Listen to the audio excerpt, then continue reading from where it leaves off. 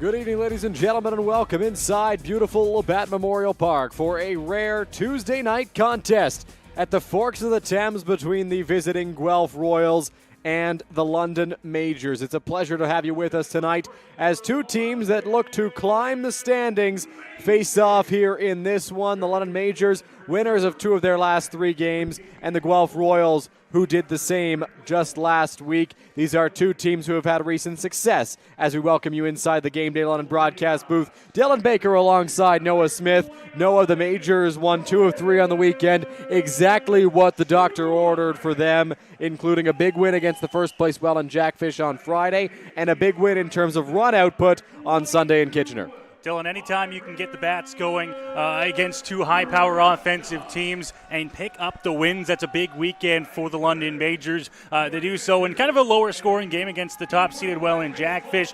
A great pitching performance helps them get the win here at Labatt Park. And then they head to Kitchener on Sunday, where the bats were alive, and we saw a fantastic home run and power output from the London Majors.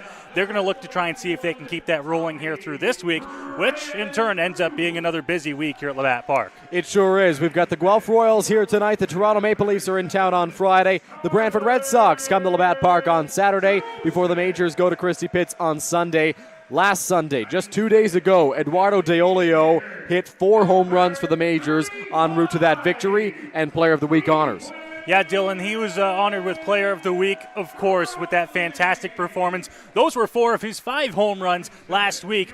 So Eduardo Deolio just as hot as they can be. And from what we're told, Dylan, they were looking into some of the stats. Certainly hasn't been done in the last 19, 20 years here since we've had the online stats tracked. But a 4-home run game could go down as one of the greatest offensive games by a single batter in IBL history. Eduardo Deolio was on fire on Sunday in Kitchener against the Panthers. He will look to continue that same success here against the Guelph Royals. This is the team the Majors won their first game against last time they were here. That was on July 9th with Owen Boone on the mound. A little bit of a different look here today as he gets introduced onto the field. Robert Mackey takes the hill for London in this evening's contest. He is the Majors' starting pitcher as we get set for action here tonight. We'll have Mackey's first pitch and all the action right here on Majors TV after the national anthem. We'll take a quick break and be right back. Here we go. Believe me, you've never heard a talk show like this. I'm sleeping with Joe Carter. By the way, Joe did not touch them all. Yeah, I have to say, your voice is fantastic. Me, Smitty. Listen, I'm the brains here. And Mitty. And I'm the good-looking funny one. This is the Smitty Mitty Show.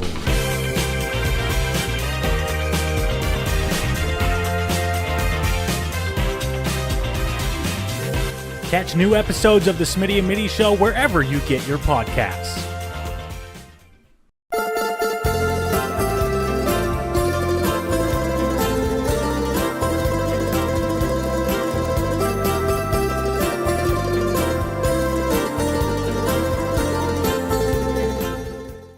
You're watching London Majors Baseball on Majors TV. Go beyond the scores and get to know the athletes who call the Forest City home. Joseph crushes one. Game Day London brings you in-depth stories and conversations about London's major teams and the athletes. Whether it's in the rink with the Knights or on the field with the Majors, Game Day London has you covered from the start. For fresh and engaging sports coverage, visit GameDayLondon.com, a proud sponsor of Majors TV.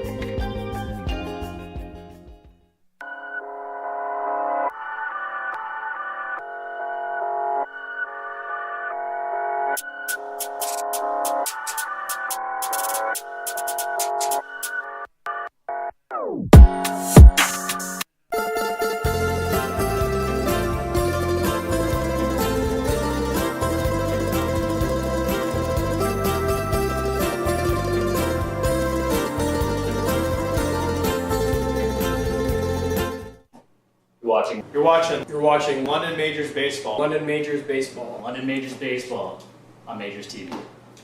How do people feel about getting a Planet Fitness membership for $15 a month? How do they like working out in a clean and spacious gym that's filled with equipment for every workout? And how about free fitness training in the judgment-free zone that leaves them feeling energized all day long? Get started at Planet Fitness today through the free PF app online or in club and start getting that big fitness energy for $15 a month. Planet Fitness is a proud partner of your London Majors.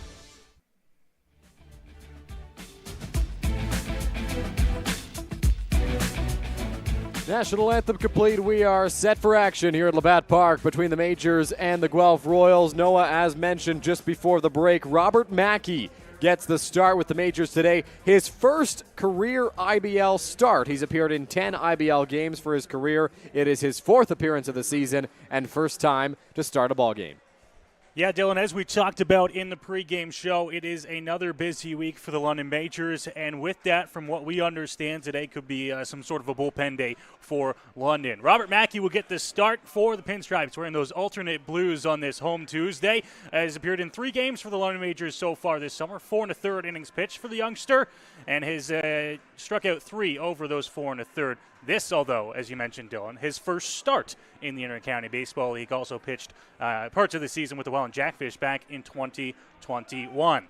Had 7 appearances with Welland in 2021, did not make a start. This is his 4th appearance on the season, as mentioned. He is making his first start in this ball game today against a Guelph Royals lineup that looks very different from the one that we saw last time they were here on July 9th. The top 4 batters in this Guelph order were not in the lineup for the Royals the last time they played here at Labatt Park. J.D. Williams gets things started in center field. He'll be followed by Connor Morrow, the shortstop, and Josh Garton, the first baseman. Malik Collymore bats cleanup at third base. Tristan Pompey bats 5th in right field. Ethan Hammond is the left fielder batting 6th. Justin Interessano, the designated hitter, batting 7th. Noah Roberts is the catcher batting 8th. And Kyle Cush bats 9th at second base behind Yuki Narita.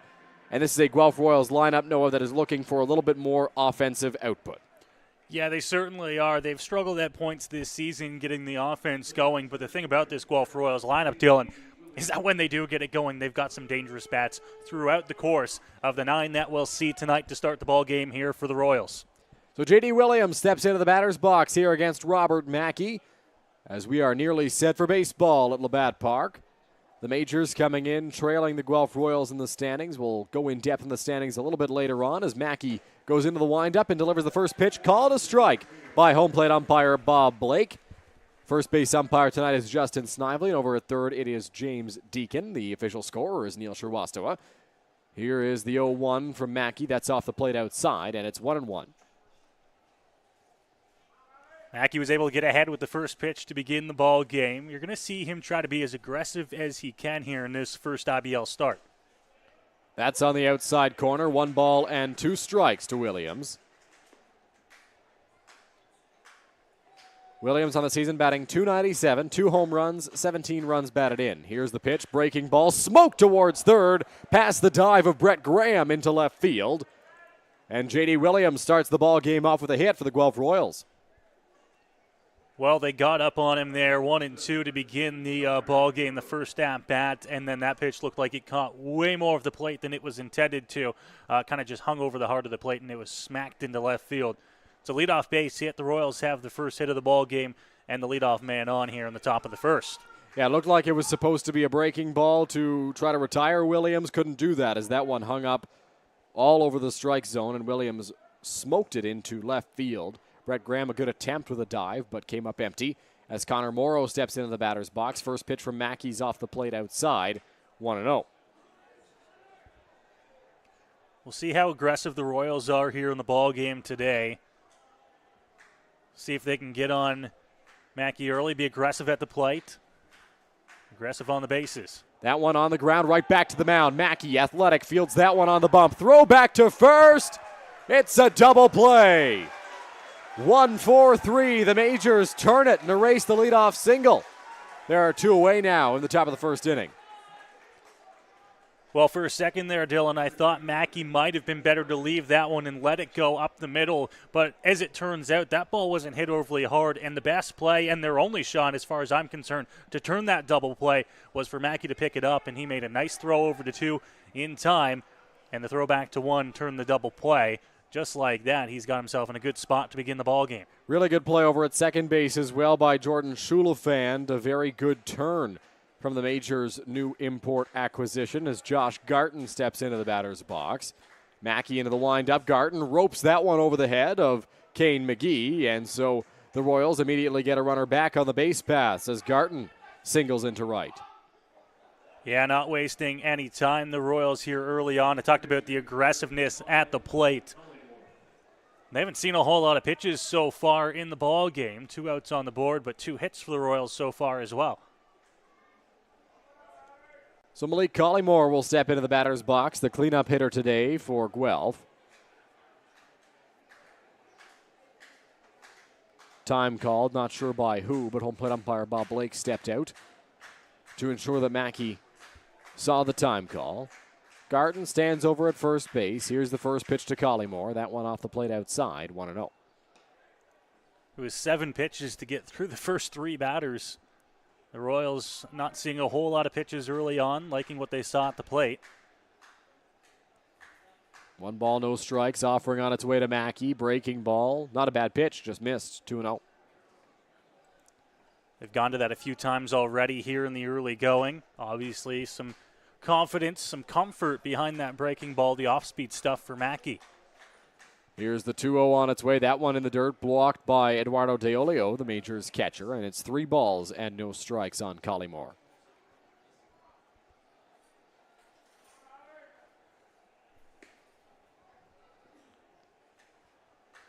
Three balls, no strikes, 2 away.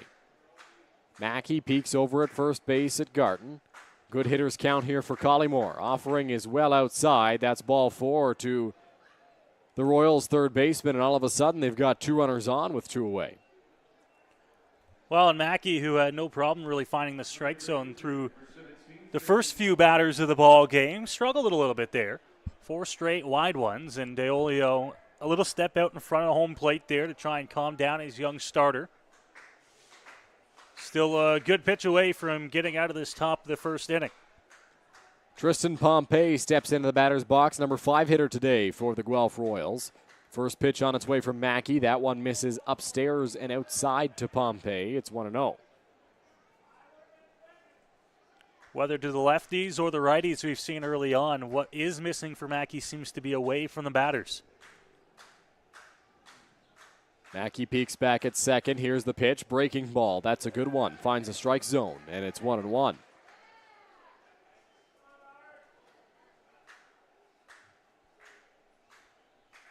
Pompey readies in the batter's box as Mackey peeks over at first, then at second.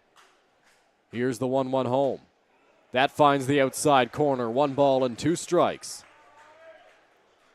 Pompey thought that one might have been just off the black, and home plate umpire Bob Blake said it caught the edge of the plate. 1-2 count. Mackey trying to wiggle his way out of a jam. Here's the pitch. Pompey on the ground towards second base. Schulafand will go to first, and the side is retired. Robert Mackey sets down the Guelph Royals in the first inning on 15 pitches, despite allowing a few hits, and it's scoreless as we head to the bottom of the first. Not a bad start to the ball game there. He did give up a couple of hits. The walk, the 4-pitch walk, allowed another runner to reach, but you roll a double play ball, and then you get yourself out of the inning with a grounder to second, and overall a pretty good start to the ball game for Robert Mackey and the London Majors. Majors going to look to make things happen offensively. Of course, Majors manager Roop Chanardad put this lineup together, and before we forget here, Noah, it is Majors manager Roop Chanardad's birthday today. Happy birthday to Roop, and a happy birthday as well to Starling Joseph. Both guys celebrating today, so happy birthday to Roop and Starling. Let's take a look at this Majors lineup that they will throw out there against Yuki Narita. Jordan Schulafand will lead things off. He's at second base. Byron Reichstein is batting second in right field. Eduardo De Olio bats third. He's the catcher. Tommy Reyes-Cruz in the cleanup spot at shortstop. Starling Joseph is the left fielder batting fifth. Cleveland Brownlee bats sixth. He's the designated hitter. Kane McGee's at first base batting seventh. Brett Graham batting eighth at shortstop. And Will Pollard bats ninth in center field. They are going to be taking on a Japanese right-hander, Yuki Narita. Noah? Yeah, not our first time seeing Narita as well, and the Majors know that as well. Has appeared in 14 games for the Royals so far this summer, 6 of those being starts still. And and has done a fantastic job for Guelph, holding down the fort with a 5-2 record. We'll look for Narita to carry the Royals through a good part of this ball game. Not kind of the same thing as what we're seeing from the London side of things tonight, where we expect maybe 3 or 4 innings from a certain amount of guys. Narita, as far as we're concerned, the Royals expecting him to get through and give them a good start tonight, 5, 6, maybe plus innings. Yuki Narita has worked a few times against the Majors. Last time against London was July 9th out of the bullpen, and he started a game against the Majors as well on June 24th. The relief appearance, a 4-1 London victory. The start, a 10-2 Guelph win, and Royals manager Dino Rumel going to be looking for that same success here today. Yeah, last 2 appearances for him as well. Both of those wins, both of those 7 innings for Narita. So he's been hot as of late, facing a Majors offense that has been the same. They've been on a tear lately. And Jordan Schulafand will step into the batter's box. We saw a lot of the Majors' success offensively come with Byron Reichstein in that leadoff spot. Byron drops to the 2 spot, and Jordan Schulafand, recently acquired, takes over as the leadoff man. Here's the first pitch from Yuki Narita. In there for a strike to Schulafand. It's 0-1. Well, not to be overshadowed, Dylan. He was a part of that game on Sunday in Kitchener as well. One of the 8 long balls for the Majors. Here's the 0-1. Good take there from Schulafand. It's 1 ball and 1 strike. 8 home runs. It's a wild stat, Noah. You don't often see that. I mean, obviously, at a park like Jack Couch and Kitchener, it's possible. Maybe combined between the 2 teams, but for one team, it's a crazy offensive day. That one fouled back by Schulafand. And our good friend Mark Perry, who was here on Friday night calling the game for you on Majors TV, highlighted the fact that Majors with 8 home runs on Sunday matched the entire season output for the Guelph Royals in the long ball category, as that one's up and into Schulafand. Royals not a team that have shown a lot of power so far this season, but the thing I like most about that stat, Dylan, is that they're showing you don't need to show a lot of power to win ball games. They've done a decent job at that so far this season, staying in the mix. Royals sit in 6th place in the IBL, a game and a half ahead of the Majors. They won a couple of games last week. Both teams went 2-2 in their games last week. Here is the 2-2 pitch to Schulafand. Breaking ball that just didn't quite catch the top of the strike zone. It's a full count. If it didn't catch the top of the zone, it didn't miss by a whole lot there. Narita thought he might have caught the top of the zone, but did not get the call, and now he's got a full count to work with to the leadoff hitter here. 3 balls, 2 strikes to Jordan Schulafand. Narita, the hesitation in the light kick, and delivers. Schulafand in the hole, and that one will get through. So it's a leadoff base hit for the Majors as Jordan Schulafand is on base. Making good impressions early on here as part of this London Majors club. I got to say, Dylan, we've seen a little bit of a revolving door in that leadoff spot so far this season. He fits in there pretty well. He sure does. And Schulafand, a guy who can hit, he can pitch as well. So a very versatile guy for the Majors to have. And I know Majors manager Rube Chanadat is excited to have him as Byron Reichstein steps into the batter's box. Schulafand takes his lead off of first base. He's on the move. Reichstein pops that one high in the air, foul territory. Garten giving it a look. After it is Roberts as well, and that one well into foul territory. Majors put on a hit and run there on the first pitch by way of their new third base coach, Steve Cochran. Former IBL umpire, joining the Majors coaching staff last week. Brent Wales now sits with Rube Chanadat on the bench there as Steve Cochran has become the third base coach for London. Well, I was telling you before the game, Dylan, Steve Cochran, a guy that I know fairly well. He coached me in parts of midget ball in the London Badgers organization. His son Chris I played with for a season. Steve, a guy who's got a wealth of baseball knowledge. Obviously, a lot of that from his time as an umpire in this league. Quick throw over from Narita, and Schulafand back standing up. But not just with his time as an umpire, a guy who's been around the game a very long time. You mentioned he coached you. A lot of baseball knowledge that he can bring to this Majors ball club as Schulafand gets his lead off of first. Not running on this one as that one just misses the corner to Reichstein. 1 ball, 1 strike. We see the London Majors a lot of times, Dylan, deploy that hit and run. I love when it works, but at the same time, Schulafand actually had a fantastic jump on that first pitch of the at-bat. Sometimes you'd like to just see them take that, mixing a take to begin. If you're going to steal on that first pitch, I think he had second base stolen. He's on the move on this one. Reichstein belts that one to right center field. Going back on it, Williams. He's got room. He makes the catch. Schulafan trying to get back to first. The throw is off the mark, so he will do just that. Reichstein, a long fly out for the first out. Well, and Byron gave that one a good rip out to right center field, but kind of hung up there just shy of the warning track. Schulafan, who was already out, had touched second base, had to rush back to first. Byron Reichstein, a fly ball that would have likely been a home run on Sunday at Jack Couch Park. I believe Byron got in the home run parade as well on Sunday in Kitchener.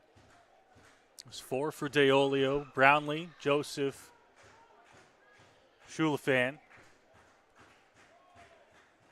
First pitch of DeOlio on the ground towards third base. Tough play for Collymore. Long throw to second. They get him there. Throw back to first. DeOlio is safe. A hard hit ground ball down the line. Malik Collymore makes a nice play to get the lead runner at second, and there's 2 away. Fielder's choice there scored for DeOlio, but what a nice play over at third base. I'll be honest, Dylan, I didn't think that Collymore had a shot to get anything there. He was deep in the hole, almost on the outfield grass when he had to make that throw. And to get the speedy Schulafan as well at second base. Well, it's a great defensive showing. Not only did he get Schulafan, he was very close to getting a double play there. They almost picked it up. The play at first base was really close, but I'm right there with you. No, I didn't think Collymore had any play. Maybe the out at first, but he got the lead runner. Tommy Reyes-Cruz swings at the first pitch he sees. Foul territory. Roberts giving it a look towards the backstop, and that is well out of play, 0-1.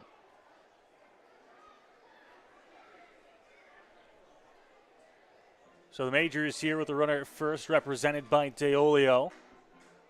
Trying to get something going here in the bottom half of inning number 1.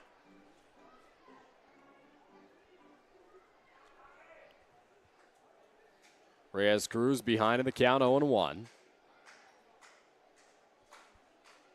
Narita on the mound has allowed the one hit to Schulafan, a deep fly ball from Reichstein, and then a fielder's choice. 1-1 the count here on Reyes-Cruz. Just a dozen pitches for him so far here in the bottom half of the first. He's in a good spot as he looks for out number 3. Here's the offering. Reyes-Cruz slices that one towards the left center field gap, but once again, Williams out in center field, able to track that one down and record the final out of the bottom of the first inning. We're through 1 complete with no score from Labatt Park. We'll be back with a second on Majors TV. I want to ride this pony, but I suffer from low E. Millions of people are suffering from low energy, commonly known as low E. Low E has hurt my performance in the bedroom. I haven't been able to make the bed in years. Now there's hope. Planet Fitness replaces low E with Big E, which keeps you energized and glowing all day.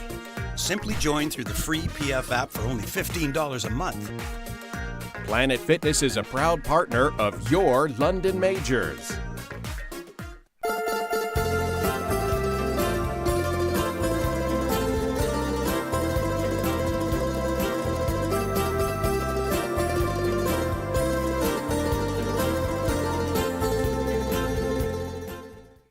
You're watching. Here's the pitch.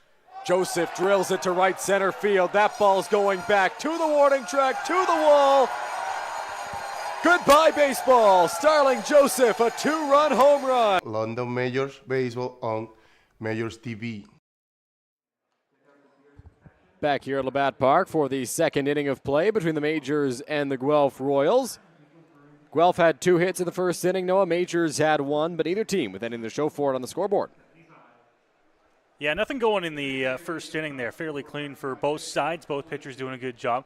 Both of them giving up hits, but able to produce the ground balls to get them out of the inning. And now we'll head back out here for the top of the second. Mackey back out there for the Majors. Dylan, what do you think the Majors expect from Mackey today? We talked about how this could possibly be a bullpen game.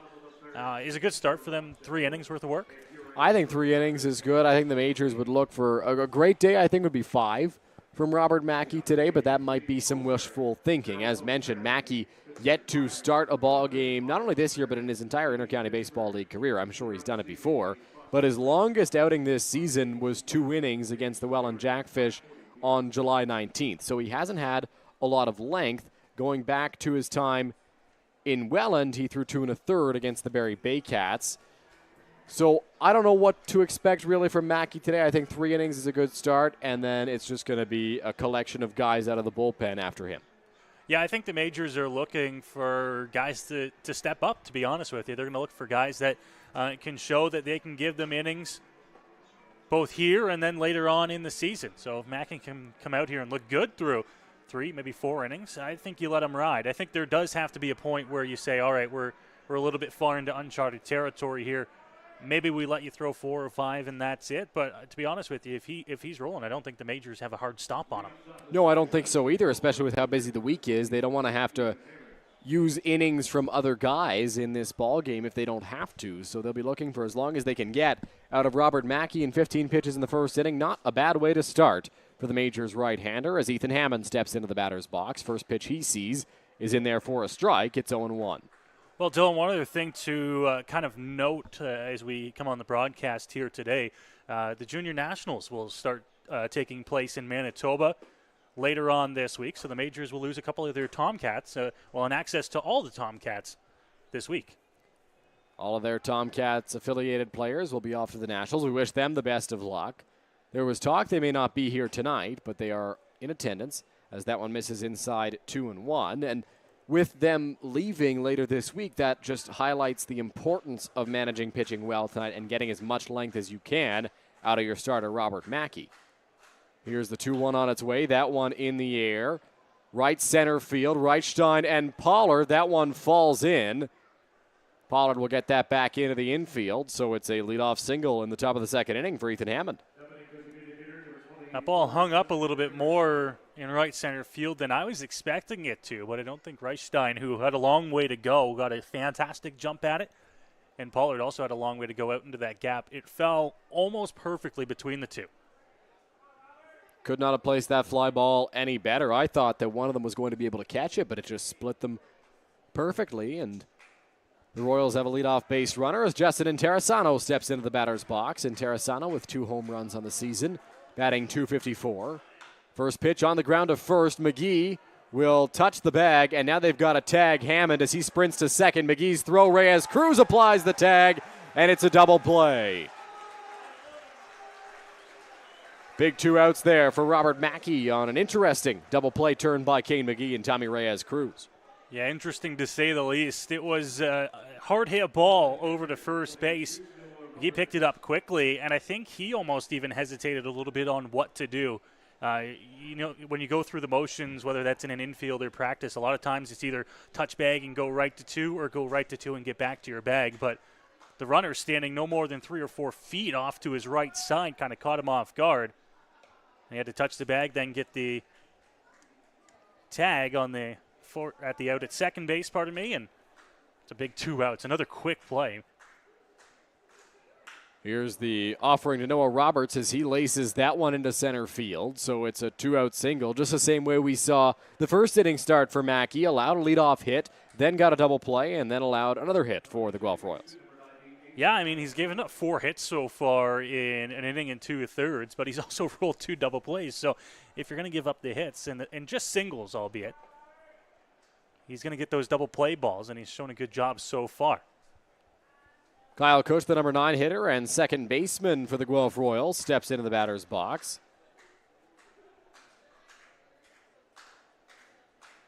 He's got a runner over at first base. Here's the first offering. That one misses high for ball 1.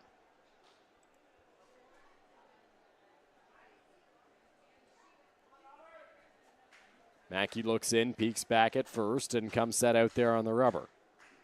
Here's the pitch. Off the plate outside, 2 balls and no strikes.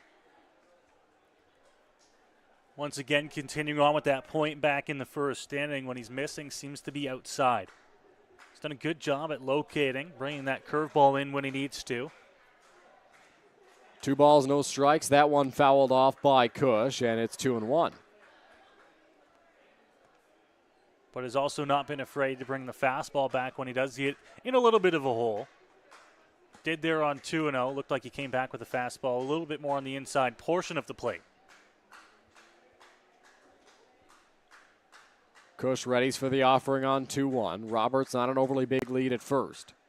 Here's the pitch. Low, 3 balls and 1 strike. Good hitter's count here for Kyle Cush as Mackey looks to find the strike zone. Peeks back at first base. Comes set and delivers. The 3-1 on the outside corner, called strike 2, and the count runs full with 2 away.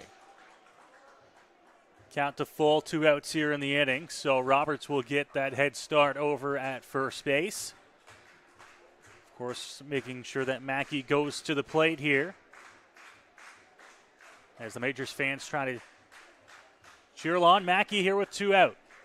Full count, 2 away. Mackey readies on the mound. Off goes Roberts. That one in the air left field. Joseph hardly has to move. He brings this one in, and the side is retired. Robert Mackey threw 2 scoreless innings on just 28 pitches. No, it's been a good start for him.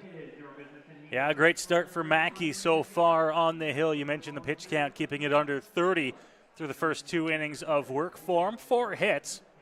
He's allowed some base runners so far, but he's gotten 2 double plays already, and that will help as he moves forward here. The Majors head to the bats in the bottom half of the second. They'll look to try and get something going here on what has turned out to be a pretty good night at the ballpark, Dylan, for a Tuesday. It is, compared to the heat we had last week, it's a great night to be at the ballpark. Pretty solid crowd for a Tuesday night, all things considered. And like you mentioned, just a beautiful day for baseball here at Labatt Park. It is a fantastic temperature at game time.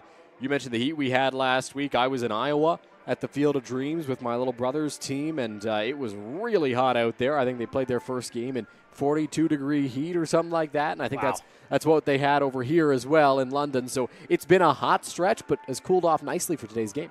Yeah, it has. Temperature at first pitch was hovering just about that 22-degree mark. And by the time we leave the ballpark tonight, Dylan, I saw you bring in your sweater to the press box today.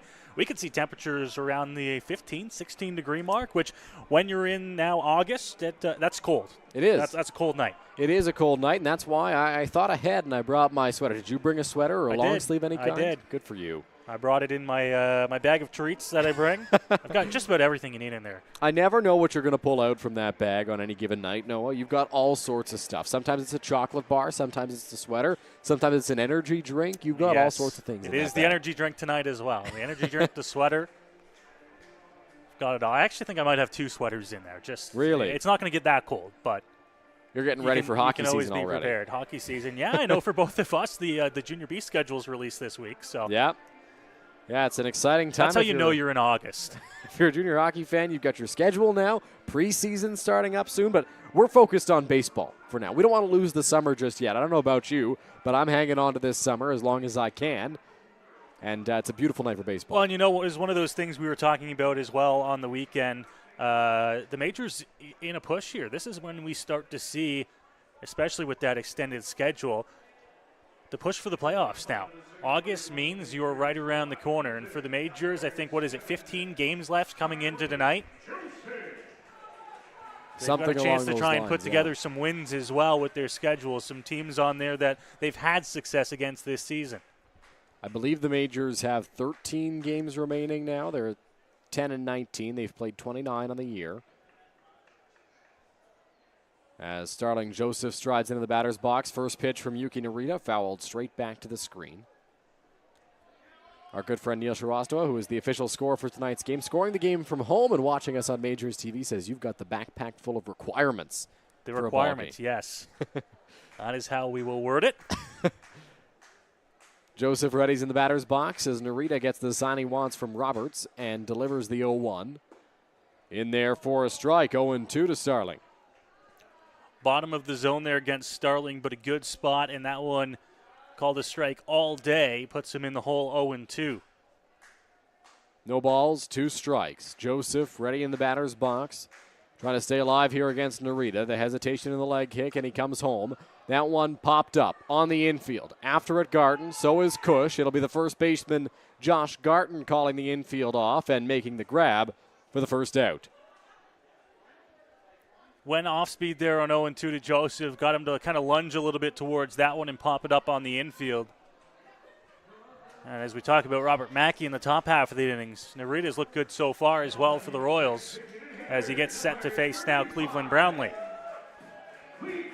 Cleveland Brownlee stepping into the batter's box here for the Majors, batting in the number 6 spot in the Majors order, hitting 173 on the season. Majors DH has had a bit of a down year by his standards at the plate. 5 home runs, 14 runs batted in for Cleveland this season. Here's the first pitch from Narita. That one fouled straight back. 5 home runs with 13 that goes a down year. You know, that's when you've had a good career, eh? Not too bad for Cleveland. Been around the IBL a long while. As he steps into the batter's box and gets set for the 0-1. Pitch on its way from Narita. Breaking ball. That one misses high, and it's 1 ball and 1 strike. Every time we run into Cleve, whether that's in the batting practice or just around the ballpark before games, he says, say good things about me today. Say good things. 1-1 in there for a strike. Brownlee doesn't like it.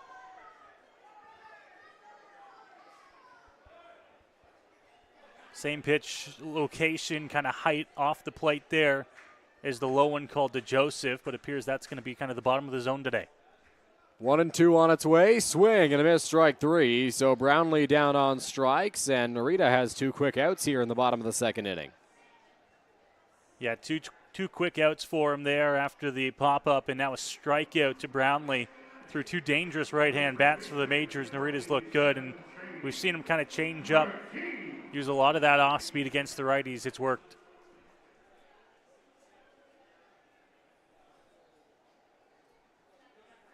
That'll bring up Kane McGee here, batting .273 on the season for London. Here is the first offering to McGee.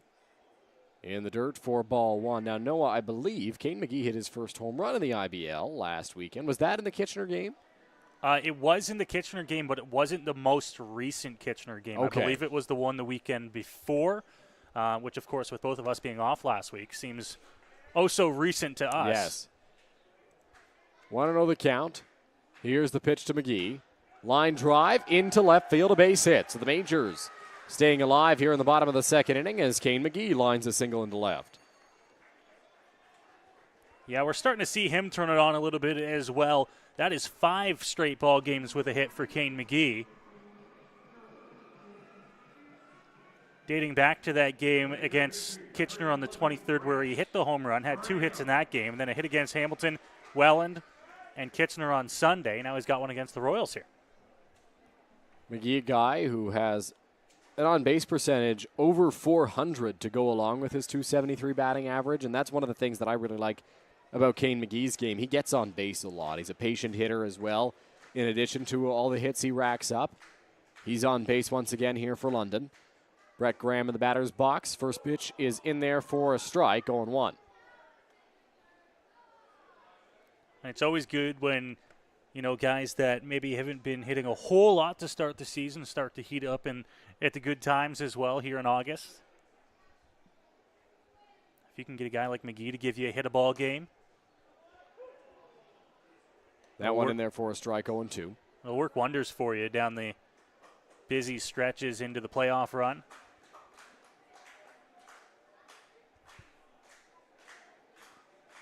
Looking in for the sign is Yuki Narita. Shook off once, now gets the one he wants. 0-2 on Brett Graham, trying to keep the inning going for the Majors. That one just off the plate outside. It's 1-2.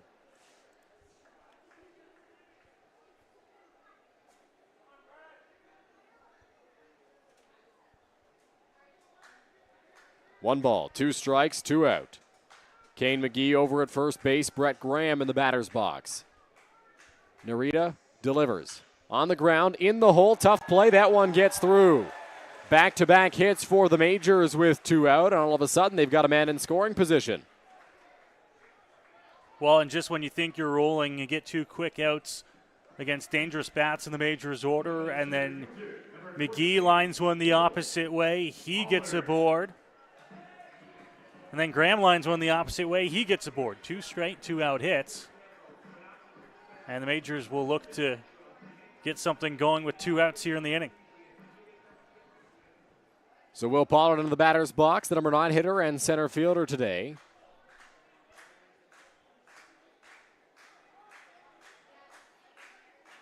Here's the pitch, that one high, and it's 1-0.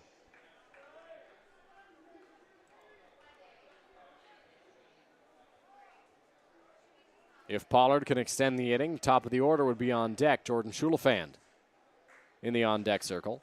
Peeking back is Narita. Here's the offering. In there for a strike. 1 ball and 1 strike. Narita, after the couple of hits there with 2 outs, then falling behind on the first pitch to Pollard, came right back with that fastball. We'll see if they do it again. Looks like they'll set up on the inside portion of the plate here for this one. 1-1 on its way. That one misses. 2-1.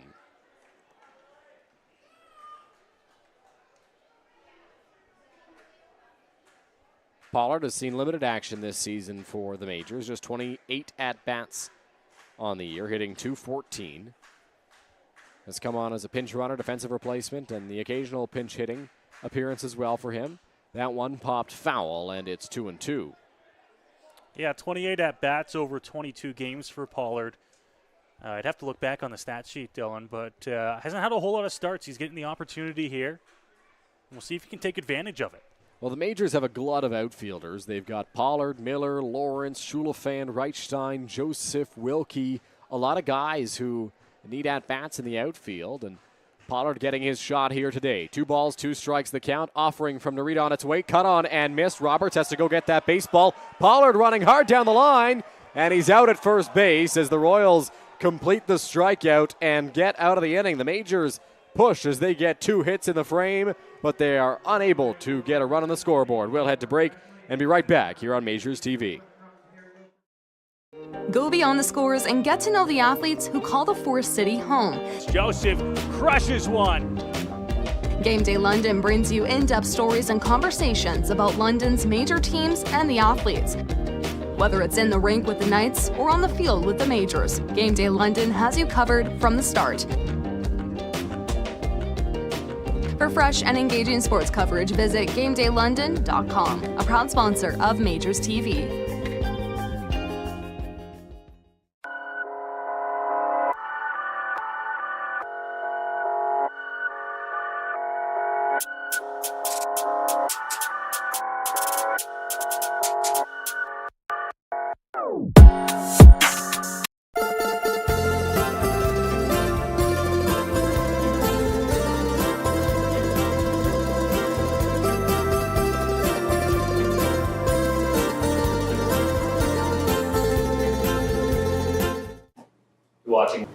You're watching London Majors Baseball. London Majors Baseball. London Majors Baseball on MajorsTV.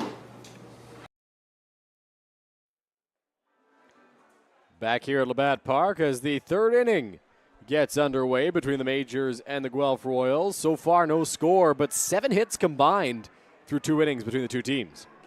Yeah, and I think, Dylan, that goes to credit the pitchers so far. They have shown some fight through adversity. We've seen 2 double plays on the London side of things for Robert Mackey, and Narita's done a good job at producing the ground balls and getting a couple of strikeouts when needed to finish off things in the bottom of the 2nd inning.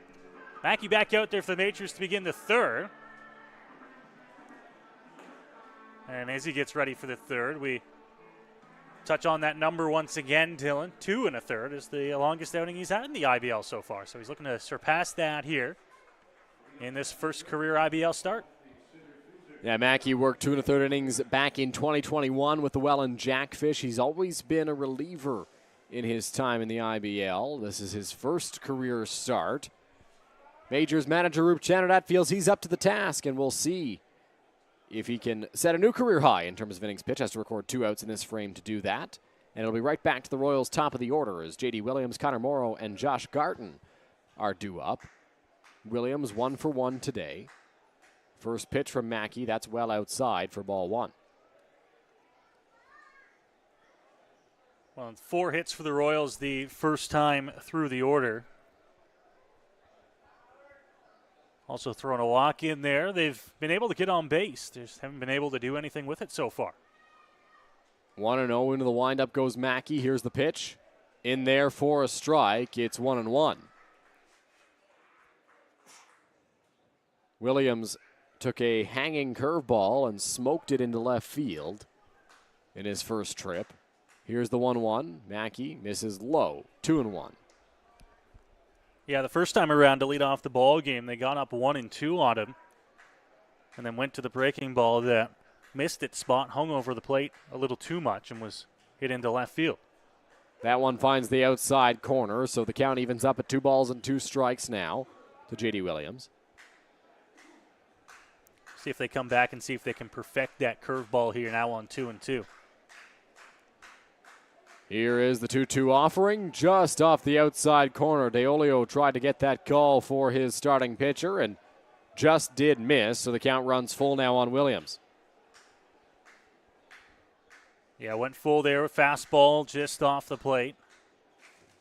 See what they come back with here on 3-2.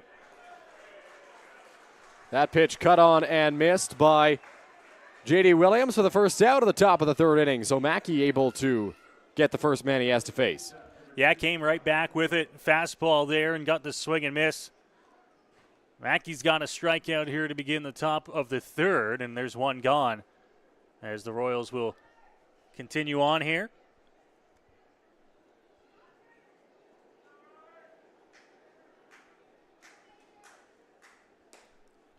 Into his windup, and that one called a strike to begin the at-bat, 0-1. Connor Morrow looking to get something going for the Royals here with 1 gone in the inning. That one misses outside, 1-1.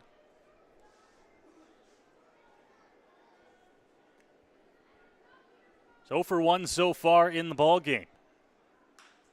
And they'll lace that curveball over to 3rd. A nice play made by Graham.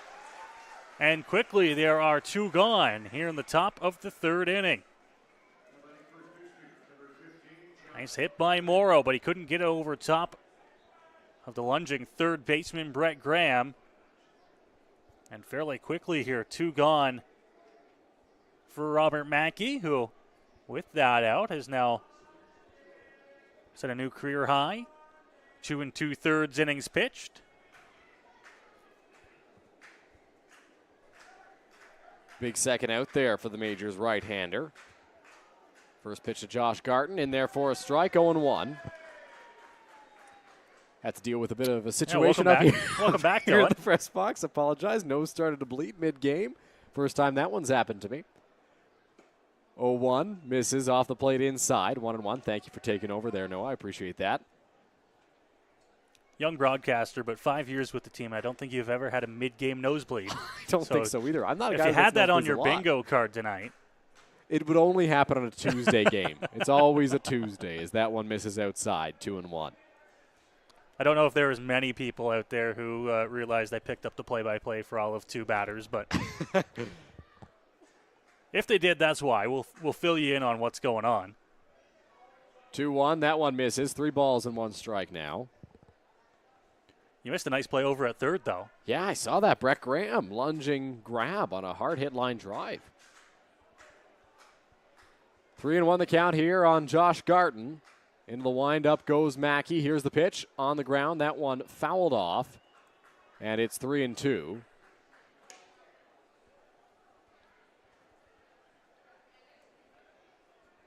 This next pitch, for Mackey will be number 43 as he looks to work through the 3rd inning.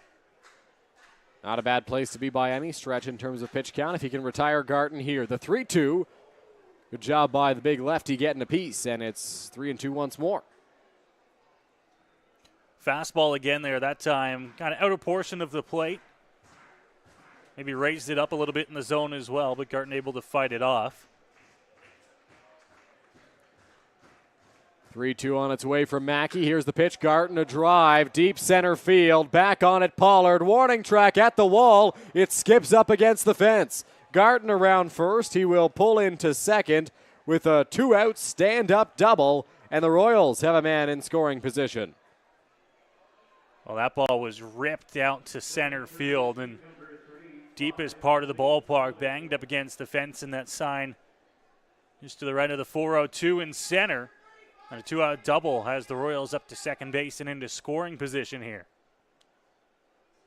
So Malik Collymore steps into the batter's box. Majors manager Roop Chanadad and assistant coach Steve Cochran talking things over near the dugout as pitching coach Brent Wales goes over some notes.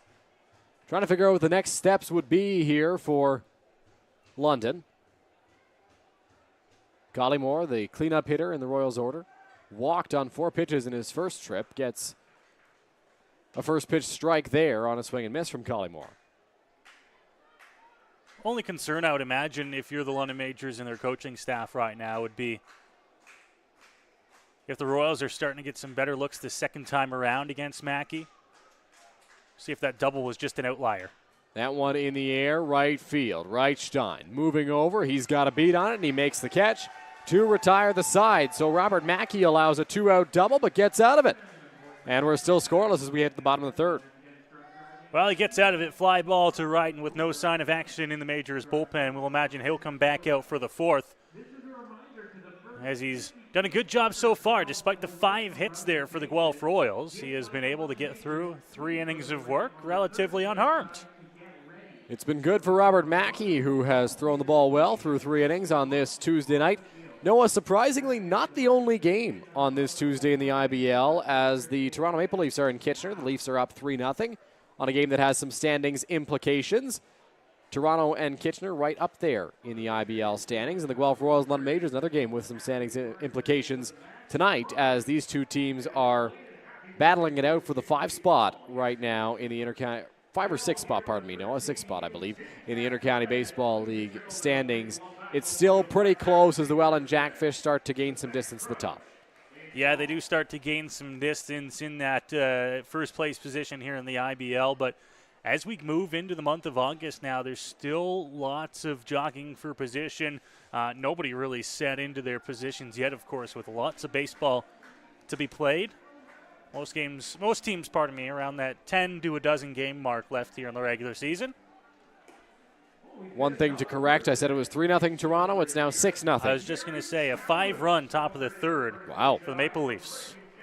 Well, last I checked, before this inning, before this update, it was 1-0, and then I came back to see 3-0, and before I knew it was 6-0 Toronto. So they've got a big lead at Jack Couch Park. Of course, both of those teams play their home games in parks that are conducive to the long ball and lots of scoring. Christie Pitts and Jack Couch, two of the smaller ballparks in the IBL. As Jordan Schulafan steps into the batter's box, Schulafan 1 for 1 on the day, led off the ball game with a single.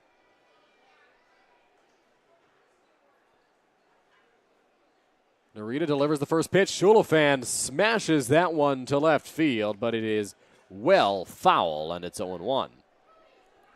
Got a good pitch there and was out in front of it, ripping it down the line, but well foul. Should mention as well, Dylan, for any of you who are flipping back and forth between us and the Blue Jays game, that game tied at 3 now. In there for a strike to Schulafan. That's a big game for the Blue Jays and for the Orioles. It is, both of those teams. That's going to be one of those series you might look back on later on if a team can come away with a couple of wins there. Orioles, of course, took game 1 last night. 0-2 pitch on its way from Narita. That one misses, 1-2. Just to go back to the Blue Jays and Orioles quickly. The Blue Jays have not fared well against AL East opponents, so this is a huge series, especially as they try to track down the Orioles for first place in the AL East. 1-2 the count here on Jordan Schulafan. Here is the pitch on its way. Swing and a miss, strike 3. Schulafan down on strikes, and there's one gone in the bottom of the third. Up the ladder there with the fastball.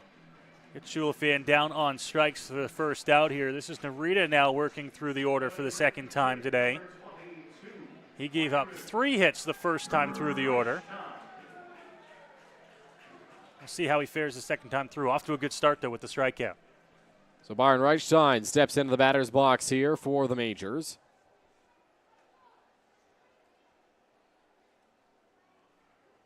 Coming set on the mound, Narita. Here's the pitch. Breaking ball in there for a strike. It's 0-1. Long, loopy breaking ball from Yuki Narita. Here's the 0-1. Right side. Comes up empty on that swing. 0-2. Byron, his first time around, that deep fly ball out to right center field. Kind of just hung up there for a fly out. Now he's in a whole 0-2. Here is the 0-2 home. Swing and a miss. Strike three. So Byron Reichstein down on just 3 pitches. And Yuki Narita's got 2 quick outs in the bottom of the 3rd inning. Narita quickly up 0-2 there, and that's when you'll start to see him, especially second time through the order. He'll do it, of course, first time and any time through the order, but that second time he'll start to mix things up a little bit. And we saw the kind of delay, the hold on the leg kick on his way to the plate on 0-2. Switching up the timing just a little bit and got Byron Reichstein out in front of that breaking ball. So Eduardo Deolio steps into the batter's box. That one in there for a strike, 0-1. Deolio not a fan of that call from the home plate umpire. Brownlee, Joseph, now Deolio have all thought that bottom of the zone was maybe a little bit low, but it's been consistent. 0-1, swing and a miss from Deolio. We saw the big loopy curve to Byron Reichstein. That one a bit of a tighter breaking ball from Yuki Narita. Tighter spun it a bit more and a little harder on the release, but he's up 0-2 once more. Narita gets the sign he wants from Deolio.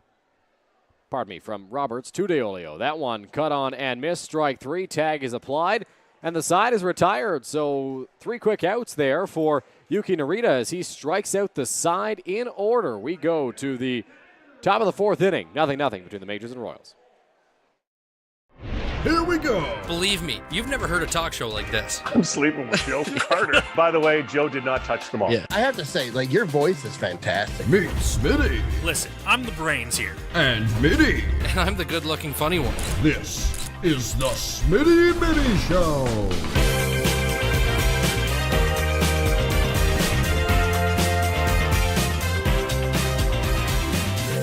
Catch new episodes of the Smitty and Mitty Show wherever you get your podcasts.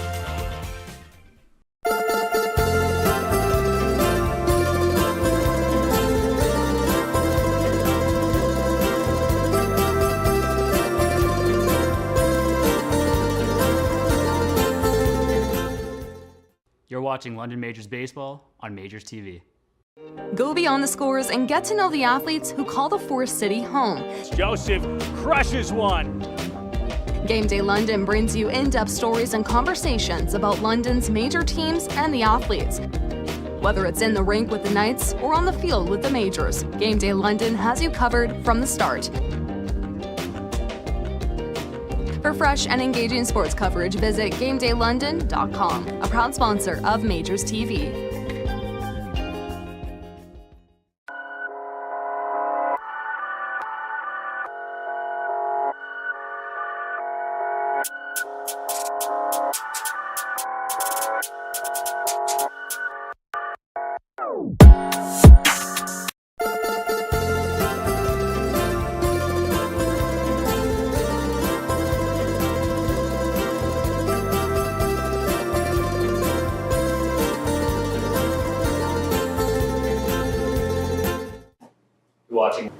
You're watching London Majors Baseball. London Majors Baseball. London Majors Baseball on MajorsTV. How do people feel about getting a Planet Fitness membership for $15 a month? How do they like working out in a clean and spacious gym that's filled with equipment for every workout? And how about free fitness training in the judgment-free zone that leaves them feeling energized all day long? Get started at Planet Fitness today through the free PF app, online, or in club, and start getting that big fitness energy for $15 a month. Planet Fitness is a proud partner of your London Majors. Back here at Labatt Memorial Park as we welcome you back inside the Game Day London broadcast booth. We head to the top half of inning number 4. Robert Mackey back out there for the London Majors, looking to try and work through another inning against the Guelph Royals here on this Tuesday night. Smith and Dylan Baker up here in the booth giving you the action. Good to be back here in the booth again after both of us taking the week off last week. We didn't plan it that way. It just so happened to work out that way. We really try to not plan it that way to make sure one of us is here. And our good friend Matt Hiscox, not thrilled. We both missed the week last week. He wasn't happy with us. But we're glad to be back calling the action tonight. Well, I know you thanked Mark earlier on for doing the broadcast on Friday. A big thank you as well to Ryan Robinson, who picked up the broadcast for us on the midweek game last week. Yes, those are always difficult, right? Because we can get Mark to come down on a Friday night, but a Tuesday is a lot more difficult for some of our IBL colleagues that are coming from out of town, as the first pitch from Mackey misses to Tristan Pompey. But luckily, Ryan, a very talented broadcaster himself in the London area, was able to come down and call the ball game on Tuesday night. 1-0 on its way. Pompey hits that one foul, 1-1. Well, Ryan and Mark, of course, know the league as well. Ryan, no stranger to calling IBL games. He called games for the Majors back on MajorsTV years ago. It was back when teams like Ottawa were in the league. I know he traveled, got to do some games in Ottawa as well. Really? 1-1. That one hit hard past the lunge of Kane McGee into right field. So Tristan Pompey is aboard with the leadoff base hit. And that's hit number 6 for the Royals here, and that one starts off the top of the 4th inning. We do now have some action down in the Majors bullpen, just light throwing right now. The lightest of throwing, it looks like, from Braden Farrington, I believe, out there. Just literally 20, 30 feet soft toss and right now. Yeah, and that looks like tossing that could very well not mean anything in terms of actually coming into the game. Mackey's still working strong here into the top of the 4th inning.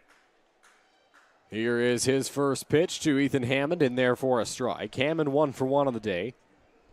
He lined a single that split Pollard and Reichstein pretty much to perfection in his last trip. Pollard now shaded a little bit towards the right center field gap, which is where that ball fell in Hammond's first trip. Here's the offering on its way. That one off the outside corner, 1-1.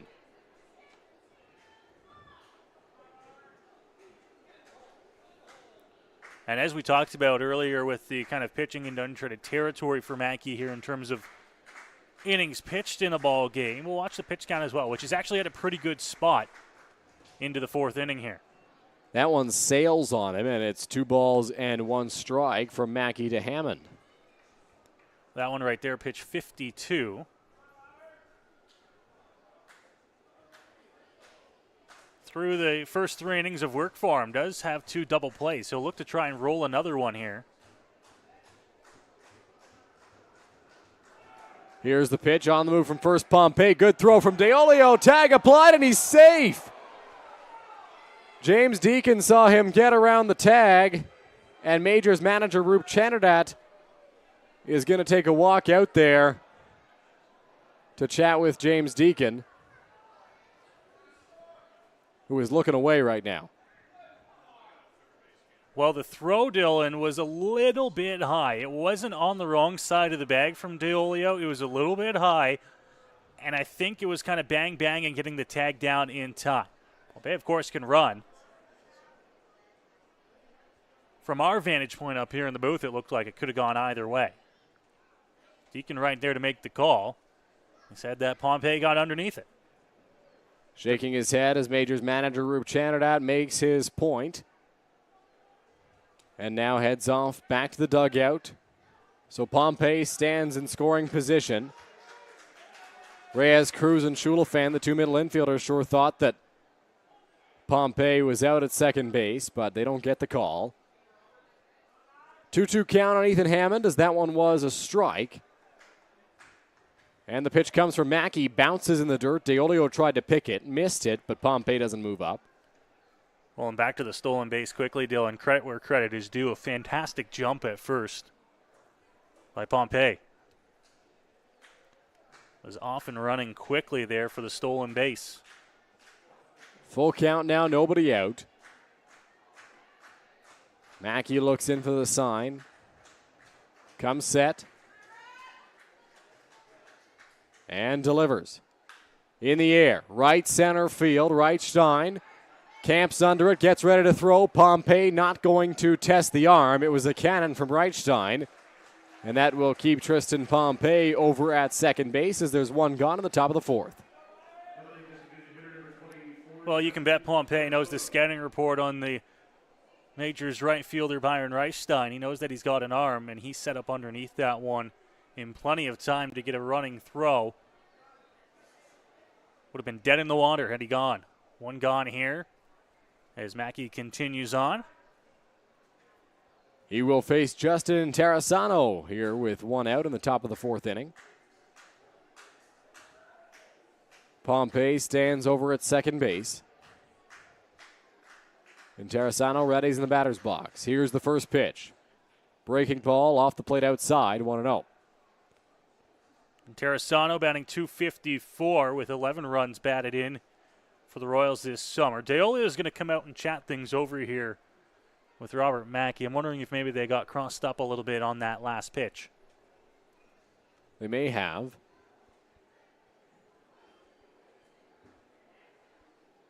Might have been something with Mackey as well. Deola was going to throw the ball back there, but then hesitated and walked it out instead. 1-0 count, one away. Pompey stands in scoring position at second base, and Terrasano in the batter's box 0 for 1 today. Grounded into a double play in his last trip. That one is going to miss the strike zone. 2 balls and no strikes.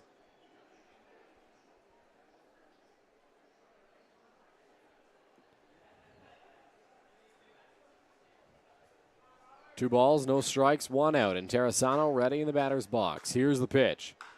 In the air.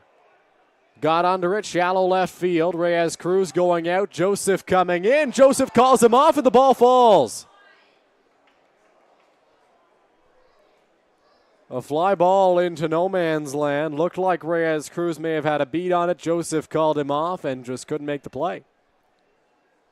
That's a tough ball to make a call on there. Joseph, who, albeit playing the opposite way of Terrasano, was playing fairly deep. He came a long way in to get that ball, which Dylan only ended up dropping about probably 10 to 12 feet beyond the infield dirt. And this will bring out manager Roop Chanderdat to chat with his young starter. So Roop will talk things over with Robert Mackey. We await the official scorer's decision on that pop fly into shallow left field. But a strange play there, and really changes the complexion of this inning a little bit. 2 runners on base now, 1 out, though double play is in order, and they can get the force at any base with Noah Roberts stepping into the batter's box.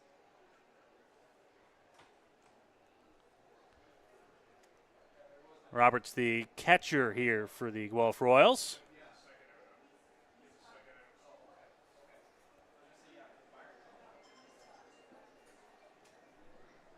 So 1 away, runners at first and second. Roberts ready in the batter's box. Here's the pitch. Off the plate, and it's 1-0. Yeah, that one missed outside as well. Mackey, after that conversation, once again, still no throwing in the Majors bullpen. In there for a strike, 1-1. And Dylan, the official scoring has come in. It's an error on the pop to left field there that Joseph got a piece of with the glove coming in. Ball and a called strike from Mackey to Roberts as that one misses high. 2-1 the count. And that's probably a deserved error. I think Starling would admit that's his error on that pop fly. Called Reyes Cruz off and just couldn't make the grab. Mackey sets out there on the mound. Here's the pitch. In there for a strike, and it's 2-2 to Roberts. Mackey looking to try and work through this now with runners at first and second, 1 out here in the inning. Royals, this is the best start to an inning they've had so far in the ball game. Trying to make Mackey pay for the base runners. He comes set out there on the rubber and peeks back at Pompey. Here's the offering on its way. Just off the plate outside, it looked like, and the count runs full now on Roberts. It's 3-2. Well, maybe Mackey a little bit, but certainly DeOlio thought they caught the outside corner there. But it's ruled the ball by the home plate umpire. That moves the count to 3-2. Mackey, just the one strikeout on the day, was looking for his second there. Was in a big spot for it, too. 3 balls, 2 strikes. Here's the pitch. Line drive, flared down the left field line, just foul. That one was not a foul ball by much, Noah, but it was just in foul territory, which will allow Mackey to face Roberts again. Yeah, with the umpires, the 3-man system situated where they are with runners at first and second. It was the home plate umpire, Bob Blake, that had to make the call on that one. A screamer down the left field line that, at least from our vantage point, Dylan, couldn't have been more than probably 6 inches foul. 3 balls, 2 strikes, 1 away. Roberts ready in the batter's box and looks out. Mackey looks in for the sign and time called. So we'll reset and try it again on 3-2. Time called by Roberts there. I think he just wasn't quite working at the same pace as Mackey was on the hill. 3-2 count, 1 away. Mackey peeks back at second and delivers. That one misses low for ball 4. So Robert Mackey has issued a walk to load the bases, and the Guelph Royals a good chance to get on the board first as Kyle Cush steps into the batter's box. Well, that loads the bases here for Guelph with 1 out. The good news for London and the good news for Mackey on the mound is that the double play is in order. 1 good pitch away from working out of this inning. The corners, Brett Graham and Kane McGee, are in. The middle infield is back and shaded towards the double play. That's Reyes, Cruz, and Schulafan. First pitch to Cush, in there for a strike. Can't forget that Mackey should probably have 2 outs in this inning. That pop fly that fell in caused Interessano to reach. He stands at second base. Into the windup goes Mackey. Here's the 0-1. That one just did miss. Looked like maybe a little bit high, and it is 1-1. Worth noting as well, Mackey with the bases loaded, electing to work from the windup here. Not a huge advantage, but does give an extra jump at second base. Cush smacks that one to right field towards the line. It will get down and hop over the fence, it looked like, for a ground rule double. Took a while to get the official call from the umpires, but a long line drive double that bounces over the fence for Kyle Cush, and the Royals take a 2-0 lead. Well, their 7th hit of the ball game here still early on, and that one, a big one for the Royals, the double, ground rule double hit that will bring in a couple. And the Royals still pressing here in the top of the 4th. Action in the Majors bullpen, Keith Candell getting loose. Second and third for Guelph. The infield comes in here. That one on the outside corner, strike 1.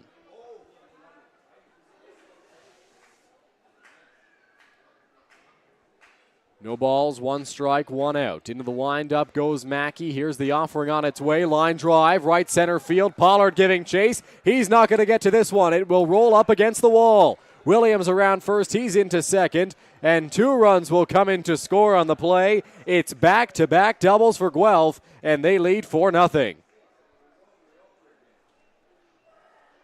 Well, albeit with 1 out here in the inning, the error changes the complexity of things here for Mackey on the hill. And the Royals taking advantage now with 2 doubles in the inning to score 4 runs. Keith Candell for the Majors getting pressed to get ready in a hurry here as things have gone rather quickly here for London. So Candell gets loose. Schulafan and Reyes Cruz come in to talk things over with their righty on the mound and Mackey. Connor Morrow steps into the batter's box.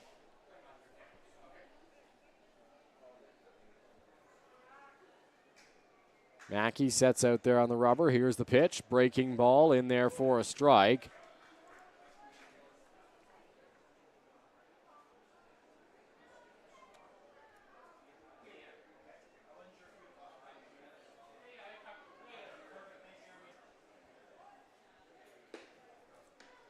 That one will miss. And Noah, I believe we may have a substitution here. That is number 3 at the plate. That might be the other Morrow. I believe that's Corey Morrow. Connor listed as number 2 in the lineup. Corey listed as number 3. And he drives this one to center field. Back on it is Pollard, racing towards the track, and he reels this one in. So a long running catch there for Will Pollard, and there are 2 away. Ball rocketed out to center field. A lot of room out there in center, but for the Majors, that's a fortunate thing. There is a lot of room and a lot of time to track that one down for Pollard, who does, really 380 feet from home plate, make the catch for a big second out. A lot of solid contact here in this inning for the Guelph Royals as Josh Garton steps into the batter's box. Garton is 2 for 2.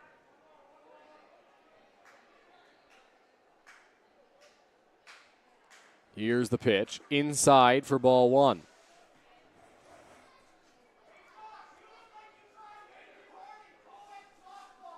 Runners still at second here. Royals still pressing with 2 outs. Would love to add another one here. 8 hits so far in the ball game. 1-0. Here's the pitch. Inside. Just misses Garton somehow. I'm not sure how that one didn't catch him. Just the late break on it. And it's 2-0. Looked like it kind of hopped right in front of his feet there. Count moves to 2-0 regardless. Good hitters count here for Garton. He readies in the batter's box. Here's the pitch. That one inside as well. 3-0, and now Garton's really in control. Mackey trying to get clarification on where that one missed. Just inside it is signaled to him here. Count moves to 3-0. 3 balls, no strikes, 2 away. Runner in scoring position for the Royals. That is J.D. Williams.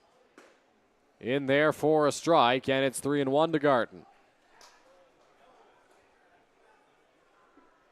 Right back with the fastball there, outside portion of the plate. Pitch count now climbs up there for Robert Mackey. 3-1 home. Swing and a miss, 3-2. Throw back to second there, trying to catch Williams off guard.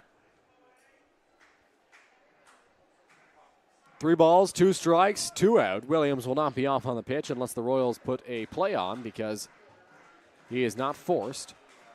Though it is a full count with 2 out. Garton in the batter's box, 2 for 2 today. A third hit might score the Royals' 5th run. Pitch on its way from Mackey. Called, strike 3. Garton goes down looking. He's not happy with that call. And that will do it for the top of the 4th inning. As Garton walks off in frustration, the Royals have a 4-0 lead after a big top of the 4th. 4 runs come across for Guelph.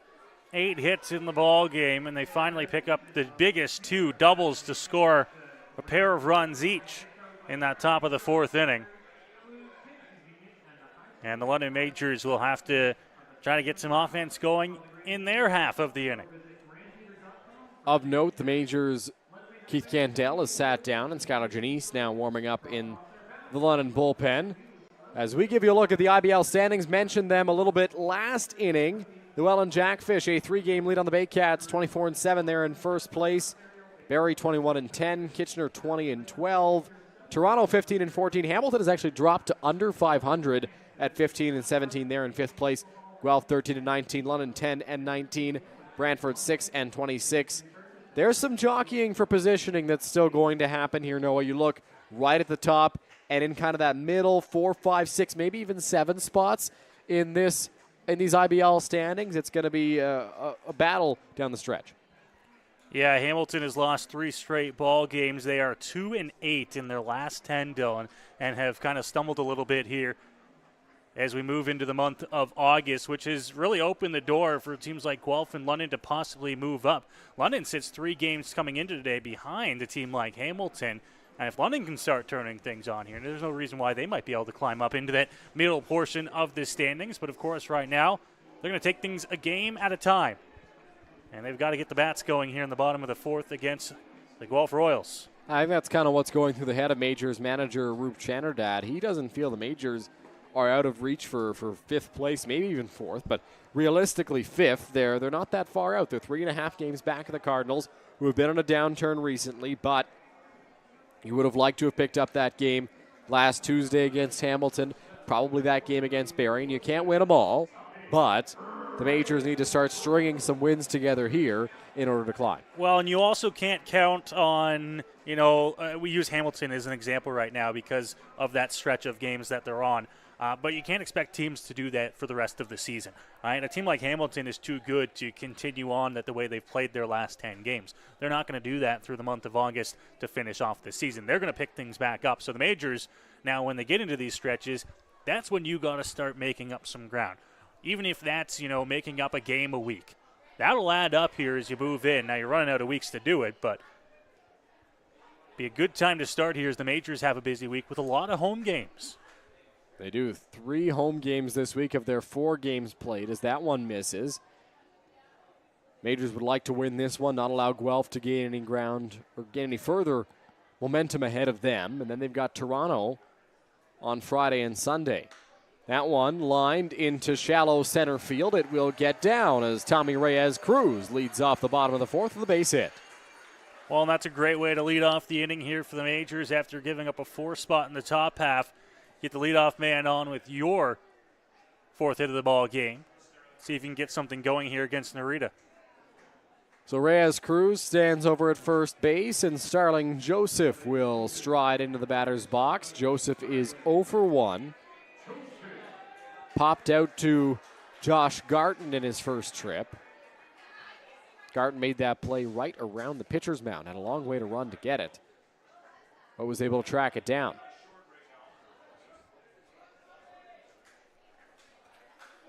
Narita peeks back at first. Here's the pitch to Joseph. Misses for ball 1. Dylan, one of the reasons why we bring up the home schedule, the heavy home schedule for the Majors this weekend, it's where they've played their best baseball this season. They're 7-7 here at Labatt Park this season. 3-12 on the road. Joseph on the ground in the hole. That one will get through. It's a base hit for Starling Joseph. And the Majors have 2 runners aboard here with nobody out. That one just barely made it in between that 5-6 hole on the left side of the infield, but it does make it. That's the important thing. Another hit here for the Majors to begin the 4th inning. And now they're in business as Cleveland Brownlee steps to the plate. So Brownlee steps up in a big spot. Majors just allowed 4 runs in the top half.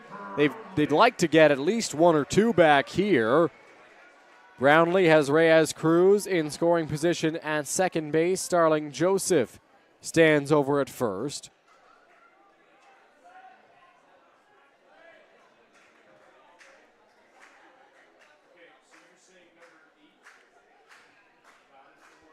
Brownlee squaring around to bunt. The infield moves a little bit.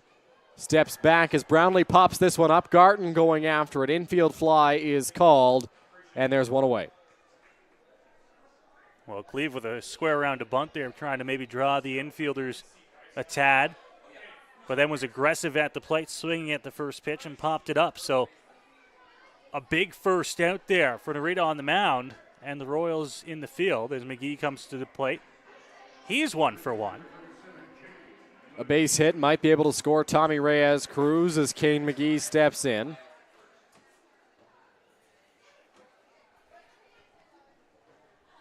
Two on, 1 out.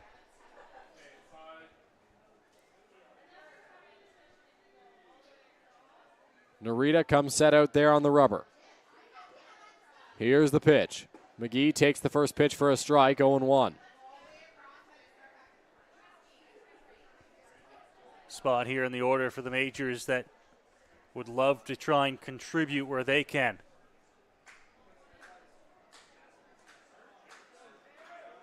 No balls, 1 strike. Narita sets out there on the rubber.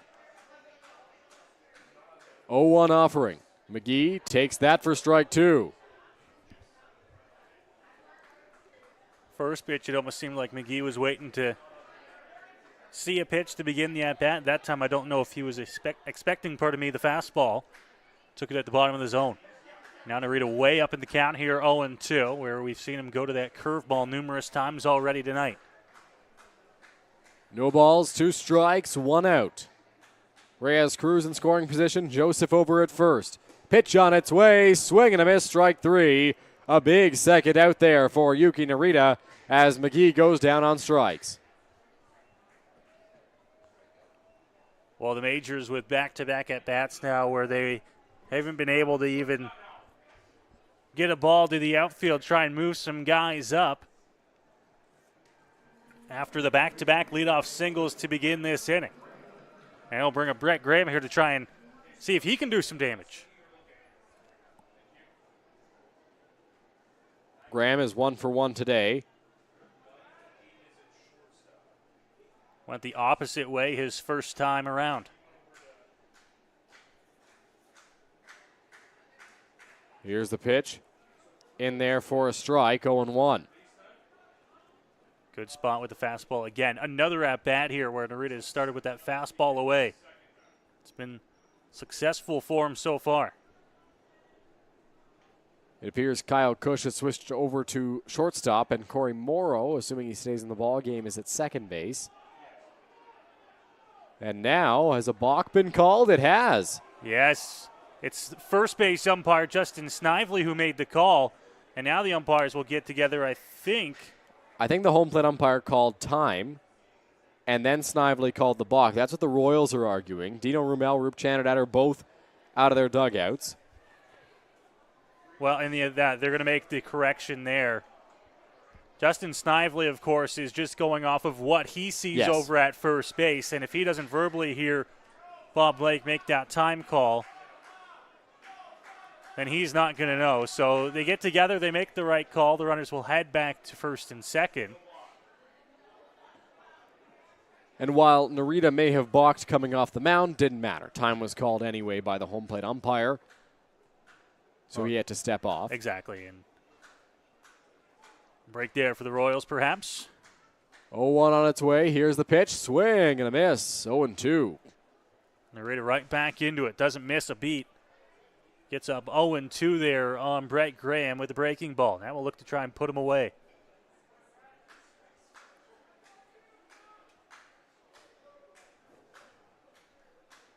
No balls. 2 strikes, 2 out.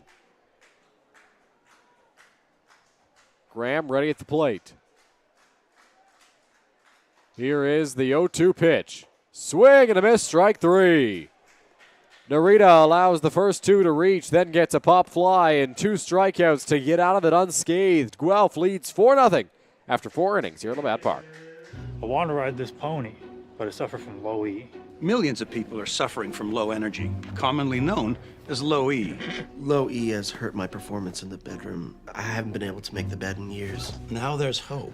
Planet Fitness replaces low E with Big E, which keeps you energized and glowing all day.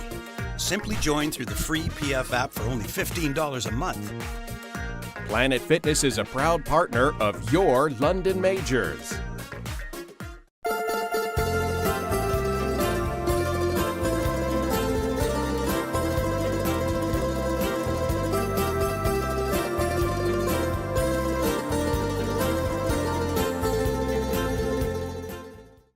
You're watching. Here's the pitch.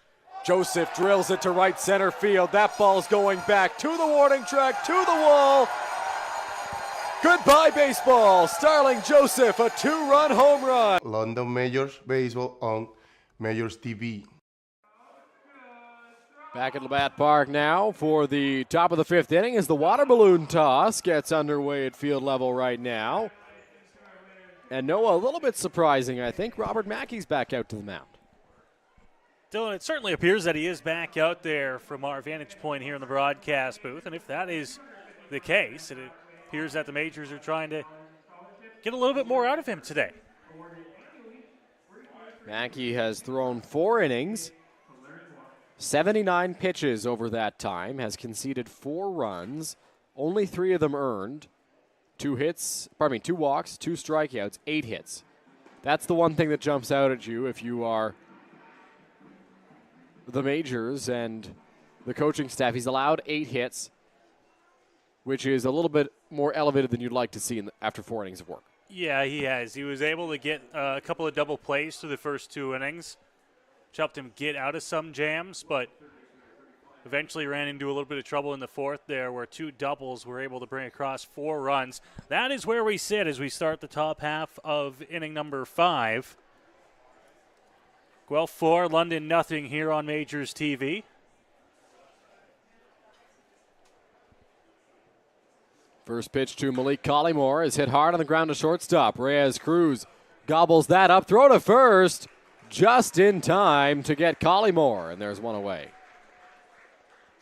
Ball got a little bit up on him there, but a good regroup at shortstop, and Reyes Cruz across the diamond in time to get that first out by just half a step at first base.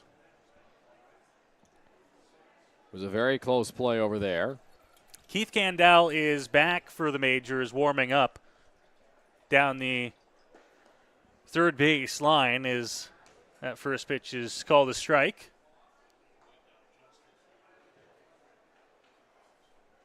Oh, 1 on its way to Pompey. In there for strike 2, 0-2. Once again, pounding the fastball in there, moving the count to 0-2 here, and Mackey looking a little bit more confident here. Chopped on the ground. Long play for Schulafan. Throw to first, and it gets by Kane McGee towards the Royals' dugout. Schulafan had to run a long way to make that play, then threw it away over at first base, as Guelph has a runner at first with 1 away.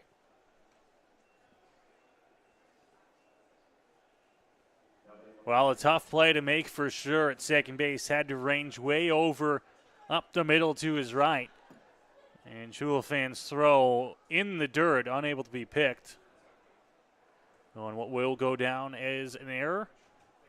Second of the night for the Majors.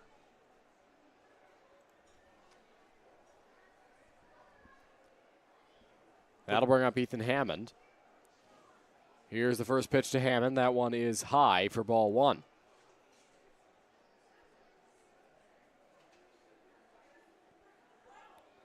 Runner over at first base, Tristan Pompey. Mackey delivers. Low for ball 2.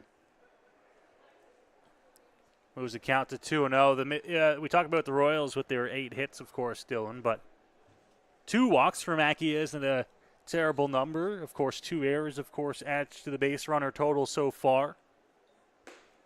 Up and away. 3 balls and no strikes. Good hitters count here for Hammond as no more action in the Majors bullpen. Everybody sat down. So far, we've seen Keith Candell, Jadis up and throwing as well for the Majors.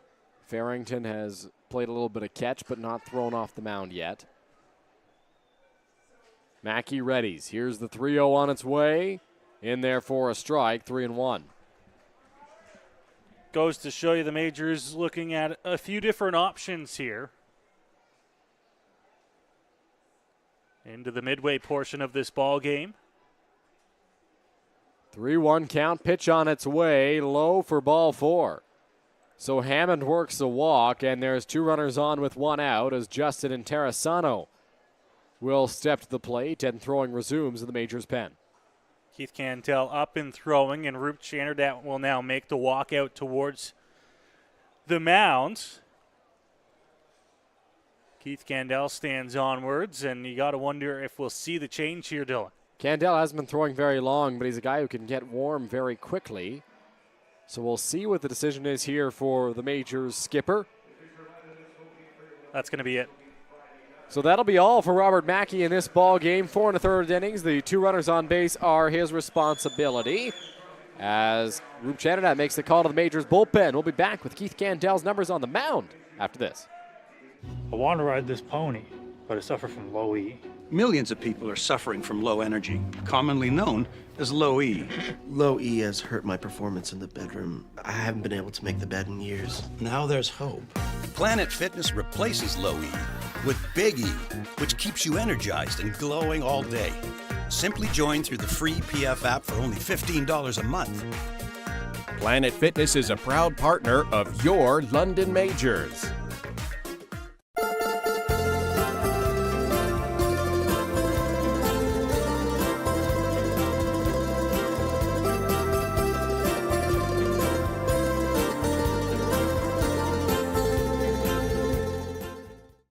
You're watching. Here's the pitch. Joseph drills it to right center field. That ball's going back to the warning track, to the wall. Goodbye, baseball. Starling Joseph, a 2-run home run. London Majors Baseball on MajorsTV. Back here at Labatt Park, and we mentioned it, Keith Candell takes the mound, Noah, making his first pitching appearance of the season. First pitching appearance of the season, but not his first here in the IBL. Keith appeared on the mound in 2021, 2 games for him there, where he picked up 2 innings of work, and then again in 2022, where he pitched 2/3 of an inning. He notably picked up that big save back in 2021, an electric feeling for him on the mound. But now he's going to be asked to work, and Dylan, I would imagine the way this game has gone for the Majors so far, and from what we understand about tonight, he might be asked to pick up maybe a couple of innings of work here.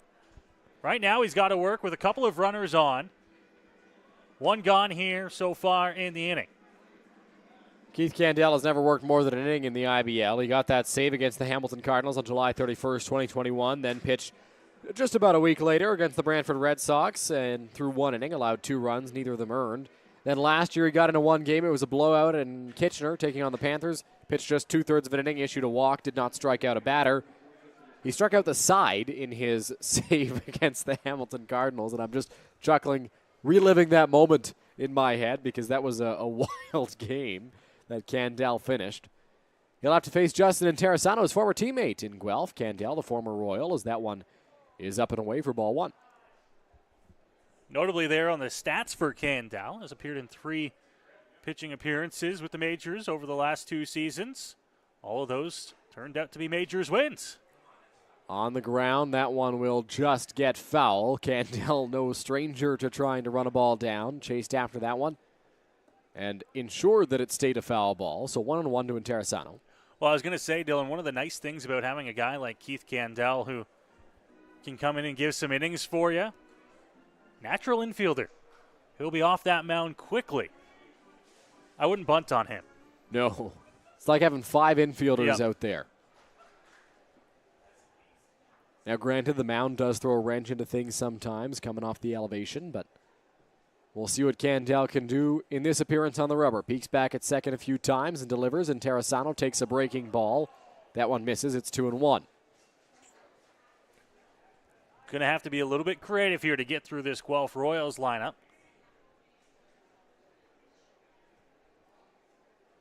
Some big sticks here to try and work around.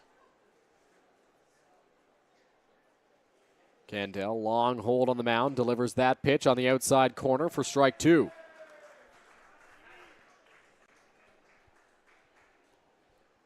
From what we've seen and what we know about Keith, can work the fastball in there, throws the curveball.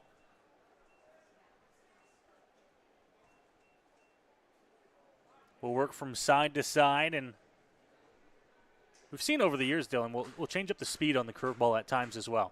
Here's the 2-2 to Interessano. That one in the air, slicing away from Will Pollard. Long run. It'll get down in left center field.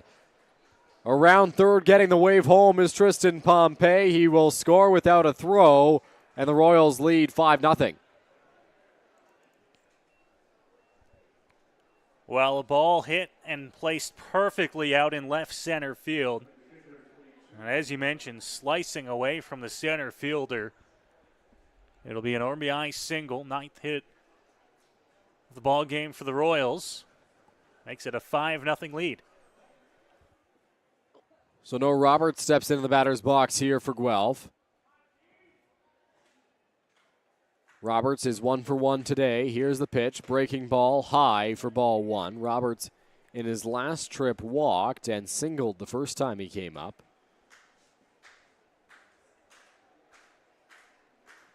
Candell gets the sign he wants and sets out there on the mound. Peeks back at second base, delivers off the plate. 2 balls and no strikes. Not missing by much there for Candell, but did miss off the plate, and now back to work here 2-0. He's got to fight back in the count.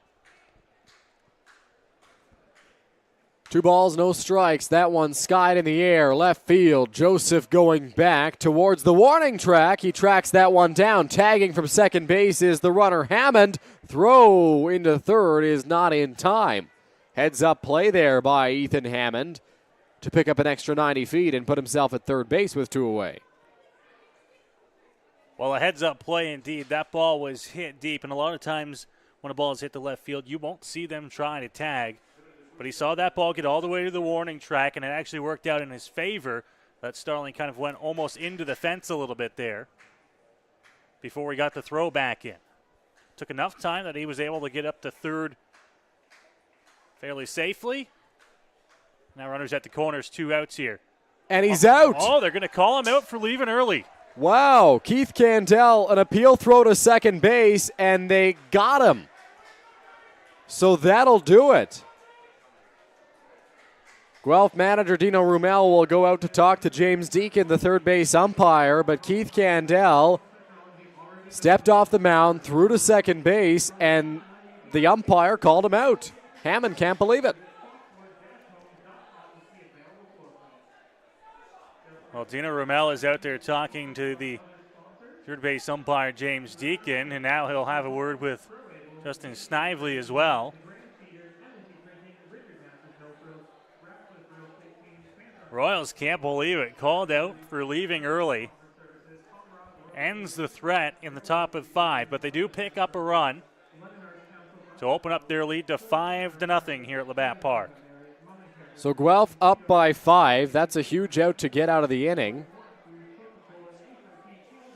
Going to take a look at it here on our screen, see if we caught anything there. It doesn't look like we caught the moment he left.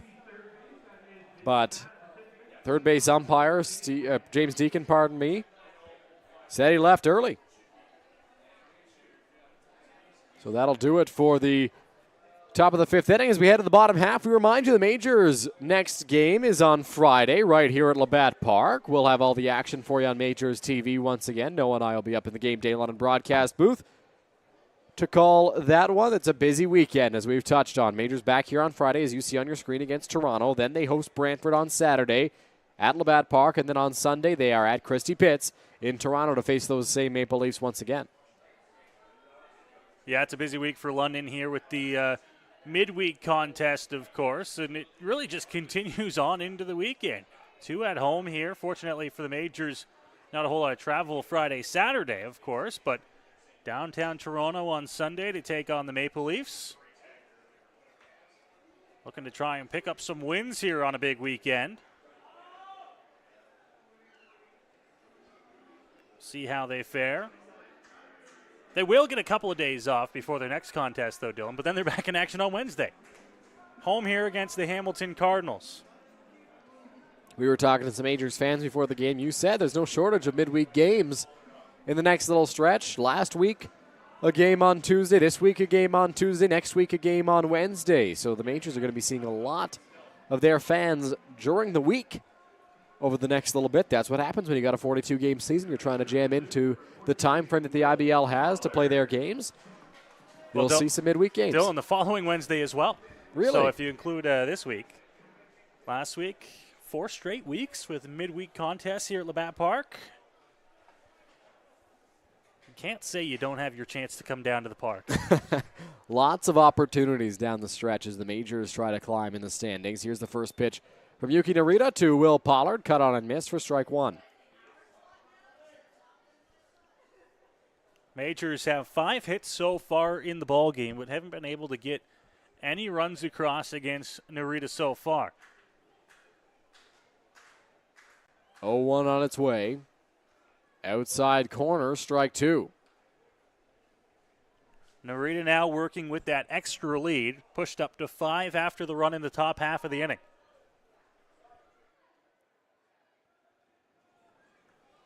No balls, 2 strikes, 2 out. Here's the offering on its way. In the dirt, skips in. Pollard didn't chase. 1-2 count.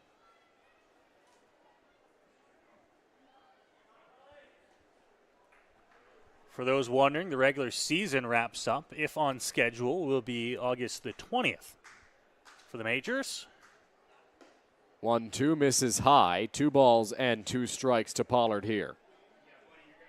There'll be back-to-back games on the road for London to finish the regular season, Dylan. A Welland on Saturday, Brantford on the Sunday, final day of the regular season.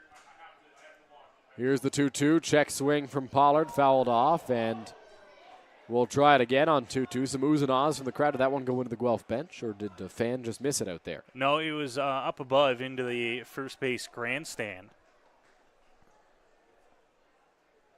Looks like a fan finally did track it down. Count stays at 2-2. 2 balls, 2 strikes. Here's the pitch. Line straight back at the screen. Foul.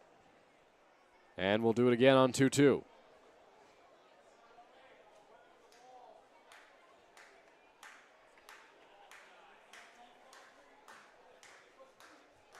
Narita readies.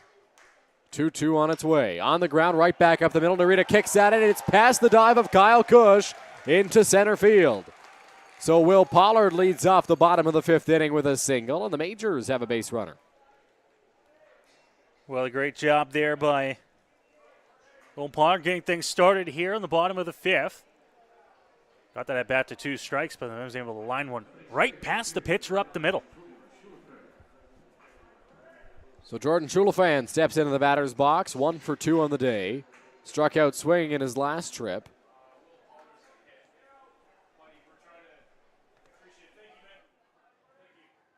Schulafan ready in the batter's box. Narita delivers the first offering to him. That's in there for a strike, 0-1. Schulafan bends the knees in a bit of frustration, I don't think with the call, more so with himself not going after that pitch. Looked pretty center cut.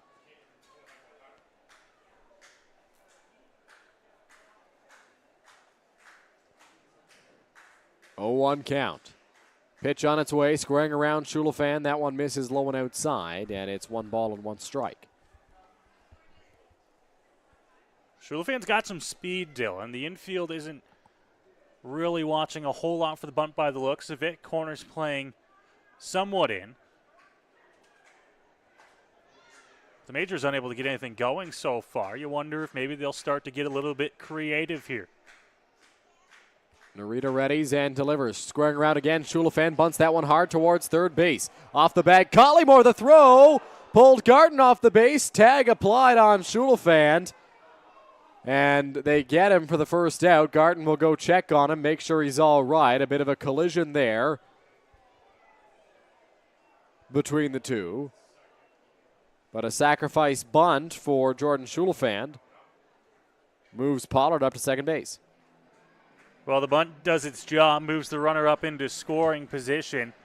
Garten, no choice there, Dylan, was able to do a great job at keeping at least the main portion of his body out of the running lane, but the throw took him a little bit over the left side, and the arm caught Schulafan on his way to the bag, but it looks like he is okay. So Byron Reichstein into the batter's box now. Pollard in scoring position at second base. Here's the pitch. Reichstein comes up empty on that swing, 0-1. The sacrifice from Schulafan sets up a good part of the Majors' order to drive Pollard in. Reichstein, DeOlio, and Reyes Cruz, the next 3 due up.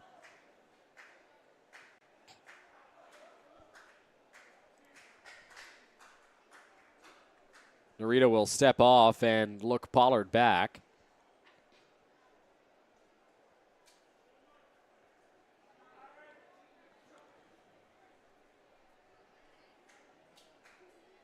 Now gets the sign he wants from Roberts and sets out there on the mound. Here's the pitch on its way. That's off the plate outside. 1 ball and 1 strike to Byron.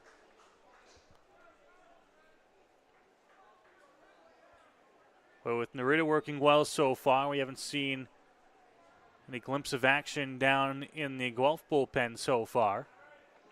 Pitch count's in a good spot for him, Dylan. He's worked well so far against the Majors' order as he gets through now the 3rd time. That one upstairs. That was pitch number 65 from Narita. 2 balls and 1 strike on Reichstein. 65 pitches through 4 1/3 innings.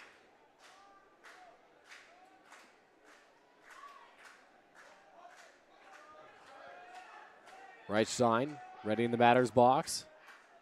Narita peeks, delivers. 2-1, low. 3 balls and 1 strike to Byron. First base open. You think they're pitching around him? Noah DeOlio on deck. Doesn't get much easier. No, there's no breaks around him. You may feel a little bit more comfortable with Narita's style to go after the righty. But with a 5-0 lead to work with, I don't think this is a matter of working around a guy. 3-1, Reichstein belts that one, right center field and deep towards the wall. Diving attempt by the center fielder. That one is down. And I believe it has skipped over the fence. It will be ruled a ground rule double. A great attempt by J.D. Williams in center, a headlong dive, but that one bounces up on the warning track and over the fence. A ground rule double for Byron Reichstein, and it's 5-1 Guelph. Second time this ball game that Byron has ripped one out to right center field. That one even further than the last, and on a little bit more of a line, was able to get it split between the right and center fielder. She touched on a fantastic dive, but just missing it with the outstretched glove. Byron Reichstein's double scores are on, and now we'll get a mound visit from Dina Rommel. Nobody up in the Guelph Royals bullpen, as you mentioned, Noah, so likely just to try to calm Narita down. Make sure he's ready to get out of this jam. One out, runner over at second base. That is Byron Reichstein.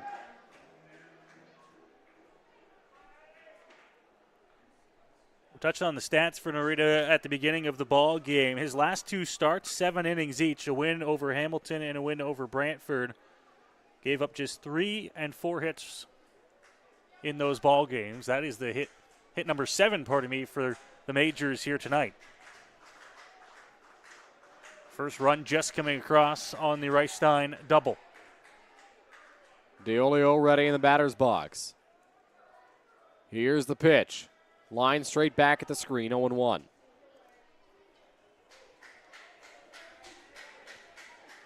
With DeOlio up here, the outfield playing fairly deep against the London Majors catcher. Of course, the power threat very much there. But an interesting note as well, they play him fairly straight up. He's got power to all fields.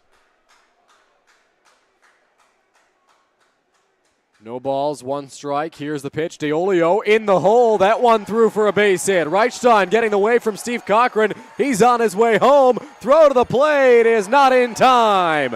An RBI single for Eduardo DeOlio. And the Majors have their second run on the scoreboard. It's 5-2. Well, finally coming up with some big hits are the Majors here in the 5th inning. That one's their 8th of the ball game. It brings across another run in Byron Reichstein. And now it is a 5-2 ball game. So Tommy Reyes-Cruz will step into the batter's box now for the Majors. Reyes-Cruz is 1 for 2 on the day.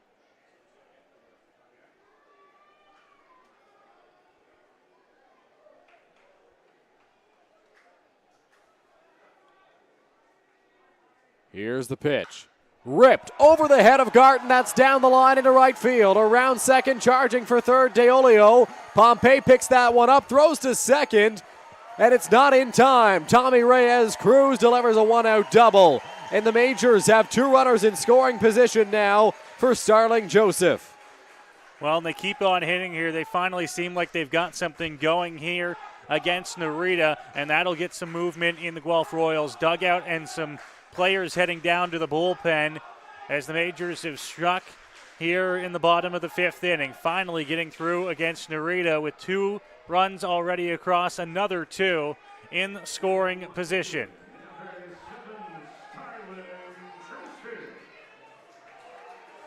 So Joseph will dig into the batter's box here for London. 2 runners in scoring position, 1 away.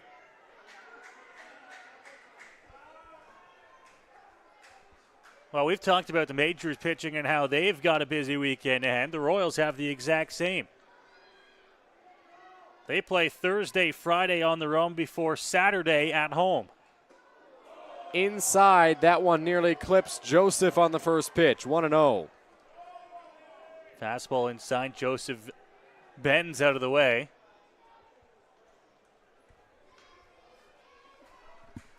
Majors have Cleveland Brownlee on deck. So that first base is open if you think that you might have better success against Brownlee than Joseph. 2 on, 1 away. Pitch from Narita. Outside, 2-0.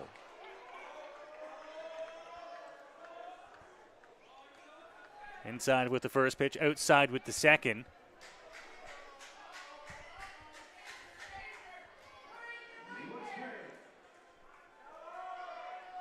Narita, of course, knows that he has that base open.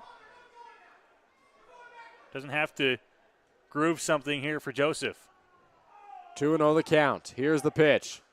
Line straight back, 2-1.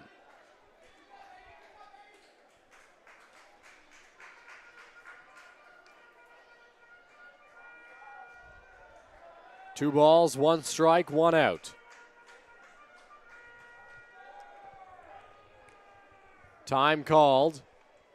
And they will switch the baseball, it looks like. I think Justin Snively, the first base umpire, said that just the way Narita was handling himself on the mound may have tampered with that baseball a little bit, might have gone to the mouth and gone straight to the baseball on the rubber there. Not sure what the reasoning was, but Narita switches the baseball, and now he's ready to go on 2-1 to face Joseph.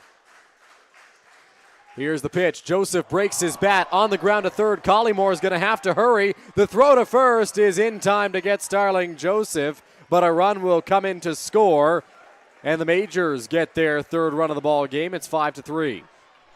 Third run of the ball game, third run of the inning there. Not the outcome Joseph was looking for, but it does a job. It brings in a run, and the Majors within a couple here. Reyes Cruz stays at second on the play, and that'll bring up Cleveland Brownlee with a runner still in scoring position at second base and 2 away. Some movement in the Royals bullpen, but no throwing at the present moment. Majors trail by 2 in the bottom of the 5th.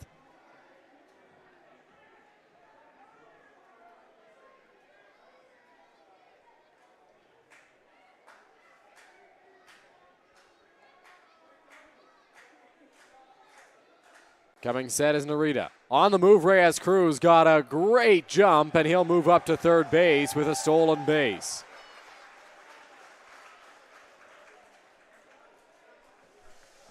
A fantastic jump there, was able to move up to third. A congratulations to Byron Reichstein, who scored run number 300 in the IBL on the RBI single for Eduardo De Olio. Line drive by Brownlee up the middle. That's a base hit. That'll plate the Majors' 4th run, and now they only trail by 1 after an RBI single from Cleveland Brownlee. Well, Cleveland comes through there with a base knock up the middle, and the Majors have a big inning of their own here with 4 coming across against Narita. Kane McGee steps into the batter's box. Just want to thank Neil Srivastava for the fact there about Reichstein in the chat. Him scoring his 300th run. RBI number 15 on the season for Cleve, and now we'll get another mound visit. So that looks like the night will be over for Narita on the hill, and the Royals will go to the bullpen. As Guelph heads to the bullpen, we'll take a break and be right back with a new arm and all the action after this. Here we go. Believe me, you've never heard a talk show like this. I'm sleeping with Joe Carter. By the way, Joe did not touch them all. Yeah, I have to say, your voice is fantastic. Meet Smitty. Listen, I'm the brains here. And Mitty. And I'm the good-looking funny one. This is the Smitty Mitty Show.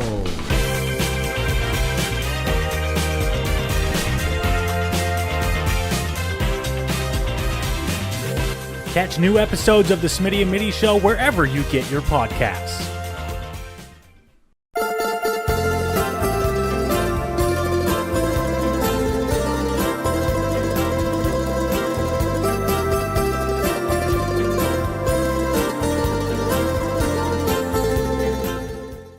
You're watching London Majors Baseball on MajorsTV.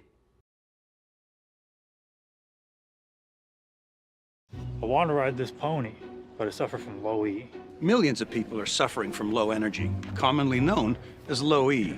Low E has hurt my performance in the bedroom. I haven't been able to make the bed in years. Now there's hope. Planet Fitness replaces low E with Big E, which keeps you energized and glowing all day. Simply join through the free PF app for only $15 a month. Planet Fitness is a proud partner of your London Majors.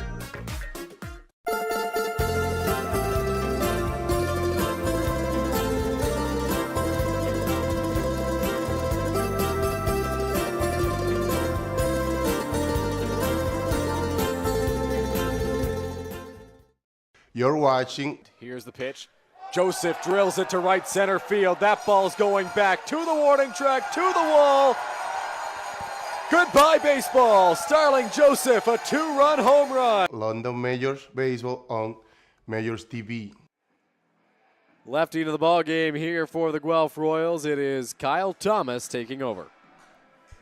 He'll come into the ball game here to try and get the Royals through what has been a tough bottom of the 5th inning. The Majors have pushed across 4 runs here and still in business, albeit with 2 gone here in the inning. So far for Kyle Thomas this summer with the Guelph Royals, 6 games. 3 of those have been starts and over 21 innings pitched. Has struck out 20. So the strikeout number there, the ERA a little bit inflated at 8.14. McGee hits that one hard to the ground. It's past the dive of Collymore into left field. Just a cue shot off the end of the bat for Kane McGee into left, and there are 2 base runners on now with 2 away. Well, and Kane McGee picks up another hit here tonight. That's the Majors' 11th hit of the ball game here in the 5th inning.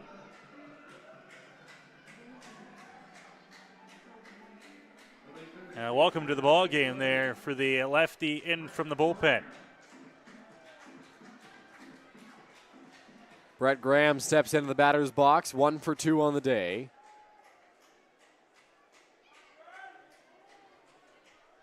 Brownlee at second, McGee over at first base. Here's the pitch.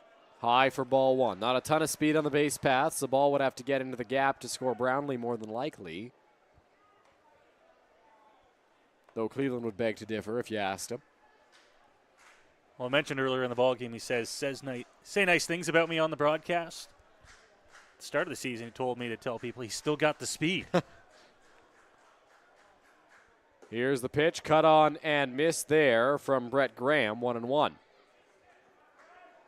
Oh, walk around the batter's box there after that swing and a miss. Up in the zone, chased one, I think, in his opinion, that he thought he probably should have laid off.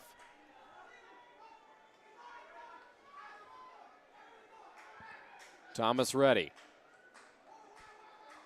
Here's the pitch. Line drive straight back at the screen, and it's 1-2 now. Another pitch there in a location up in the zone. Graham with the swing, but now he's got to try and fight with 2 strikes. Royals looking to try and get out of this inning. Majors have pushed across 4. Another 2 stand on base, 1 in scoring position. 1 ball, 2 strikes, 2 out. Graham fouls that one off and will try again here on 1-2. In what has been a long 5th inning for the Majors.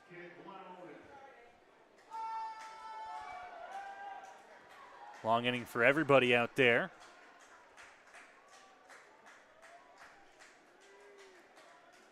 One and 2. Here's the pitch from Thomas. Graham flares that one, foul territory. Garten gives chase, and it's out of play, so we'll try once more on the 1-2. Another ball out of play there. Brownlee with that kind of signature stutter step. I don't think he fools many people on that one. Not anymore. As Thomas looks in for the sign. 1-2. Here's the pitch. On the ground, back up the middle. Going to be a tough play. It's through into center field. Brownlee getting away from Cochran. Here's the throw from Williams in center. It is off the mark. Brownlee comes in to score, falling onto the plate. And McGee gets into third base on the errant throw. The Majors have tied this ball game up. It is 5-5.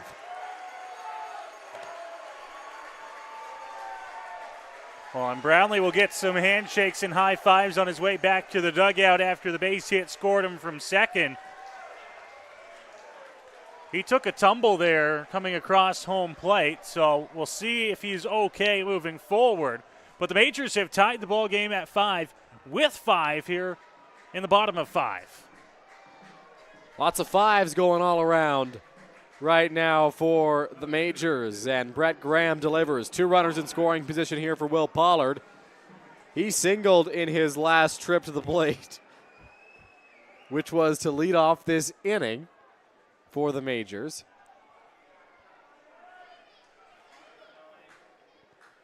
Thomas steps off, now gets back on the rubber. 5-5 ball game. We are tied up here at Labatt Park. First pitch, Pollard fouls that one off, 0-1. Pollard now in a spot here where he can try and bring home a couple. Does have a hit in the ball game.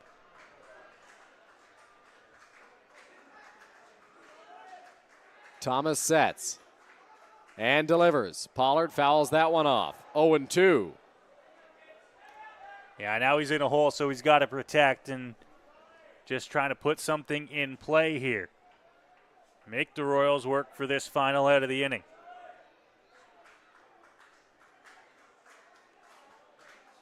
No balls, 2 strikes, 2 out. Here's the pitch to Pollard. Checked his swing. Did he go? No, says first base umpire Justin Snively. Roberts can't believe it behind the plate. And it's 1-2. They thought for sure that Pollard went around there. Half the Royals were already on their way off the field. They'll have to come again at 1-2. Looked awfully close from up here. 1 ball, 2 strikes. The pitch, Pollard on the ground to third base. Collymore gobbles this one up, throws to first in time to get him. And Garton fires the baseball off the field, as that will do it for the bottom of the 5th inning. The Majors score 4 and tie this ball game up. We head to the 6th here on Majors TV. I want to ride this pony, but I suffer from low E. Millions of people are suffering from low energy, commonly known as low E. Low E has hurt my performance in the bedroom. I haven't been able to make the bed in years. Now there's hope. Planet Fitness replaces low E with Big E, which keeps you energized and glowing all day. Simply join through the free PF app for only $15 a month. Planet Fitness is a proud partner of your London Majors.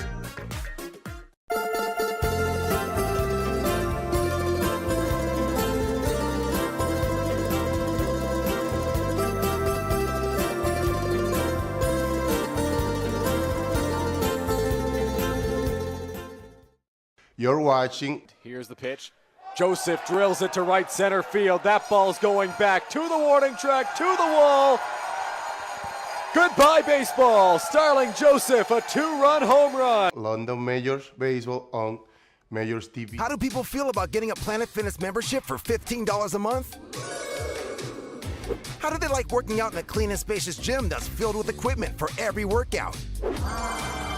And how about free fitness training in the judgment-free zone that leaves them feeling energized all day long? Get started at Planet Fitness today through the free PF app, online, or in club, and start getting that big fitness energy for $15 a month. Planet Fitness is a proud partner of your London Majors. We are back here at Labatt Memorial Park as the London Majors and Keith Candell head back out to the field in a little bit of a different position than when they went to the bats in the bottom half of inning number 5. Score now tied at 5 after the Majors put up 5 runs in that last inning, and they'll head to work here. Keith Candell will head to work here. Now instead of trailing by a bunch in what is a tie ball game. We'll have some good spots to work through here. Top half of inning number 6 at Labatt Memorial Park, and we thank you for tuning in wherever you are watching from tonight. Don't be shy. Let us know in the chat on YouTube where you are watching from tonight. If you're tuning in from here locally in the Forest City, if you're watching from Guelph, our visitors tonight, or anywhere else. as we get set and ready here to begin the top half of inning number 6. Keith Candell set and ready out there on the hill for the Majors. First pitch is there for a strike to begin the inning.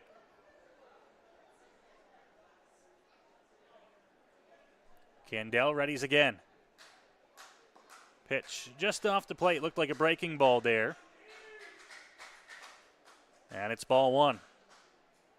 Kyle Kush, the batter here for Guelph. He is 1 for 2 on the evening. Bottom of the order for the Royals, then top is on deck. This one popped up. Shallow left field. Coming on, Joseph. Stumbling, and that one's going to drop. Kush is aboard to lead off the inning as trouble with it again in left field is Joseph.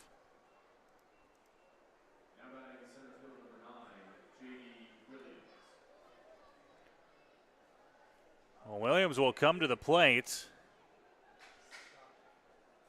after a ball dropping in left field.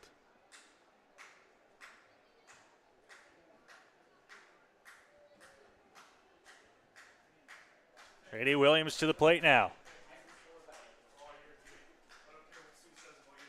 Candell will look and ready himself on the hill. Now working from the stretch as that one misses outside from Candell.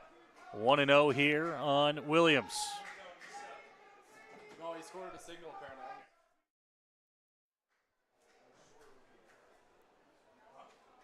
Looking, Candell readies himself. A lead at 1 to the plate. Breaking ball there for a strike.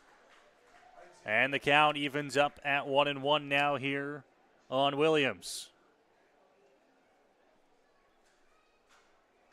Candell came in here in the 5th inning to work for the Majors. Finished things up there, getting out of the inning.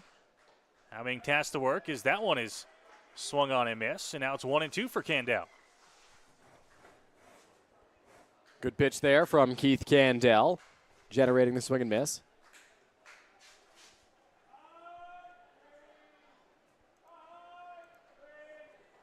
Dylan, we mentioned when Keith came in that when it comes to his pitching appearances, they haven't been long in length. If he can work through this inning, it will be his longest. He's going to be trying to do that here for the Majors, who don't have anybody ready or warming down in the bullpen. Yeah, Keith Candell just needs 2 more outs to record his longest pitching appearance in his IBL career. Has already thrown 2/3 of an inning. Looks to the plate, and that one fouled back to the screen. Count stays at 1-2 here on Williams.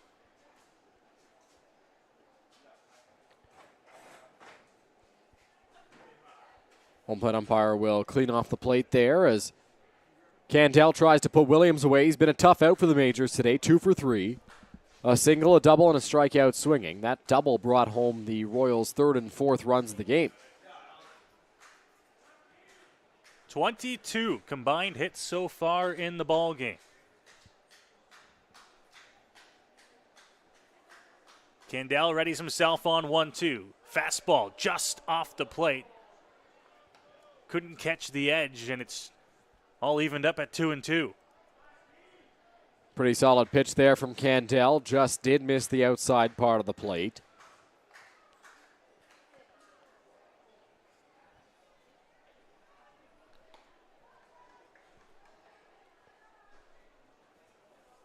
Leadoff man Kush aboard with what is being ruled a base hit. Dropped in left field. Joseph couldn't get a glove on it. Royals don't care how they come. They've got a base runner to lead off the inning. Now the 2-2 inside. Appeal down to 1, but certainly holding up in time is Williams. 3-2 now.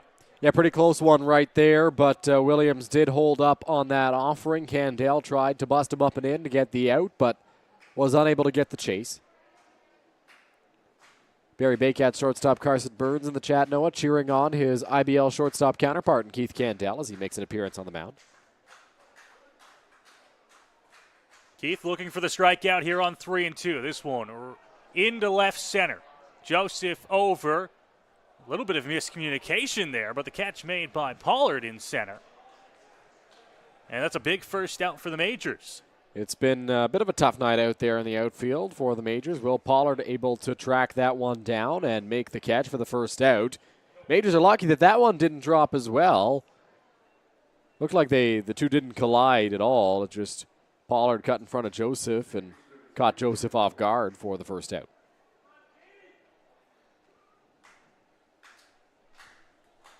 Candell will take him, however. They come on the mound. One gone here. As that first pitch is going to miss low. Kind of ran away a little bit there.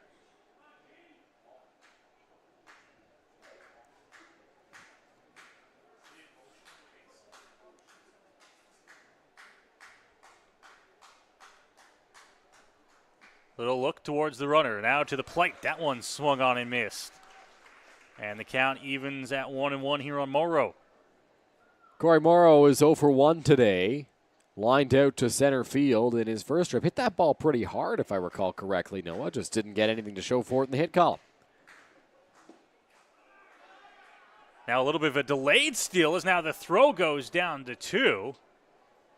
Catching the Majors sleeping a little bit on the infield is Cush, who's into second base. Majors are lucky that that ball hit Kyle Cush on the throw down from DeOlio. Tried to execute a throw and did not quite work because nobody was at second base. Delayed steal there. Wound up hitting Cush, and he stands in scoring position. Count 2-1. Candell, delivery. This one hit in the air. Center field. Ranging over to his right. Catch is made by Will Pollard.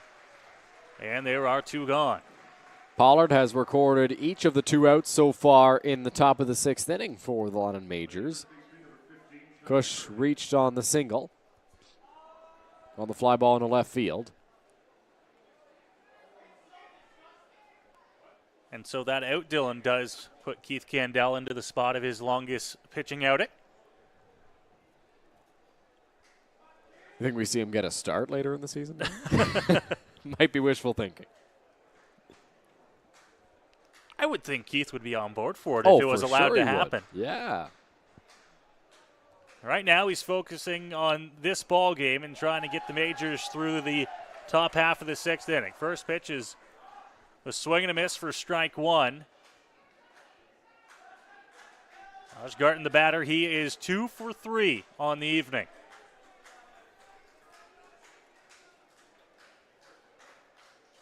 Oh, 1 look. Candell back to the runner. Delivery. Off balance swing, and it's 0-2. Keith Candell pulled the string on a changeup there, it looked like, and got Josh Garton to chase. So now he's in control of this at-bat against one of the better power hitters in the IBL. Trying to keep him off balance as he did on that second pitch. And now he's well up, 0-2. Candell grabs his sign, set and ready. A look back. Waits, delivers, hit on the ground, up the middle, base hit for Garton into center. Pollard to pick it up, but rounding third and in to score is Kyle Cush. The Royals are back out in front, 6-5. That's a really tough break for Keith Candell out there on the mound and the London Majors. A ball that was not hit hard whatsoever, but Jordan Schulafan, the second baseman, was shaded so far towards first that he just wasn't able to track that ball down. And Will Pollard, playing deep in the outfield with the power bat of Garton, couldn't get there in time to get a throw off to the plate to try to get the speedy Kyle Cush. Everything went right on that play for the Guelph Royals. They got a little bit of luck, and that's allowed them to take the lead here, 6-5. Another run for the Royals here, this time picking it up with a big 2-out hit as that first pitch is across for a strike. Malik Collymore here, the battery for Guelph. Starting the lead at 1. Candell to the plate. Breaking ball for a strike, 0-2. Really tight breaking ball there from Keith Candell. Well executed, fell in the zone for a strike.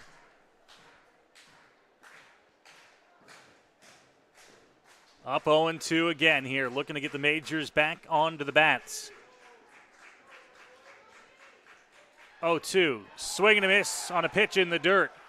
DeOlio the block and will complete the put out to first. It's a strikeout to end the inning. Keith Candell works through the sixth, but the Royals pick up a big run. They are back on top 6-5. A little bit of misfortune there for Keith Candell as the Royals pick up their go-ahead sixth run in this ball game. A fly ball to left field that Starling Joseph should have made the play on, was unable to do so, dropped in, and then a ground ball to score Kyle Kush that was not hit very hard at all. It was very softly hit up the middle, but with defensive positioning playing a factor, no Major was able to track that ball down quickly enough to ensure that Kush either stayed at third or was thrown out at the plate, and now Guelph leads by a score of 6-5 here in this bottom of the sixth inning.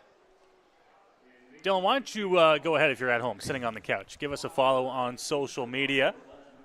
Man, it's so crazy how fast things change. This graphic was made last year, and it is well out of date. It sure is. Follow the Majors at London Majors on TikTok, on Instagram, Facebook, and right here on YouTube, as well as X.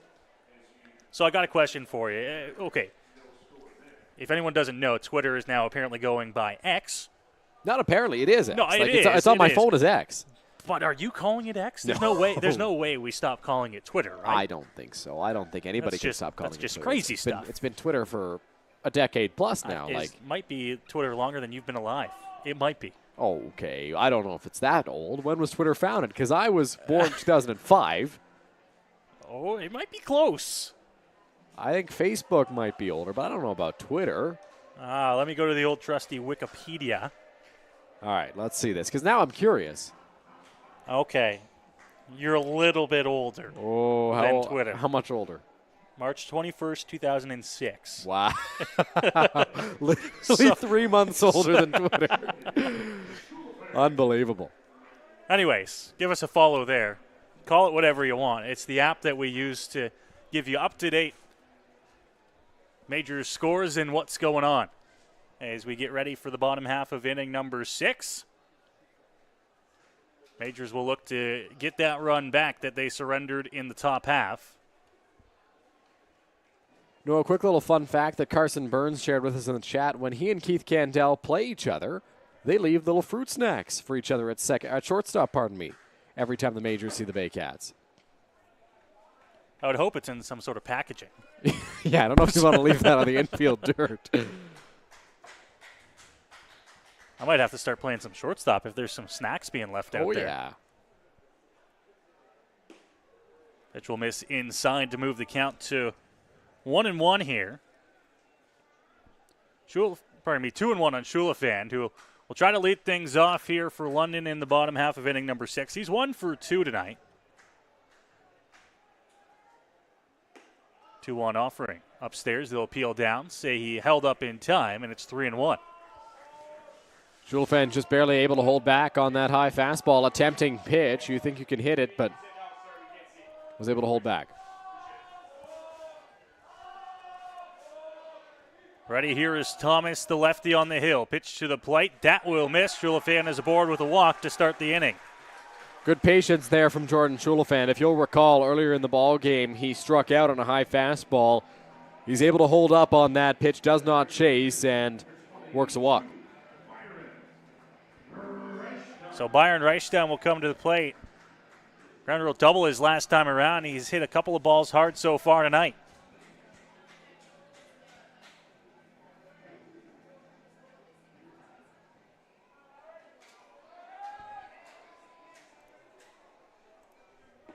First pitch from Thomas. That one's going to fall out of the bottom of the zone and move the count to 1-0.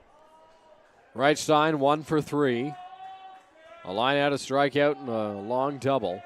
The line out was hit pretty well in addition to the double.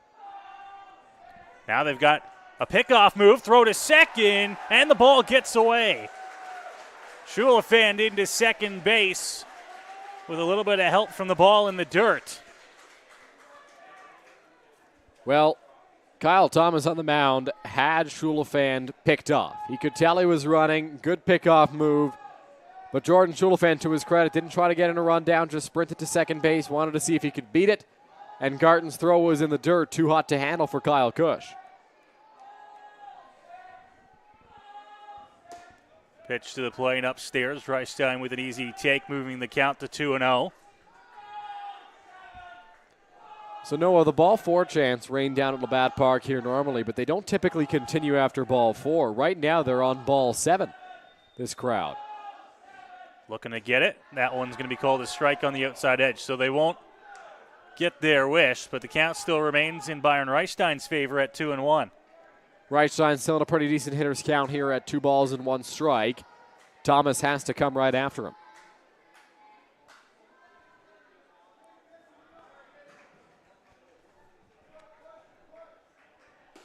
Pitch. Reichstein takes it again on the outside edge, and that one moves the count to 2-2. Looked pretty close there to the outside corner. Reichstein takes pretty much the same pitch as he saw on the first strike. And on consecutive pitches, the pitcher gets the benefit of the doubt.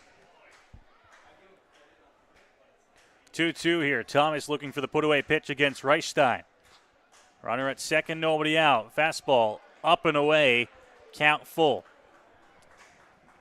This is a big pitch coming up. Full count, runner in scoring position. Byron Reichstein looking to make something happen for the Majors. That's the tying run out at second base in the form of Jordan Schulafan, who does have speed.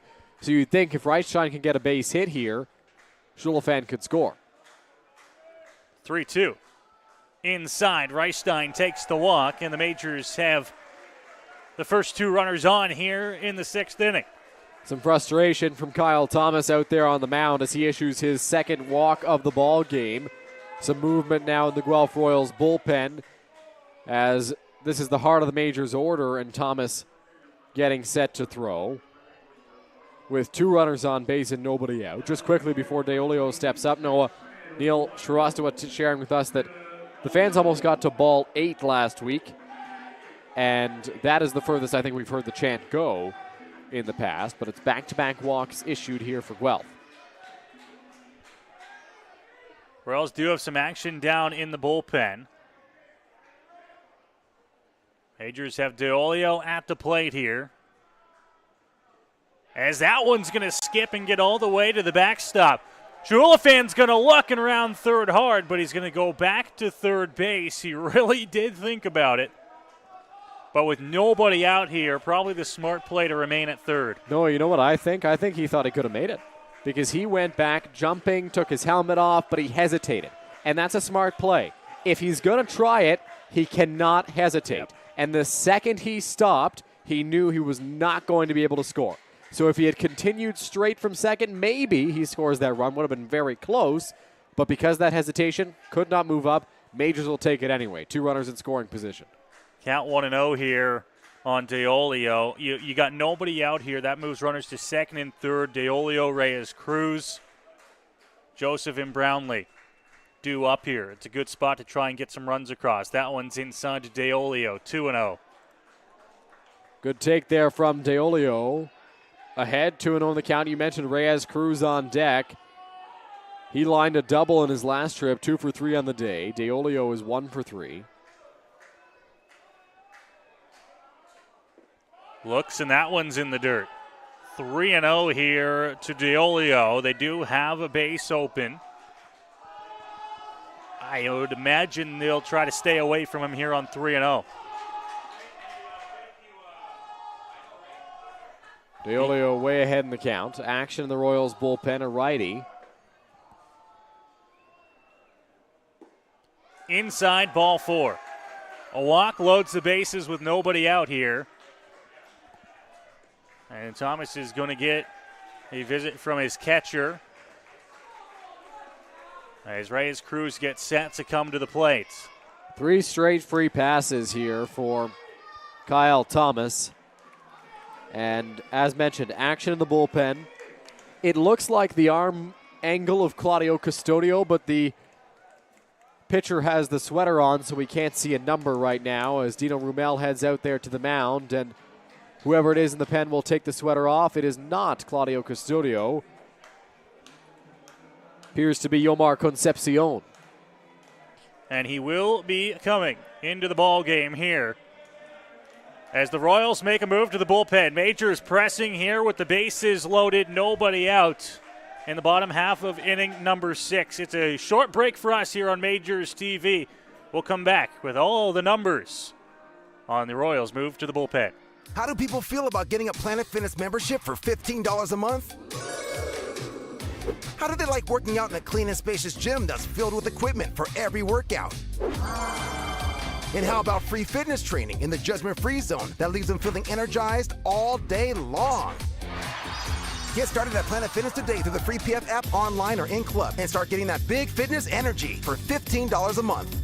Planet Fitness is a proud partner of your London Majors. Back here on Majors TV, Yomar Concepcion out of the bullpen for the Guelph Royals to take over for Kyle Thomas, who finished the last inning for Yuki Narita, then walked the bases loaded. Concepcion working in game number 14 this season. Yeah, game number 14, Dylan. 8 of those have been starts. He's a guy that we've seen a lot start ball games for the Guelph Royals, but in a game like this where they're holding on to a slim one-run lead in the 6th inning, they're going to look to try and get some shutdown innings from him here. Concepcion 4-5 on the year, 6.42 earned run average, 56 innings pitched, 50 strikeouts, 21 walks. He's got Reyes, Cruz, Joseph, and Brownlee here. Not going to be easy. Thank you for tuning in here on Majors TV. Made a little call out in the middle of the last inning. Looks like we got some people tuning in. Almer, Ontario, Toronto, Shakespeare. Short little east drive from Stratford. Orangeville. Oh, and hey, look, just across the river. Finishing up dinner, coming over soon, Brian Ferguson says. Coming over to the ball game. Well, if you're coming, you better get here soon. I think that was a little while ago, so maybe he is on his way. As the Majors look to try and find something here in the bottom of inning number 6. Bases loaded, nobody out. And Dylan, not a better spot in the lineup. Well, you got 4, 5, and 6 due up with nobody out here. Tommy Reyes Cruz is 2 for 3. Last time he came up, he doubled over the first baseman Garton's head. He singled in the previous trip and lined out to center field the time before that. So he's hit the baseball hard every time he's come up, and he will look to cash here for the Majors. It's the corners in for the Royals here. Middle will play back and try to turn 2. They'll sacrifice the run to try and get 2 outs here in the jam. That one's inside, and it'll hit him. One pitch out of the bullpen, and the Majors have tied the game as that one got inside on Reyes Cruz, who is down a little bit now, back up to his feet. We'll see if he is okay. Looked like, just based on the arm he's moving out there, it caught him on the back elbow. We do hope he's all right as he takes a slow stroll to the mound. Pardon me, to first base, I should say. Got hit by that pitch, and whatever it takes to get that tying run home, I suppose. Concepcion's first offering clipped him, and all of a sudden it's 6-6. So a big run there for the Majors ties the game at 6 apiece.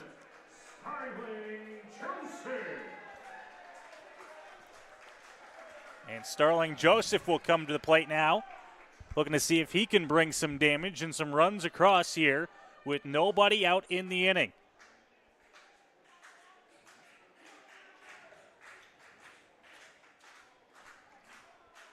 Concepcion ready. First pitch in the dirt and outside for ball 1. It's a big spot for Joseph. He's 1 for 3 on the day. Singled into left field in his second plate appearance.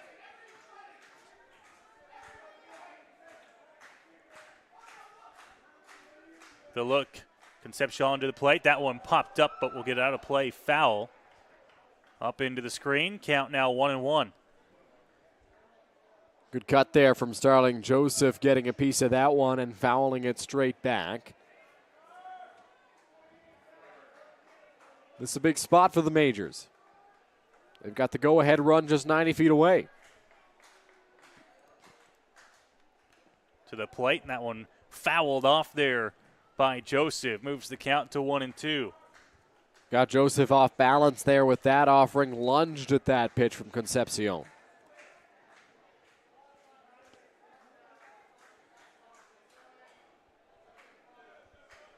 Still bases loaded, nobody out here for the Majors. 1 run is across so far in the inning. 1-2 count on Joseph. To the plate. In the air, left field, on a line. That one is gone!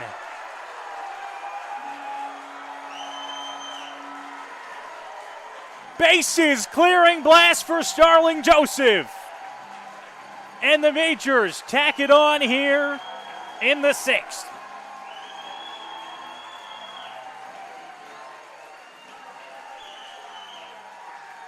This game has been flipped on its head. Starling Joseph, a blast to left field, an absolute laser into the foliage past the left field fence, a grand slam for the Majors left fielder, and now they lead by 4 runs. Concepcion came into the ball game, hit the first batter he faced on the first pitch, then threw 4 pitches to Joseph, and he hit a grand slam to put the Majors up by 4. At one point, the Royals led 5-0 in this game, Noah, and now the Majors have a 4-run lead at 10-6. It's back-to-back 5-run innings for London. Still nobody out here in the frame as Concepcion throws the curveball to Brownlee to start the at-bat 0-1. Cleveland looked like he was taking all the way there on that first pitch. He was waiting to see what Concepcion would come with that first pitch. It was a curveball. Now he readies for the 0-1. Inside to Brownlee as he has to duck out of the way of that fastball. Yeah, fastball way up and in, right near the face of Cleveland Brownlee. And the count runs to 1-1. Fans didn't take a liking to that one, but Brownlee will dig right back into that right-hand batter's box. Count 1-1 here on the Majors DH. Concepcion ready again. Fastball outside, 2-1.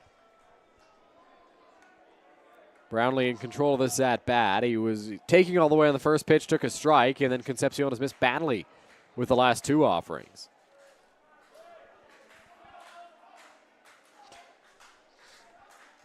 To the plate, outside again now, 3-1. Frustration on the mound there from the Royals right-hander as the ball 4 chance begin to rain down. Home run number 7 for Starling Joseph, the grand slam, the big blast here in the inning. Brownlee looking to get on base to try and start the rally again here with nobody out. Here's the 3-1. Up the middle, tough play. Second baseman over, the throw is high, and Brownlee's into second base. It's out of play, and he'll get second. Well, Cleveland Brownlee's aboard now. We'll see how that one is ruled, whether it's just an error or a single and an error for Cleveland Brownlee. That was going to be a tough play for Corey Morrow, the second baseman, ranging over to his right. And as he tried to fire a strong throw to Josh Garden, he got a little bit too much on it and airmailed him right into the Royals' dugout. So Brownlee into scoring position now. Hit that one hard. Tough play going up the middle and to his right, and the throw just airmailed the first baseman. So Brownlee to second, nobody out here for McGee to come to the plate. First pitch to him, and he'll get a piece of it, foul it off and out of play.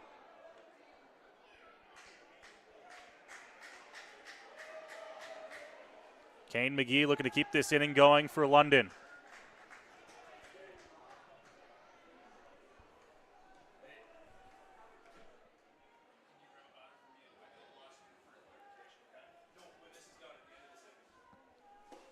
Pitch, McGee a healthy cut. And he falls behind in the count 0-2. So it has been ruled a single and a throwing error on Corey Morrow, the second baseman. 0-2 count here on Kane McGee. They'll look to try and battle here down 0-2. Concepcion looking for the first out of the inning.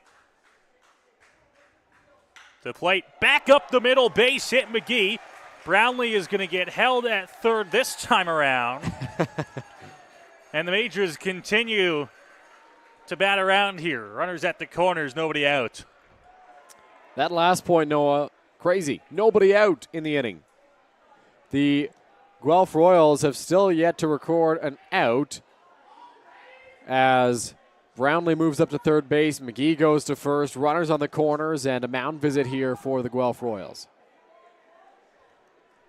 So another mound visit here.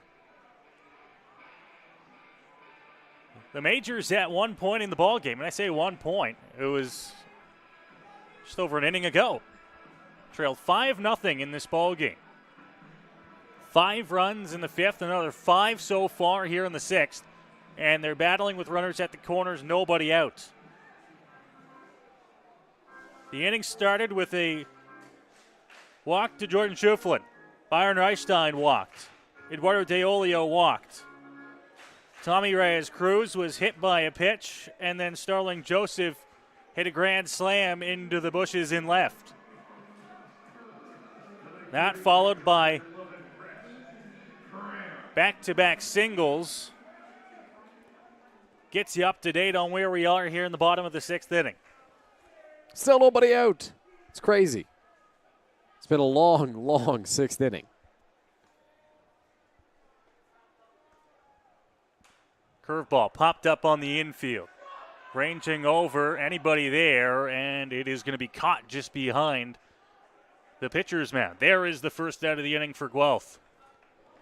Well, it is recorded 8 batters after this inning began. Brett Graham pops up that one to Malik Collymore, the third baseman, and 1 gone.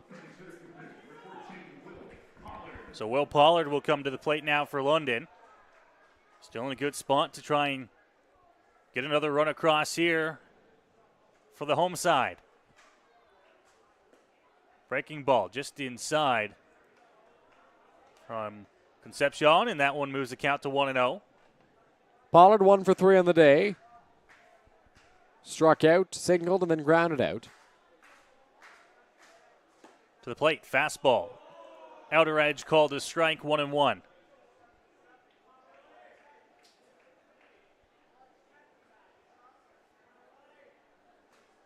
Runners at the corners, a 1-1 count here on Will Pollard, the center fielder for London.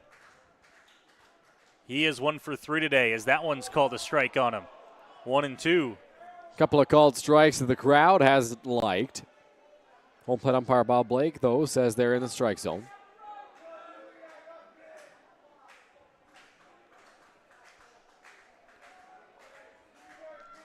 Has a look, grabs his sign. This one hit the other way. First base, throw to 2, and it's going to get away. McGee will look round second and go to third. He's in there standing up. Another error for the Royals here in this inning, and it's 11-6 London. That ground ball there from Will Pollard was right to Josh Garton, the first baseman, and here's what happened on that play. Garton initially was going to turn and go to first base. That was his first plan. Then he thought, I could get 2 on this play. So he spun, fired to second, the throw a little bit low, hard to handle for Kyle Cush, goes right into left field. That allows Brownlee to score. That moves McGee all the way to third base, and that puts a runner on at first, still with only 1 out. The hesitation forces the error. Popped up, sky high, on the infield. Ranging over, the catch made just inside of fair territory, and there are 2 gone. Jordan Schulafan led off this inning and came up to hit there, popped out. So whatever your definition is of batting around, it was met in this frame as Schulafan came up for the second time in this 6th. Majors go right through the order here in inning number 6. But now 2 gone for the Royals, who will look to try and keep this game right where it is. At one point had a 5-run lead. Now they trail by 5. First pitch to Reichstein, right down Broadway for a strike. It's 0-1.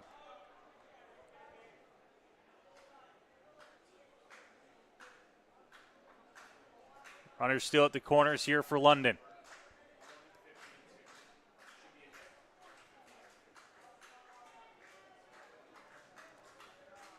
Looking Concepcion for the sign. Now he has it, readies himself on the rubber. Pitch to the plate. Reichstein the opposite way out to left. Ball carrying it a little bit, tracking it down on the warning track is Hammond. and the out is made to retire the Majors here in inning number 6, but not before 6 runs come across, highlighted by the grand slam. It's an 11-6 London Majors lead. We'll head to break. You're watching London Majors Baseball here on Majors TV. Go beyond the scores and get to know the athletes who call the Forest City home. Joseph crushes one. Game Day London brings you in-depth stories and conversations about London's major teams and the athletes. Whether it's in the rink with the Knights or on the field with the Majors, Game Day London has you covered from the start. For fresh and engaging sports coverage, visit GameDayLondon.com, a proud sponsor of Majors TV.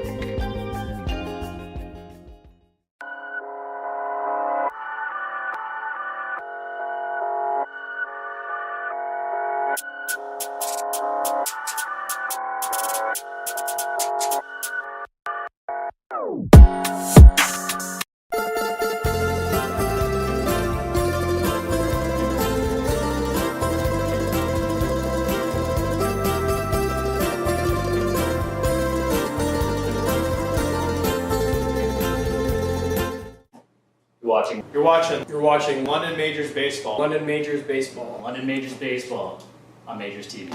How do people feel about getting a Planet Fitness membership for $15 a month? How do they like working out in a clean and spacious gym that's filled with equipment for every workout? And how about free fitness training in the judgment-free zone that leaves them feeling energized all day long? Get started at Planet Fitness today through the free PF app, online, or in club, and start getting that big fitness energy for $15 a month. Planet Fitness is a proud partner of your London Majors. We're back here inside Labatt Memorial Park as we make our way towards the top half of the 7th inning. Keith Candell is back out onto the mound for London, looking to try and pitch the Majors to victory here tonight. An 11-6 lead after 6 runs come across in the bottom of inning number 6 for London. A great showing of offense there, finally getting to the Guelph Royals pitching staff. The bullpen unable to get the Majors walk to load the bases in the inning to start. Hit batter brings in a run. And then for London, the big swing coming off the bat of Starling Joseph. The grand slam puts the Majors up by a score of 11-6. Welcome you up here into the Game Day London broadcast booth. Noah Smith, Dylan Baker on the call for tonight's game. Happy to be back here in the broadcast booth tonight, Dylan. It was a week off for both of us. Week off, but man, oh man, the Majors have treated us to an exciting ball game in our return to the booth. 11-6 London lead right now. It's been back and forth all night long.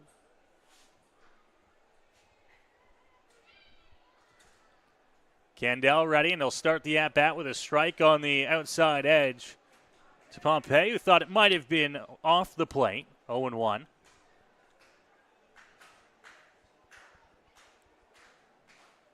Ready Keith again. This time goes to the breaking ball, and it's 0-2. Candell doing a good job getting ahead of batters so far. He's thrown 31 pitches through an inning and 2/3 of work. Facing Tristan Pompey here, who's 1 for 3 with a single.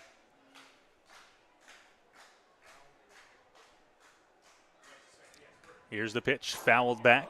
Count will stay at 0-2 as that one snuck through the netting and rocketed into the seats behind home plate. Oh, man. Luckily, I think that hit an empty seat just based on the sound it made. Hit straight metal there. Appears we are all well and good here behind home plate. Candell again on 0-2. Grabs his sign, ready for the delivery. Righty to the plate, that one into the gap in right center. Trying to cut it off is Reichstein, who will. Pompey and the Royals have a leadoff hit here to begin the 7th. Tristan Pompey did a good job of hooking that one into right field. Dropped between Pollard and Reichstein. Reichstein picked it up, did a solid job of getting that baseball in, ensuring that Pompey could get no more than a single on that play. But it's a leadoff hit nonetheless for the Royals. Keith Candell, Dylan, came into this ball game with the Majors trailing by a score of 5-0. He came in, I think, at 4-0 and allowed the 5th run into the ball game. But now completely different game. Completely different ball game as the Majors bats have scrapped their way through. Pitch will miss outside from Candell. They now lead by 5. Little story around Major League Baseball. Framber Valdez has just thrown a no-hitter against the Cleveland Guardians. On the ground, that one's going to be a base hit into right field. So back-to-back hits for the Royals here to start off inning number 7. Guelph with 2 runners on, pushing here early in the top of the 7th. Majors have a little bit of insurance here at 11-6. No movement in the bullpen right now, no action at least, no throwing as guys get up and walk around. We'll see if that changes as the inning progresses.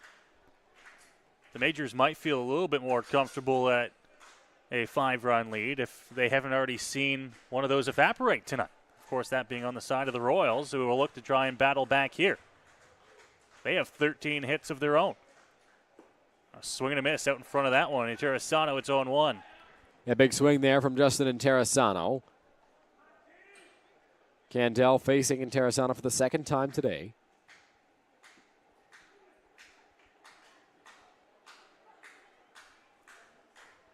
Candell looks back.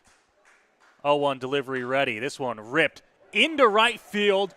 3 straight base hits, and the Royals are going to hold everybody where they are as the throw comes in from right, and the bases are loaded. Nobody out. That one smoked on the ground by Interessano into right field, and Majors manager Roop Chanadat will head out towards the mound to talk things over with Keith Candell as Braden Farrington begins to throw in the London bullpen. But that one hit very hard by Interessano, allows the Majors to load the bases, allows the Royals to load the bases. Dino Rumel not waving Pompey home, trying to play this a little more conservatively here as they trail by 5, and they need a lot of runs, not just the one. They're not trying to push this one across. They need 5. So they'd rather face that bases loaded, nobody out, versus first and second one away. Well, and talk about seeing something familiar in back-to-back innings. The Majors started the bottom half of inning number 6. This time, 3 straight hits for the Royals. The Majors had 3 straight walks. And in a similar spot, maybe had a situation where they could have scored a run. But they're going to play it safe with nobody out here, elect to roll with the bases loaded, and see if they can do some damage of their own here in the top half. Yeah, in the bottom of the 6th inning, it was Jordan Chulafan thinking maybe he could push a run across, decided not to, played it safe, and it paid dividends for the Majors, obviously. They scored 6 runs in the bottom of the 6th inning.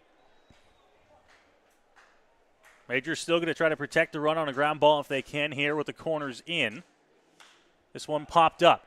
Maybe in play down the line, but it's going to be a long run, and this one's going to drop in the London Majors bullpen. Foul ball, and Candell gets up 0-1. If you've never been to Labatt Park, it has oodles of foul territory. There is just loads of space in foul ground, and that is a long way to run for Starling Joseph and Brett Graham. Neither guy could get there, though it was a valiant effort from both of them.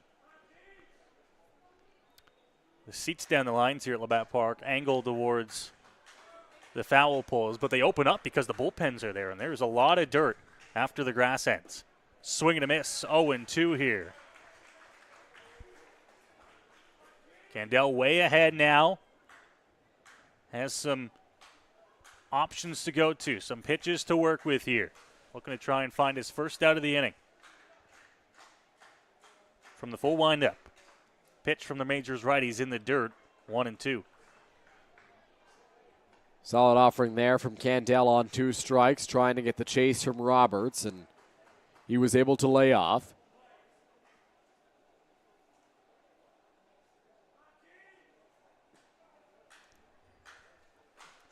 Keith ready again here on 1-2.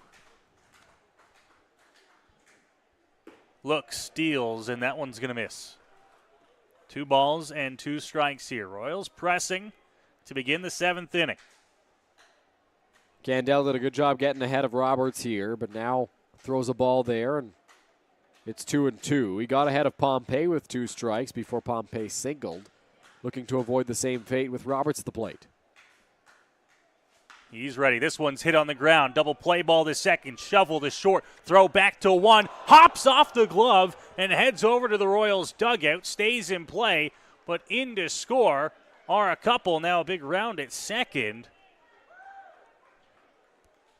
And it'll stay there, but the Majors a chance to turn two. They'll get just one. And a couple of runs across for Guelph.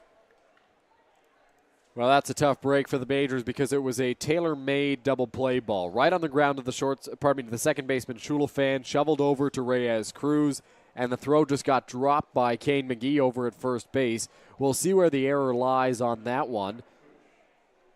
But it allows 2 runs to come in to score, and now Guelph has trimmed the deficit to 3. It looked like a pretty good throw coming across from a short. The extra reach to try and beat the runner. As the first pitch will miss outside. We'll wait for the official scoring on the air, Dylan. I think that's a ball that's got to be caught at first base. I agree with you. I think that's probably Kate McGee's error, but we'll see what the official scoring on that play is.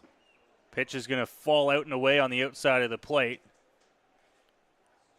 Candell now falling behind in the count. 2 balls and no strikes. Lone runner stands at second base now, represented by Roberts. A lot of that baseball hit out to left. Chasing it down, catch made by Starling Joseph, which will be a big second out there for London. Yeah, that ball was hit pretty well off the bat of Kyle Cush into left field, and it was a long way to run for Starling Joseph all the way back to the warning track, and he made the grab. So good play there by the Majors left fielder. So the Majors a chance to try and work out of this inning here and keep themselves up by a few. 2 across so far for Guelph here in the 7th inning.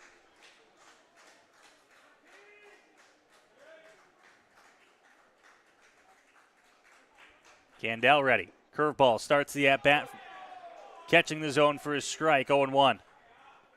Good breaking ball there from Keith Candell. Solid sweeping movement on that pitch and caught the zone. Ready to look. Secondary check at 2. Now a third check from Candell. Fastball to the plate, misses low. 1-1.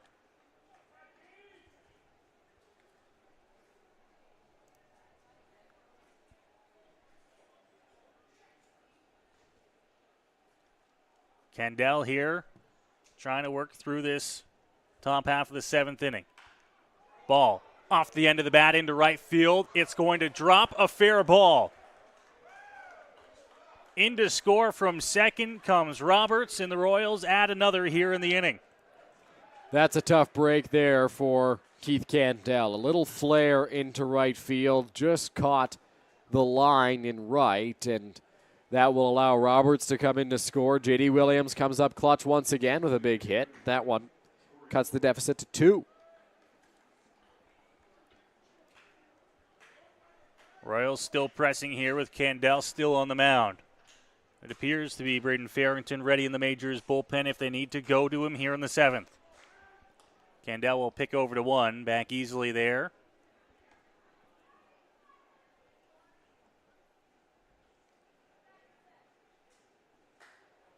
Corey Morrow at the plate here for Guelph. Pitch will miss low to him. 1-0.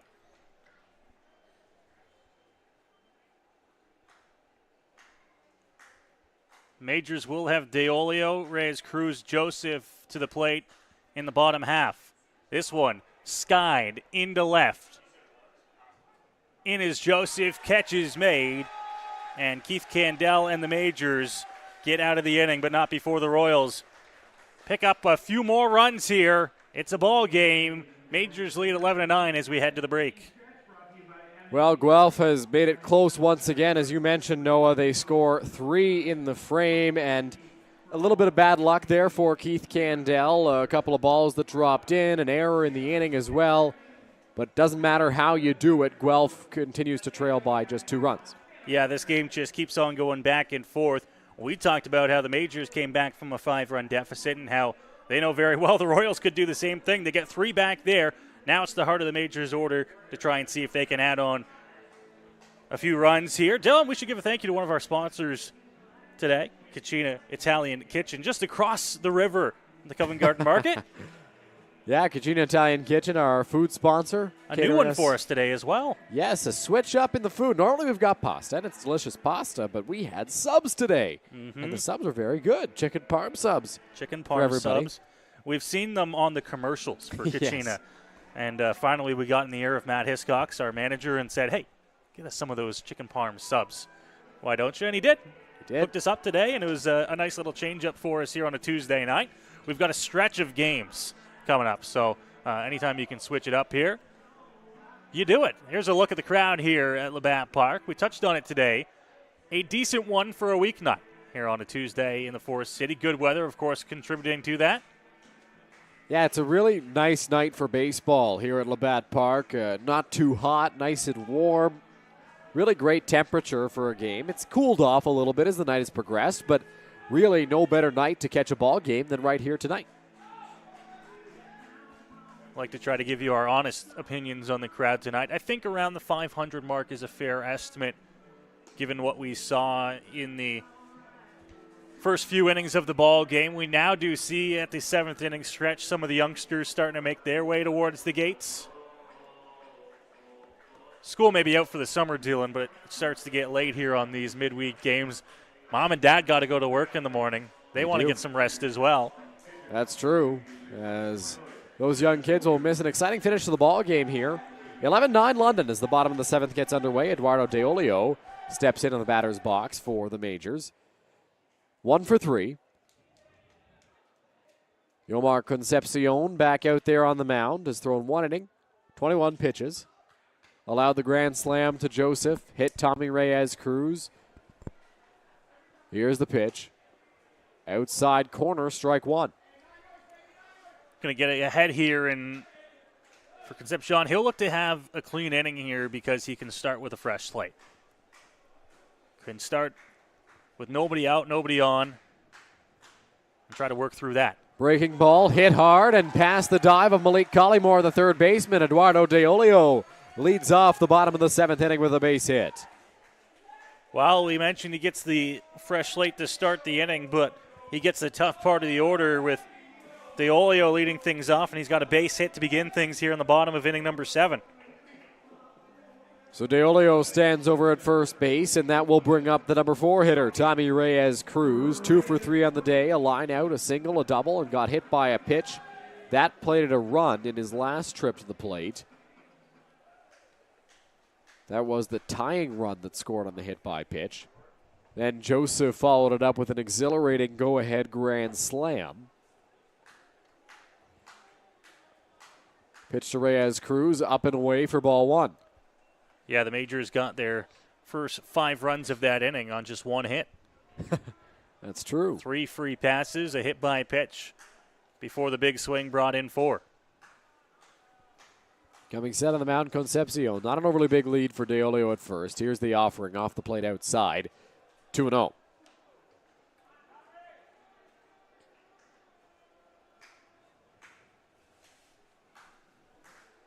Reyes Cruz ready in the batter's box as Concepcion looks in for the sign. The righty comes set on the mound. Dan delivers. Ooh, favorable call there for the pitcher. 2-1. Reyes Cruz certainly thought it was off the plate, but getting the benefit of the doubt. Concepcion on the mound. 2 balls and a strike. 2-1 pitch. Outside corner again. 2-2. Reyes Cruz not happy with that for a second straight time. But that kind of outside corner has been called tonight. That one on the ground, right back to the mound. Concepcion to shortstop and on to first. That will be a double play. 1-6-3, and there's 2 gone now in the bottom of the 7th inning. Reyes Cruz a little bit frustrated on his way past home plate umpire Bob Blake, thinking they got up 2-0 in the count before 2 calls. Put it back in favor of the Royals right-hander. But a nice double play, just what the Royals needed to turn the tide of that inning. And now the man with the biggest swing of the evening will come to the plate. So that'll bring up Starling Joseph.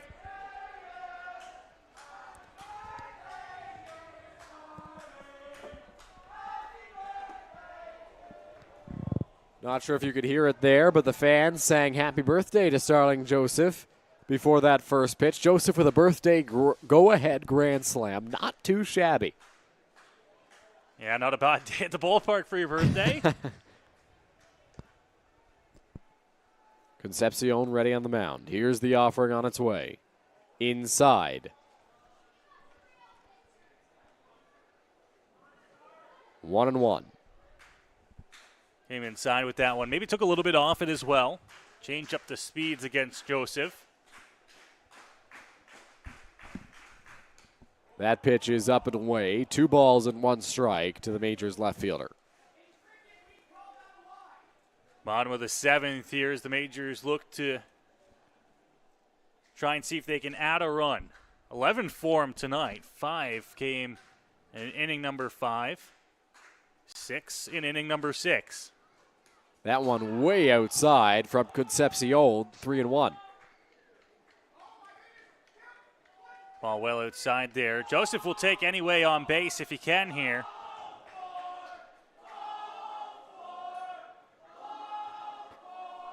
Ball 4 chance begin. Not quite as fun as the happy birthday around the ballpark. Here's the 3-1. Joseph skies that one. Foul territory. Long run for Garton towards the bullpen. And that is about 6 or 7 rows up into the right field grandstand. 3 Royals gave that one a decent look, but that one at least appeared from here that it was going to be out of play by plenty as it bounced up the seats. And a fan at the top of the grandstand looks like they're going to go away with a souvenir tonight. Count moves to 3-2 here on Joseph. So Starling steps into the batter's box. 3-2 count, 2 away. Getting set is Concepcion, and he'll deliver. Off the plate outside, ball 4. So Joseph will reach as he is 2 for 4 on the night, plus a walk in his 5th plate appearance, and the Majors have a 2-out base runner. 2-out base runner for the Majors, and they'll see if they can put some damage together with a couple of outs here in the inning. It'll bring Cleveland Brownlee to the plate. Brownlee got aboard his last time up. On what, Dylan, correct me if I'm wrong, was scored a single and an error? Single and an error, yeah, for Cleveland Brownlee. Beat that one out according to the official scoring, and then advanced to second base on an error. Joseph takes his lead off of first. Here's the pitch. Swing and a miss, strike 1. A whole lot on that fastball there. Brownlee geared up for it, swung right through it at the top of the zone.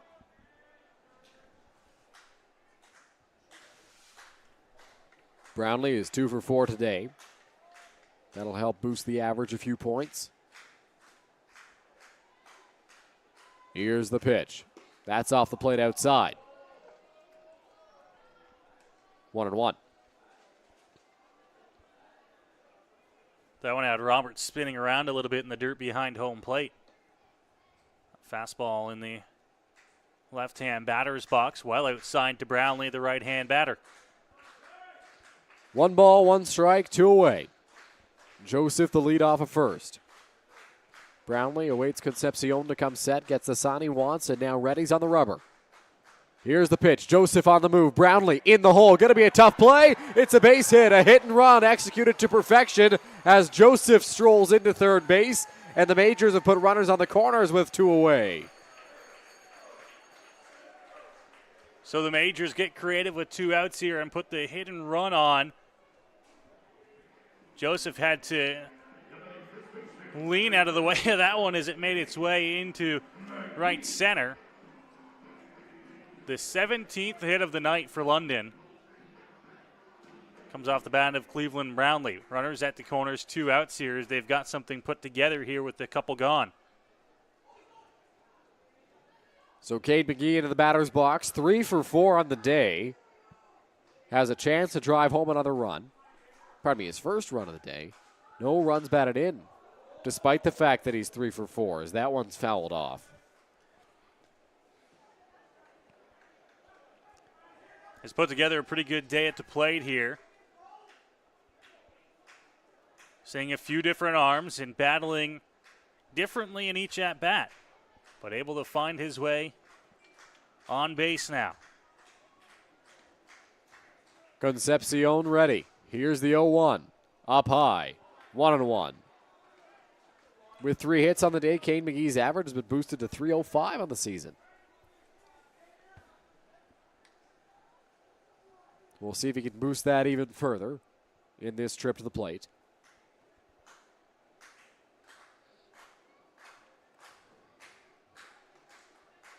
Joseph over at third. Here's the pitch to McGee. Swing and a miss. 1-2. Well, Dylan, you talked about that average being raised with the 3 hits tonight. We talked about after his first hit tonight. Now that makes it 5 straight ball games for him with it. And now he adds on a couple after that.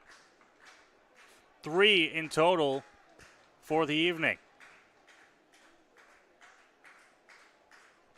1-2 count. Pitch to McGee. Swing and a miss, strike 3. Concepcion allows 2 two-out base runners, but is able to wiggle out of it with a strikeout of Kane McGee. We head to the 8th here on Majors TV. Majors lead 11-9. Here we go. Believe me, you've never heard a talk show like this. I'm sleeping with Joe Carter. By the way, Joe did not touch them all. Yeah, I have to say, your voice is fantastic. Meet Smitty. Listen, I'm the brains here. And Mitty. And I'm the good-looking funny one. This is the Smitty Mitty Show.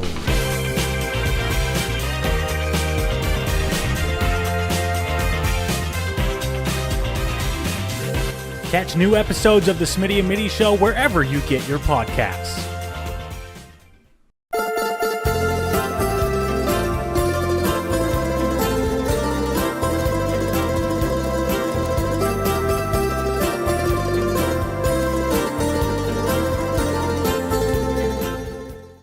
You're watching London Majors Baseball on Majors TV. Welcome back here to Labatt Park for the top of the 8th inning between the Majors and the Guelph Royals as Pump Up the Jam plays here at Labatt Park. Braden Farrington gets warmed up out on the mound. Farrington this season has been a workhorse out of the Majors bullpen. One of the guys that Majors manager Roop Chennadat has gone to quite a few times this season. Farrington is working in game number 18. 2 saves in 18 1/3 innings, 9 strikeouts, 5 walks. The earned run average a little bit elevated at 736. He's got an 0-run record on the year. But an earned run average for a reliever gets high pretty quickly. So that is not necessarily a sign to look to as to his performance this season. He last worked on July 29th against the Barry Bay Cats. That was the lone Majors loss last weekend. They lost 9-4. Farrington allowed 2 earned runs over a third of an inning. 3 hits allowed in that appearance. Majors manager Roop Chennadat hoping for a little better fortune here in the top of the 8th in what has become a close game. 11-9 Majors. It has been a wild one. Guelph scored 4 in the 4th, 1 in the 5th. Majors answered back with 5 of their own in the bottom of the 5th inning to tie things up. Then the Royals went ahead 6-5 in the top of the 6th inning. The Majors scored 6 to make it 11-6 London. And then Guelph got 3 back in the top of the 7th to make it 11-9 as Josh Garton will step into the batter's box. It will be 3, 4, and 5 for the Guelph Royals. Garton, Collymore, and Pompey due up for Guelph. First pitch from Braden Farrington is fouled straight back at the screen, 0-1.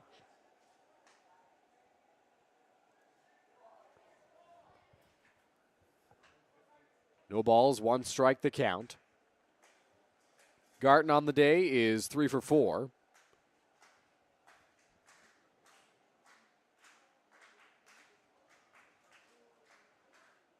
Oh, 1 pitch. Garton in the air. On the infield. McGee running after it, and he's got it for the first out of the top of the 8th inning. Bit of a long run there for Kane McGee, but he's able to track that one down for the first out of the top of the 8th inning, as that'll bring up Malik Collymore.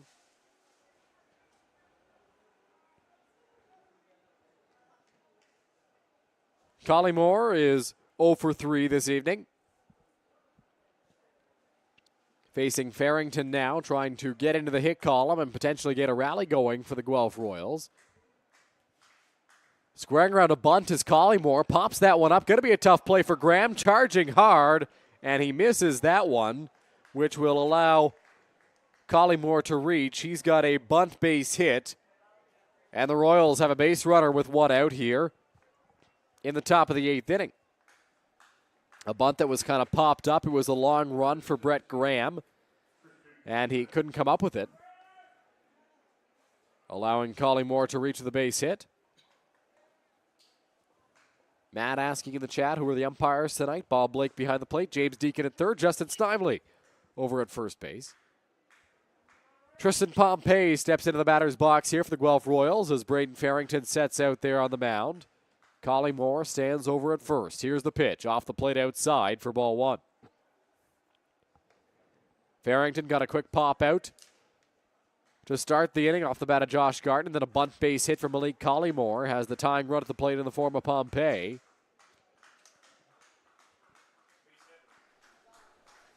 (1-0) home. On the move is Collymore from first. A throw from DeOlio is not in time to get him, and the Majors can't believe it again.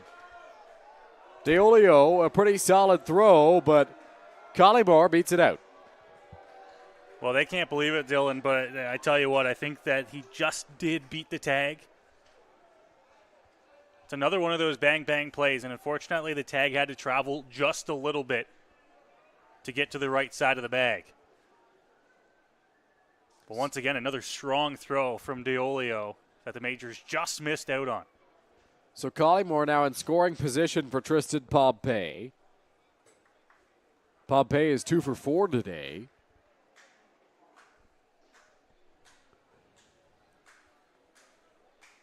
Farrington looks in for the sign. Comes set. Here's the 1-1 home. And that one just misses, 2-1. Just missing off the outside edge again there from Farrington. With the Royals putting the runner into scoring position on the stolen base. We'll have to be a little bit careful. Now time will be called at the plate. Pompey resetting things. Ahead of the count, 2 balls and 1 strike. He represents the tying run.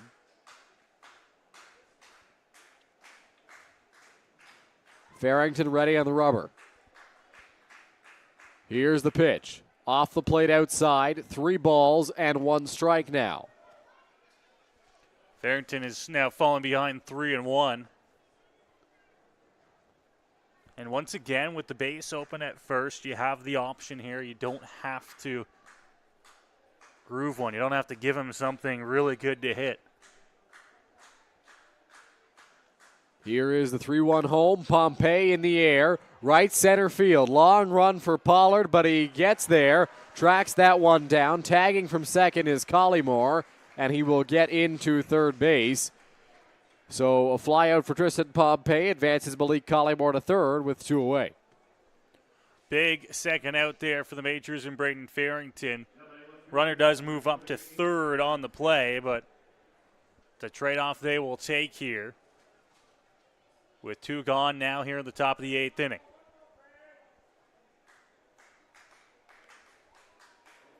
Jordan Schulafand asking for an appeal over at second base. Not sure if Farrington is going to throw over or just deliver to Ethan Hammond.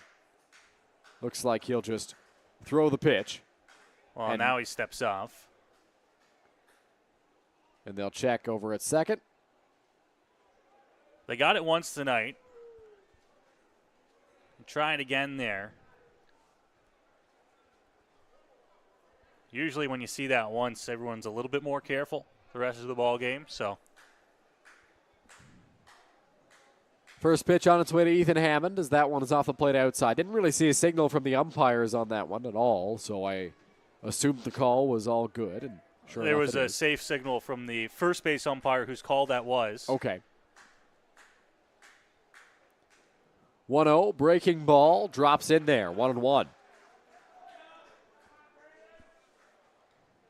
Farrington switches the speeds up pretty well here. That one was the curveball. He just drops into the zone there. It's a good pitch to get him back into counts. 1-1 pitch. Slice down the left field line. That's a fair ball. That will score Collymore. Around first, digging for second is Hammond, and he is in there with an RBI double.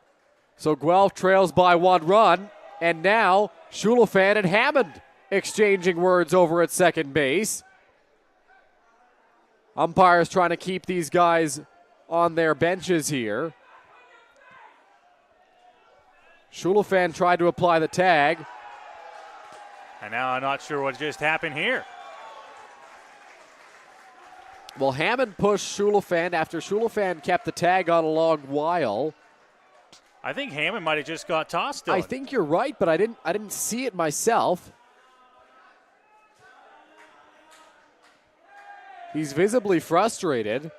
He was walking back to the first base coach, and he said something to Justin Snively that obviously he didn't like, and he got tossed for it. We got a great look at it here on our Majors TV feed. We're watching it back right now in the booth, Noah and I. And yeah, he got thrown out. And now Justin Snively having a conversation with Dino Ramel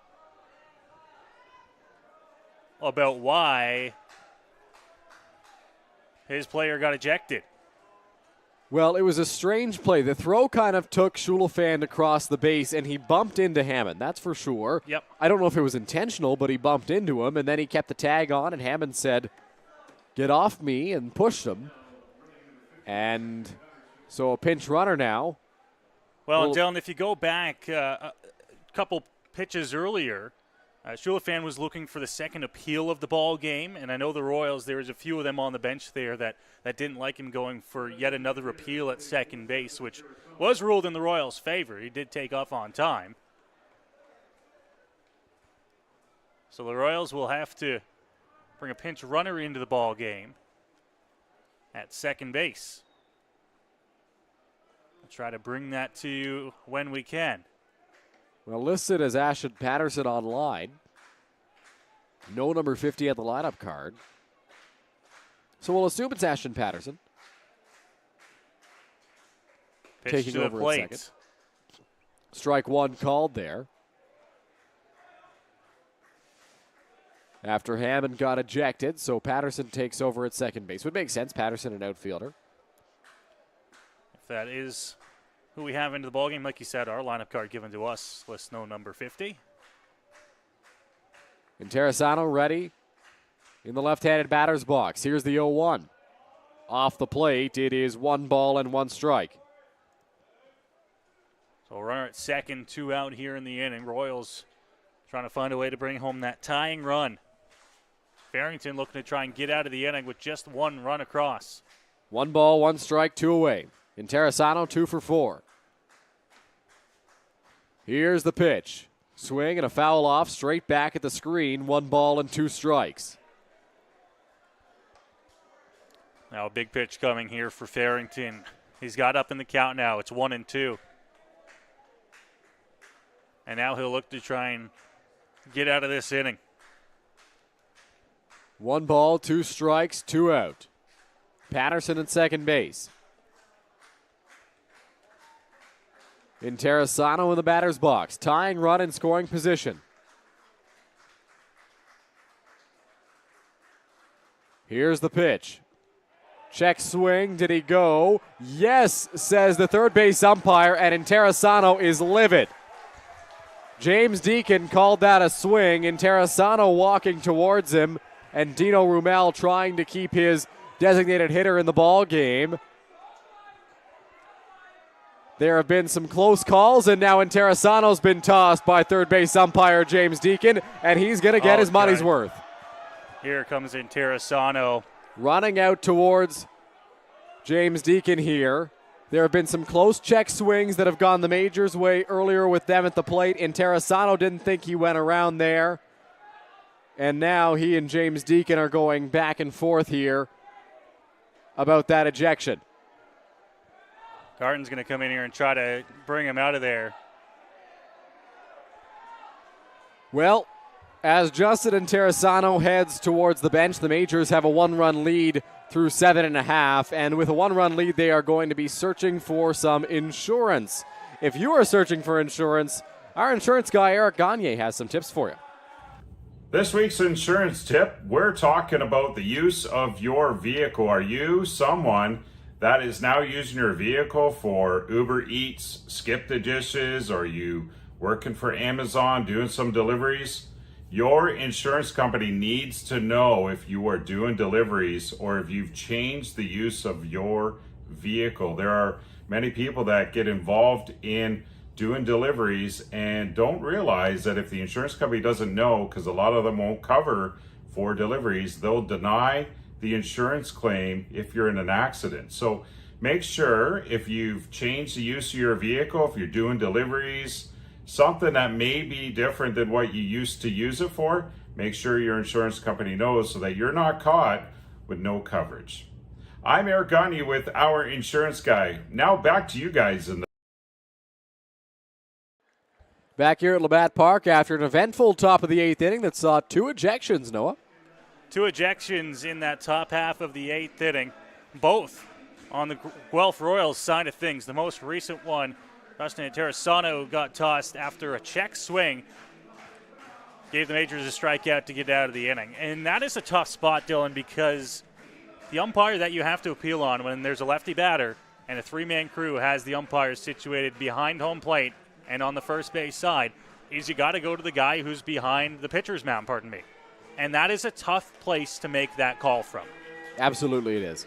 You have a very difficult time seeing whether a batter went around on that pitch. And that happens to right-handed batters as well when the first base umpire comes to that spot on the field.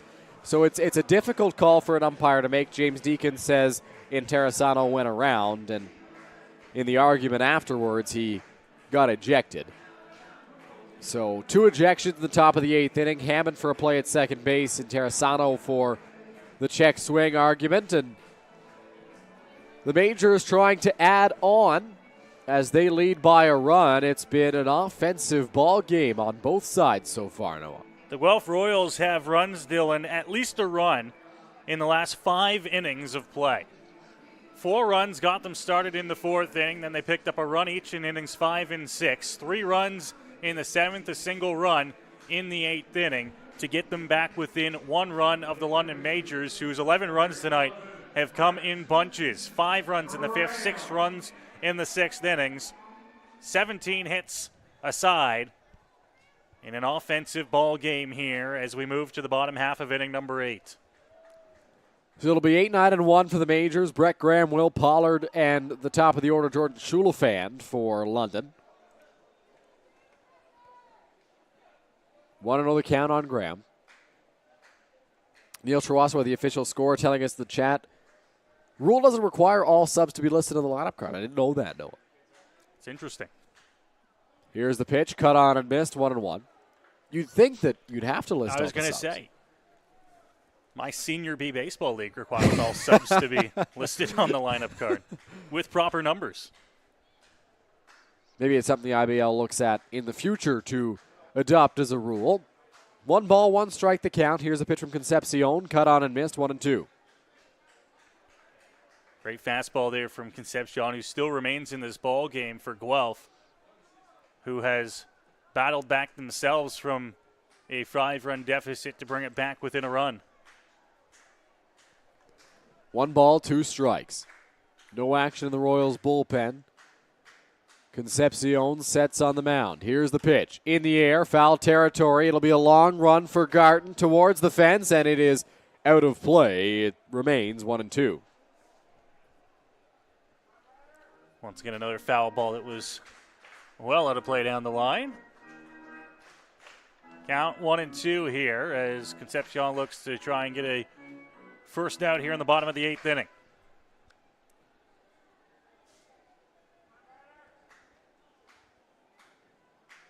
One ball, 2 strikes.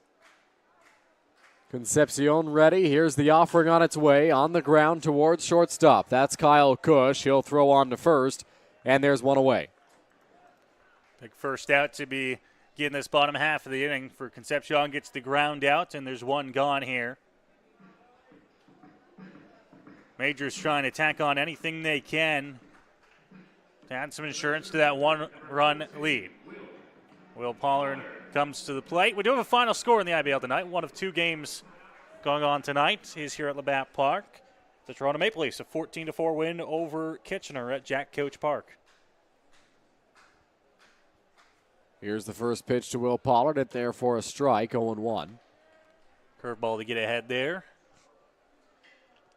A blowout in Kitchener tonight. As you mentioned, 10-run win for the Toronto Maple Leafs. Outside, 1-1. Always a high-scoring affair when those two teams face off. Sure is, and we know that runs can come in bunches at Jack Couch Park. Toronto put up 14 runs on 15 hits. Wow. Here, it's been 34 combined hits, 17-17, and 11-10 Majors lead. Swing and a miss there from Pollard, 1-2. Well, to follow up the performance by the Majors on Sunday in Kitchener, box score shows 5 home runs for the visiting Maple Leafs. Jack Couch, a home run haven, just like the Leafs' home park of Christie Pitts. Here's the 1-2. That one will miss, 2-2. 2 for Jose Vinicio, 2 for Justin Mara, and 1 for Dan Mara. And the Leafs win this evening. 2-2 home, cut on and missed. Roberts has to go chase that ball down. Throw is not going to be in time. It's dropped over there at first base, and Will Pollard will reach on the wild pitch on the third strike. That's an unfortunate bounce for the Guelph Royals. Good strikeout pitch. Gets away from the catcher. And that's about probably 15 feet, if not more, that he had to track that one down. Made a nice throw, but I don't know even if that one was picked at one, if they were going to have it was there in time to get the runner. Would have been an impressive athletic play by the catcher Roberts if he was able to execute it. But was unable to get the out over at first base. So Jordan Schulafan steps into the batter's box. Concepcion ready on the mound. Here's the pitch. Misses for ball 1.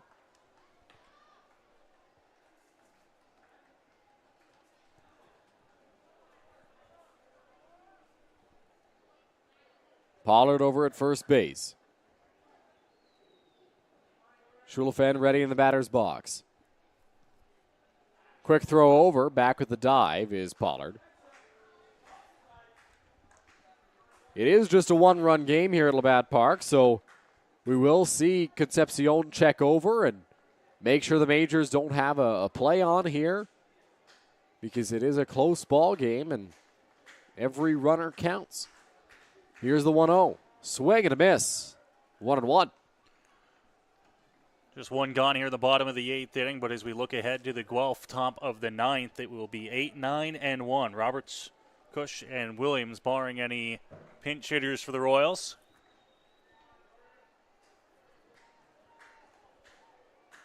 Concepcion ready's out there on the mound. Here is the 1-1 home. Schulafan smokes that one, but well foul towards the fans in foul territory down the left field line. 1-2. Sent a couple of fans diving out of the way down in the, I like to call that the picnic area down there. Underneath the big tree down the left field line. Count moves to 1-2. 1 ball, 2 strikes the count. 1 out here in the bottom of the 8th inning. Schulafan ready in the batter's box. Concepcion's delivery inside. 2-2. Came inside, almost hit him there on 1-2. It's not where Concepcion wanted that pitch to end up. Count moves to 2-2 now, even up here. It's Schulafan. 2 balls, 2 strikes, 1 out. Schulafan 1 for 3 on the day. Another throw over from Concepcion, and back again with a dive is Will Pollard. Really checking on him there. Perhaps thinking the Majors might want to try to put him in motion with 1 out here. At least keep him close. Saw some action last inning in the Majors bullpen. Scott O'Janice was throwing. Nobody throwing at the moment for the Majors. 2-2 count, 1 out. Here's the pitch. Swing and a miss. Concepcion took something off of that one, and there are 2 gone now in the bottom of the 8th inning. Great strikeout pitch there. Took something off, but still had some life to it down in the zone. And a big second out there for the Royals here in the bottom of the 8th inning. So Byron Reichstein will step into the batter's box now for the Majors. 2 away here in the bottom of the 8th inning.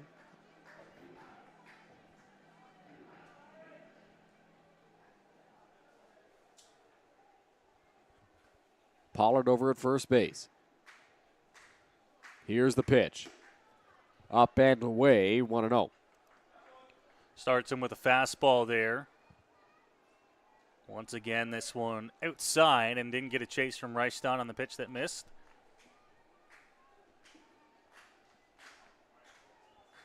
Setting on the mound is Concepcion. Here's the pitch. Inside, 2-0.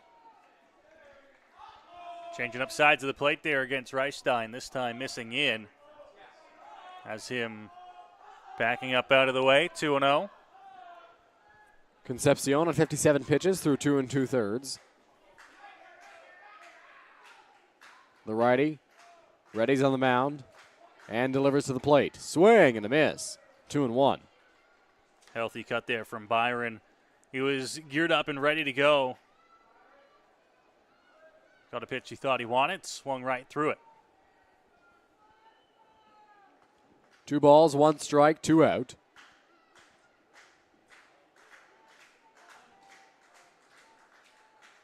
Concepcion sets. Here's the pitch. Swing and a miss, 2-2. Another big cut there from Byron. Unable to connect, and now he's got a battle on 2 strikes. 2-2 the count here, 2 outs in the inning.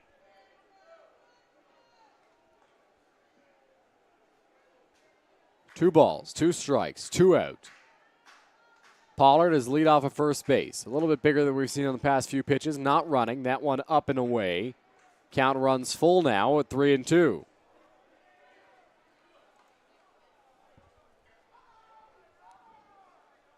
So Pollard will be off on this pitch. 3-2, 2 out.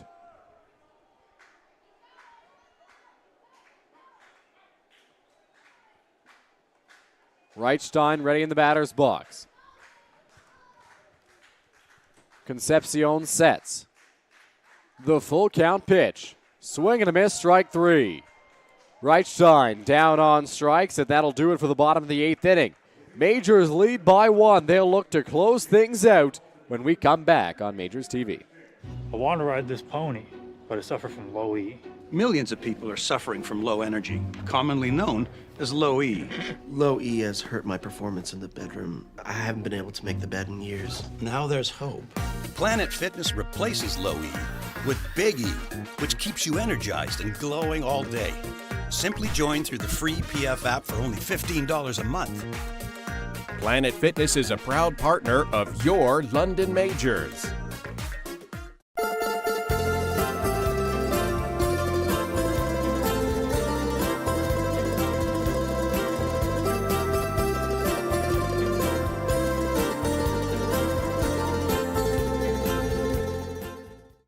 You're watching. Here's the pitch. Joseph drills it to right center field. That ball's going back to the warning track, to the wall. Goodbye, baseball. Starling Joseph, a 2-run home run. London Majors Baseball on. How do people feel about getting a Planet Fitness membership for $15 a month? How do they like working out in a clean and spacious gym that's filled with equipment for every workout? And how about free fitness training in the judgment-free zone that leaves them feeling energized all day long? Get started at Planet Fitness today through the free PF app online or in club and start getting that big fitness energy for $15 a month. Planet Fitness is a proud partner of your London Majors. Back here at Labatt Park as Country Roads blares on the speakers. Braden Farrington looks to take the Majors home as they lead by a run. It is 11-10 heading to the top of the ninth inning. We have seen some offense here so far tonight, Dylan. 11-10, the score as the London Majors lead, and they'll look to try and find a way to finish off this ball game.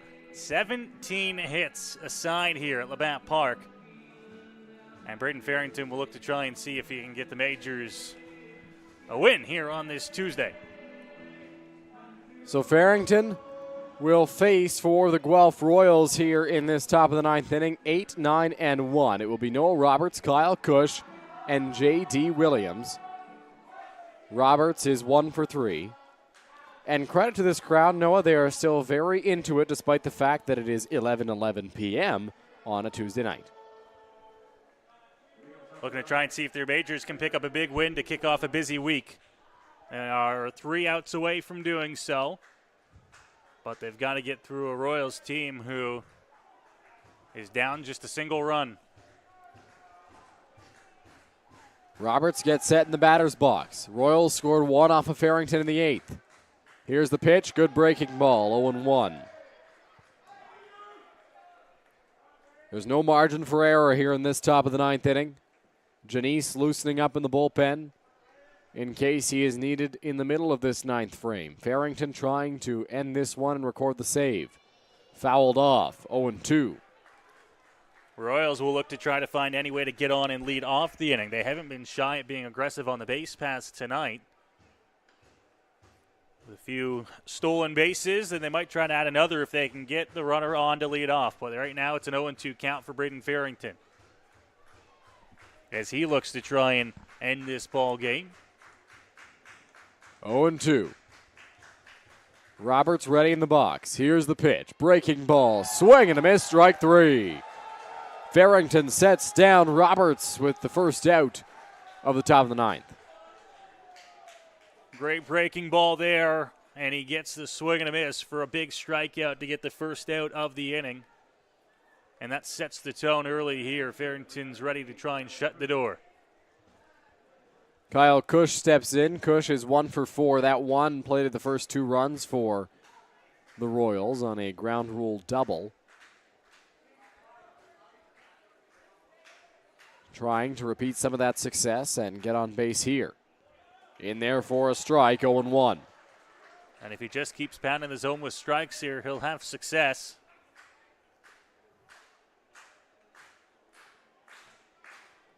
No balls, 1 strike the count. Offering on its way from Farrington in the air, left center field. Pollard, long way to run.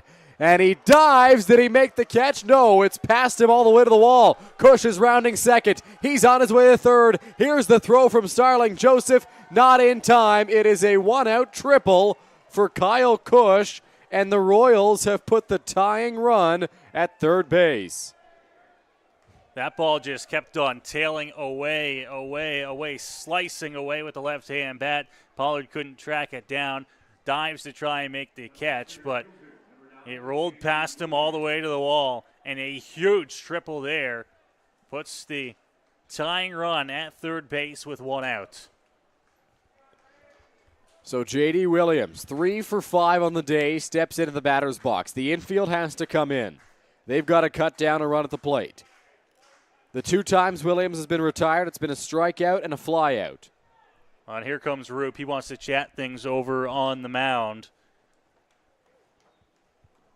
Wonder if this has to do with the infield plan or whether it's talking things over with Farrington. Exactly, Dylan. And listen, this is just an idea I'm going to throw out there. Williams has been probably the hottest bat in the lineup tonight for the Guelph Royals.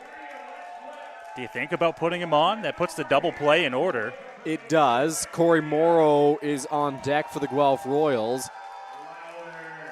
Williams, 3 for 5 on the day. Morrow 0 for 3. 2 lineouts and a pop-out. And, look at Roop signaling right now. So they will put Williams aboard, it looks like. I think that's what he was trying to signal to Bob Blake, the home plate umpire. As he does, and now, yep, they're going to put him on to put runners at the corners with one out. So now you'd assume the corners will stay in. The only risky thing about this is that now if you're going to put the corners back to double play depth or even, and if you're going to try to turn two up the middle, you have to get it. Yeah. Right? You have to make sure that you can turn two. Otherwise, that tying run is going to come in to score on a ground ball. So the tying run is Kyle Cush. He's at third base.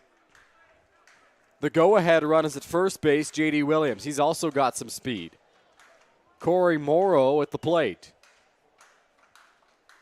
Here's the pitch. Off the plate outside, ball one. Graham playing towards the cut of the grass. McGee as well. Let's go Majors chant at Labatt Park right now. Farrington sets out there on the rubber. He delivers the 1-0. Line drive back up the middle. This ball game is tied. A game-tying line drive single for Corey Morrow, and it is 11-11 in the ninth. Well, don't go anywhere. The Guelph Royals have tied this ball game here in the ninth inning, and they are pressing. Right spot of the order to do so as well, as that single brings in one. Runners at first and second here, one gone. Josh Garton will step into the batter's box here for Guelph. He's got the go-ahead run at second base. Farrington sets out there on the rubber. Peeks back at second. First pitch to Garton, strike one.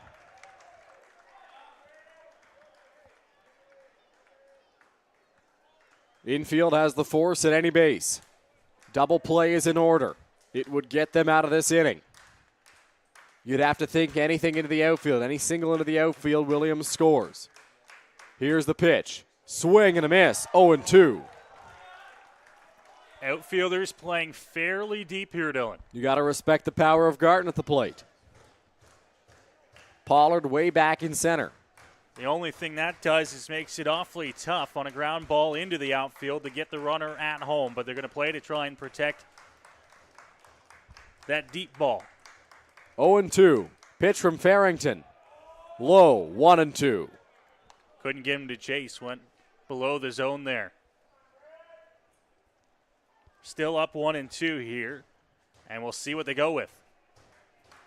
Farrington looks in for the sign. Gets the one he wants from Teolio and comes set. Peeks back at second base, delivers. Breaking ball, Garton in the air to right field. Hooking, and that ball is foul. Just out in front of it there on the 1-2 pitch over the plate. Needed to bring it probably another 10 feet to the left, and he might have had a chance, but it did drop just shy of the fence as well. 1-2 here again. Farrington gets a second life. 1 ball, 2 strikes, 1 out. Here's the pitch from Farrington. Garton in the air to right field. Hit well. Everybody's just going to watch this one sail on out of here. It's a go-ahead 3-run home run for Josh Garton. And the Guelph Royals have taken a 14-11 lead in the top of the ninth. Pitch left over the heart of the plate there for Garton. You talked about respecting the power there, Dylan, and he showed it off. I think that one might have cleared the scoreboard. It very well might have. Lots of power on that swing from Josh Garton. Man, oh man, Noah, if I would have told you the Royals were coming back from down 11-6, would you have believed me? Well, the Majors came back from down 5 earlier on in the ballgame. True. Then they got up 5. Now the Royals get back, and they have a 3-run lead. And that'll start to send some of the fans to the exits here in London. 1-0 the count as that one missed high to Malik Collymore. Here's the pitch. That one misses up as well. Janice has sat down in the bullpen. 2-0 count to Collymore, 1 away. Farrington trying to finish this inning off. Here's the pitch. Upstairs one more time. 3-0.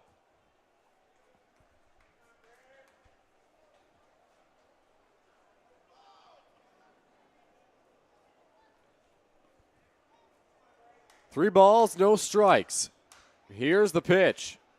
In the air, left field. Joseph charging in as Graham goes out. Joseph able to run this one down, and there's two gone now in the top of the ninth inning. Swinging 3-0 there and popped that one up high in the air. Joseph able to track that one down, and finally an out recorded on the board there. That's the second out of the inning. This inning started with a strikeout swinging to Noah Roberts. That began the inning. Then a triple from Kyle Cush really got the Royals roaring, and they haven't looked back. First pitch to Tristan Pompey misses inside, 1-0. We're glad you're with us here on this Tuesday night. If you like crazy baseball games, we've had the one for you. Swing and a miss, 1-1. Back and forth lead changes. The Royals striking here for 4 in the top of the ninth to regain the lead. Pompey ready in the batter's box as Farrington sets on the mound and delivers the 1-1. Swing and a miss. 1-2. Now we'll look for the put-away pitch to try and get this inning to its completion and give the Majors a chance to head to the bats in the bottom of the ninth. 1 ball, 2 strikes. Pitch to Pompey. Called strike 3. Farrington sets him down looking to end the top of the ninth, but not before Noah. The Royals put up 4 runs to take a 3-run lead at 14-11. Well, a big inning there for the Royals does the job, and they get themselves a 14-11 lead heading to the bottom half of the ninth inning. Now the Majors are going to have to try and find some runs here in the ninth. 11 runs for London, 5 came in the fifth, 6 runs in the sixth inning. Now they've got to try and push across 3 or more here in the ninth. 20 hits for the Royals tonight. Very rare you see a 20-hit ball game in any form of baseball, but particularly in the Intercounty Baseball League. If it's any consolation for the Majors here, they've got 3, 4, and 5 due up in the order. Eduardo De Olio, Tommy Reyes Cruz, Starling Joseph. Cleveland Brownlee would follow Joseph if the Majors can get a 4th batter up in this inning. Yomar Concepcion is back out on the mound. He struggled in his first inning of work, came in a tough spot. I'll give him that. A bases loaded, nobody out. Hit a batter, then allowed a grand slam, and then one more run came in to score after that. But ever since, he's settled right in, has not allowed a run in the 7th or 8th innings.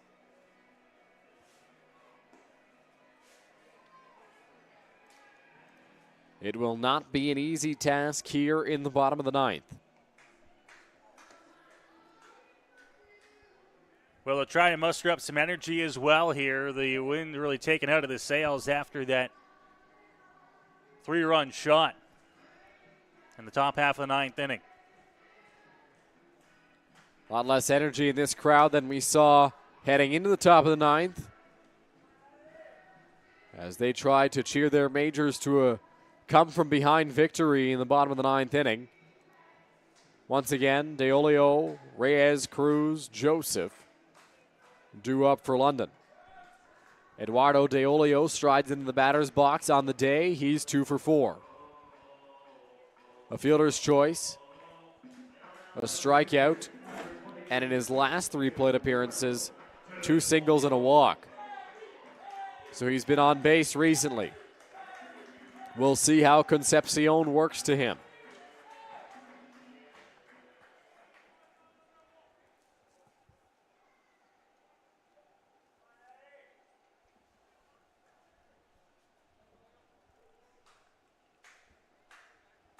Concepcion ready on the mound. Here's the first pitch of De Olio. Big swing, comes up empty, 0-1. Nice healthy cut there to begin the inning on that pitch that faded away from De Olio.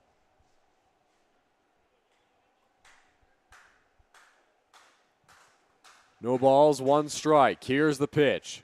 Off the plate outside, 1-1. The goal here at the plate has to be rally starter. Find a way on base. That could be a base hit. Could be a walk. Anyway. Can't hit a 3-run homer with nobody on base. That one lined into center field. The Majors have a leadoff base runner here in the bottom of the 9th inning. Well, and he does his job. Gets on base to begin the bottom of the 9th inning. DeOlio does his job. Now the Majors will have to keep it going. So Tommy Reyes Cruz will step into the batter's box. DeOlio over at first base. Nobody out. Group Janardats walking up and down the Majors dugout. Likely thinking about moves that he can make that might benefit his club here in the bottom half of the 9th inning. Here's the pitch. In there, strike 1 to Reyes Cruz. 0-1 the count.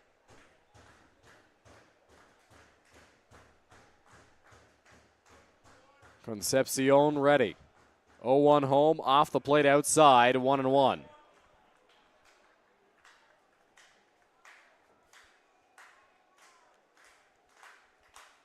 One ball, 1 strike. Reyes Cruz looking to get on base here for the Majors. Here's the pitch. Swing and a miss. 1-2. Big hack there from the Majors shortstop.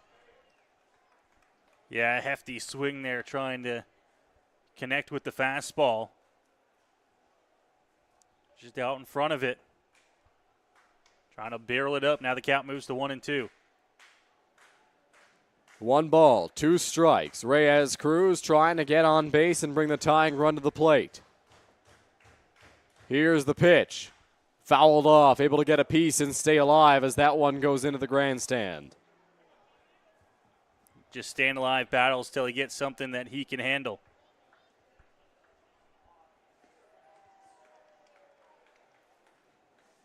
One and 2 the count. Concepcion on the mound. Looks in for the sign.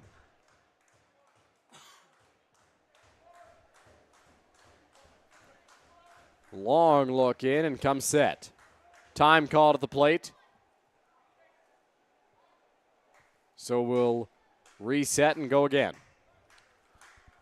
Concepcion does have the ability to throw a lot of pitches, work a lot of innings. We mentioned the starts for him so far this season.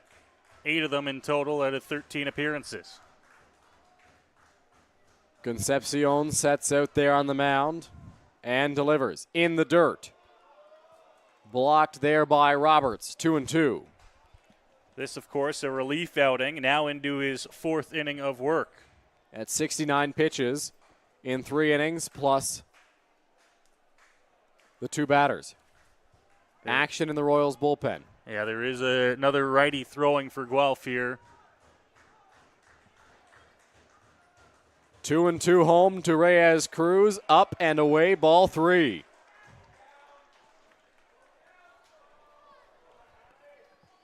Full count. Nobody out. Starling Joseph stands on deck for London. The Already birthday one boy. big blast under his belt tonight. Full count. Concepcion delivers. Called strike 3 on the inside corner. Yomar Concepcion freezes Tommy Reyes Cruz, and there's one gone now in the bottom of the 9th. Well, that's a big out there for the Royals, and Concepcion, who you thought might just be losing it with the command. Falling behind Reyes Cruz, battles back, gets himself the strikeout and a big first out as Starling Joseph comes to the plate. You didn't want to issue the free pass. You didn't want to bring Joseph to the plate with a chance to tie the ball game, the way he's been swinging the bat. Joseph will step up, trying to get on base here for the Majors. Setting on the rubber is Concepcion, 1 out. Double play is in order. Big swing from Joseph, 0-1. with the 3-run lead. You can play around a little bit here. All you have to do is keep that tying run in the on-deck circle. No balls, 1 strike, 1 out. Delivering is Concepcion. Foul tip from Joseph, 0-2. Heat there from Concepcion right past Starling Joseph, who did get a piece of it there. He'll take a long walk here, gather himself before the 0-2.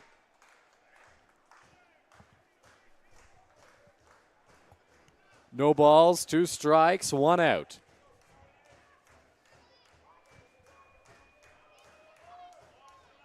Concepcion looks in for the sign. DeOlio, not a very big lead over at first base. 0-2 pitch. Up and away. Ball 1. Well outside there. Couldn't get the chase from Joseph. But being up 0-2, now 1-2. It's got room to work. I think they might come fastball again here, but we'll see if they switch it up. 1-2. 1 out. Here's the pitch. Swing and a miss, strike 3. Concepcion sets down Joseph with a high fastball. And back-to-back strikeouts bring Cleveland Brownlee to the plate as the Majors' last chance. Well, and they got up 0-2 on Joseph. And you know, when you get into these late portions of the ball games, even if Joseph isn't the tying run, you know he's going to try to put a good swing on something and do some damage.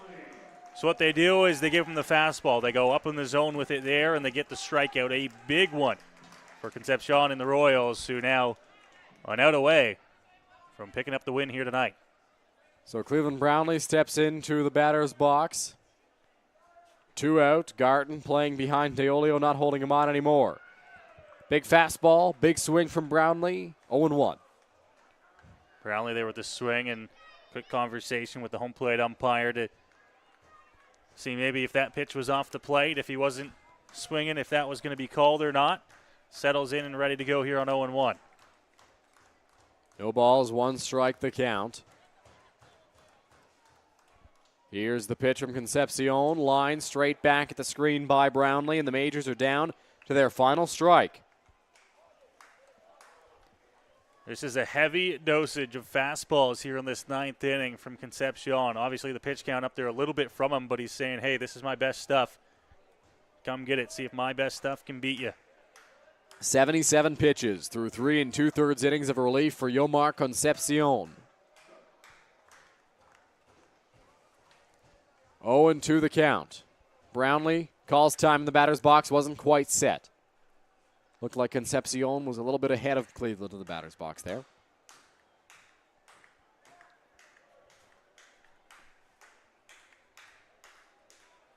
Oh and 2. The right-hander gets ready on the mound and delivers to the plate. Up and away. That's ball 1. Concepcion thought he might have got the outside edge there, but that pitch missed by a few inches. 1-2. Once again, that fastball again. 1-2, 2 out. Concepcion looks in for the sign. Gets the one he wants, and Reddy's on the rubber. 1-2 home. Did he go? Yes, he did, and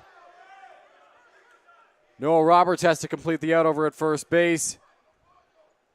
He will apply the tag on Cleveland Brownlee, and that will do it for this evening's contest.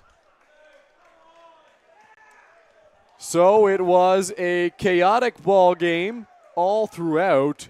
The Majors went down, then they went up, then they went down again. And they fall by a score of 14-11 to Guelph. Yeah, back and forth roller coaster ball game here on a Tuesday night in London. But ultimately, it was the Guelph Royals who save and accept the 3-0s in innings 1, 2, and 3.